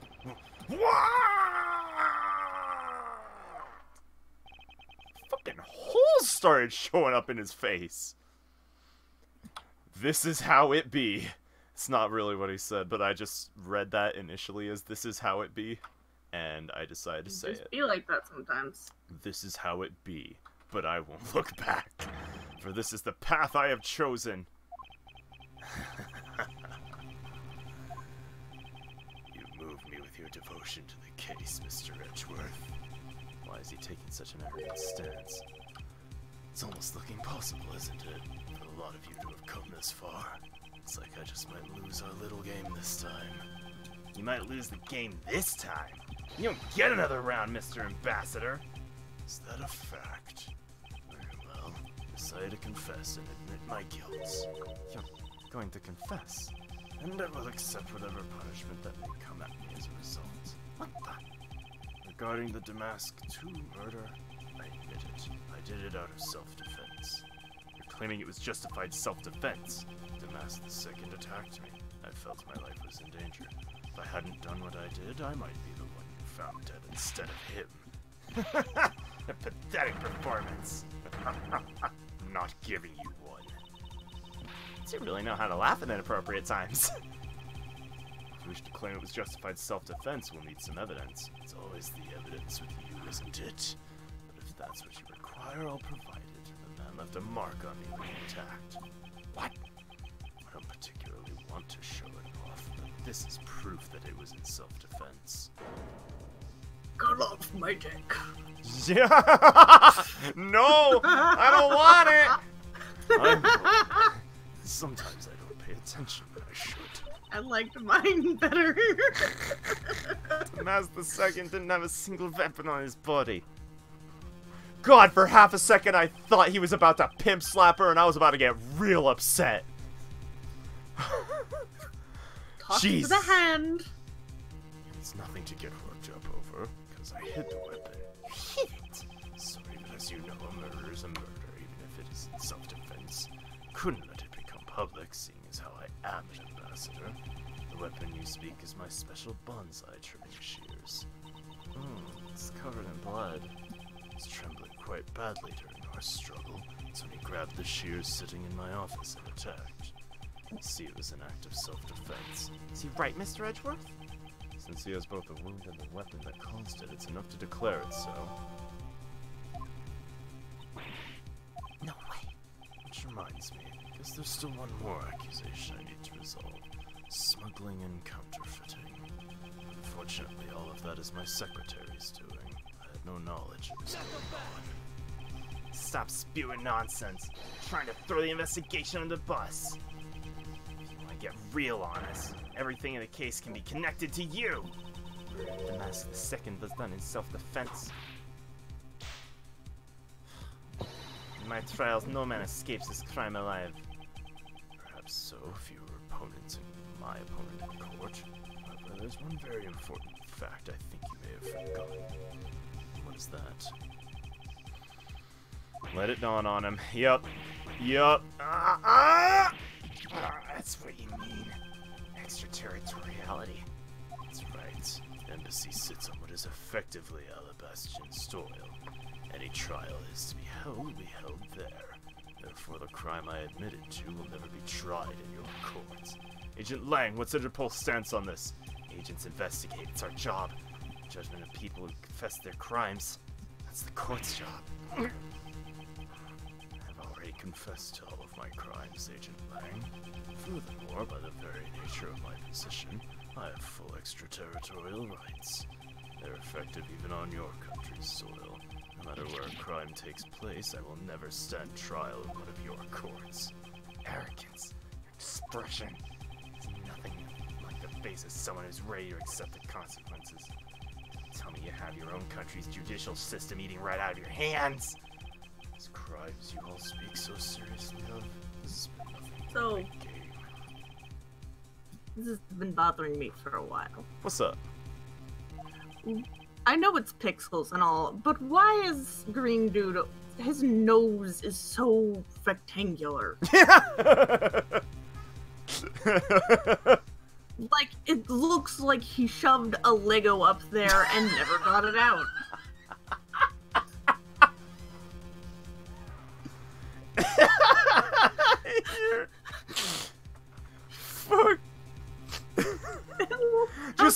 didn't get along because as a kid, dude. Fuck. Look, kids put a lot of dumb shit in whatever hole they can. Is there a spare half a crayon sticking in there? No, specifically Lego. It's very rectangular. It's very rectangular. The rectangle might just be the angle, the rectangle angle we're at right now, so to speak. Change the backdrop in a little game. It's 2 layers of protection that extraterritoriality provide him. This is why he's one of those who cannot be brought to court. You see now, don't you? I live in a world not wholly different than yours.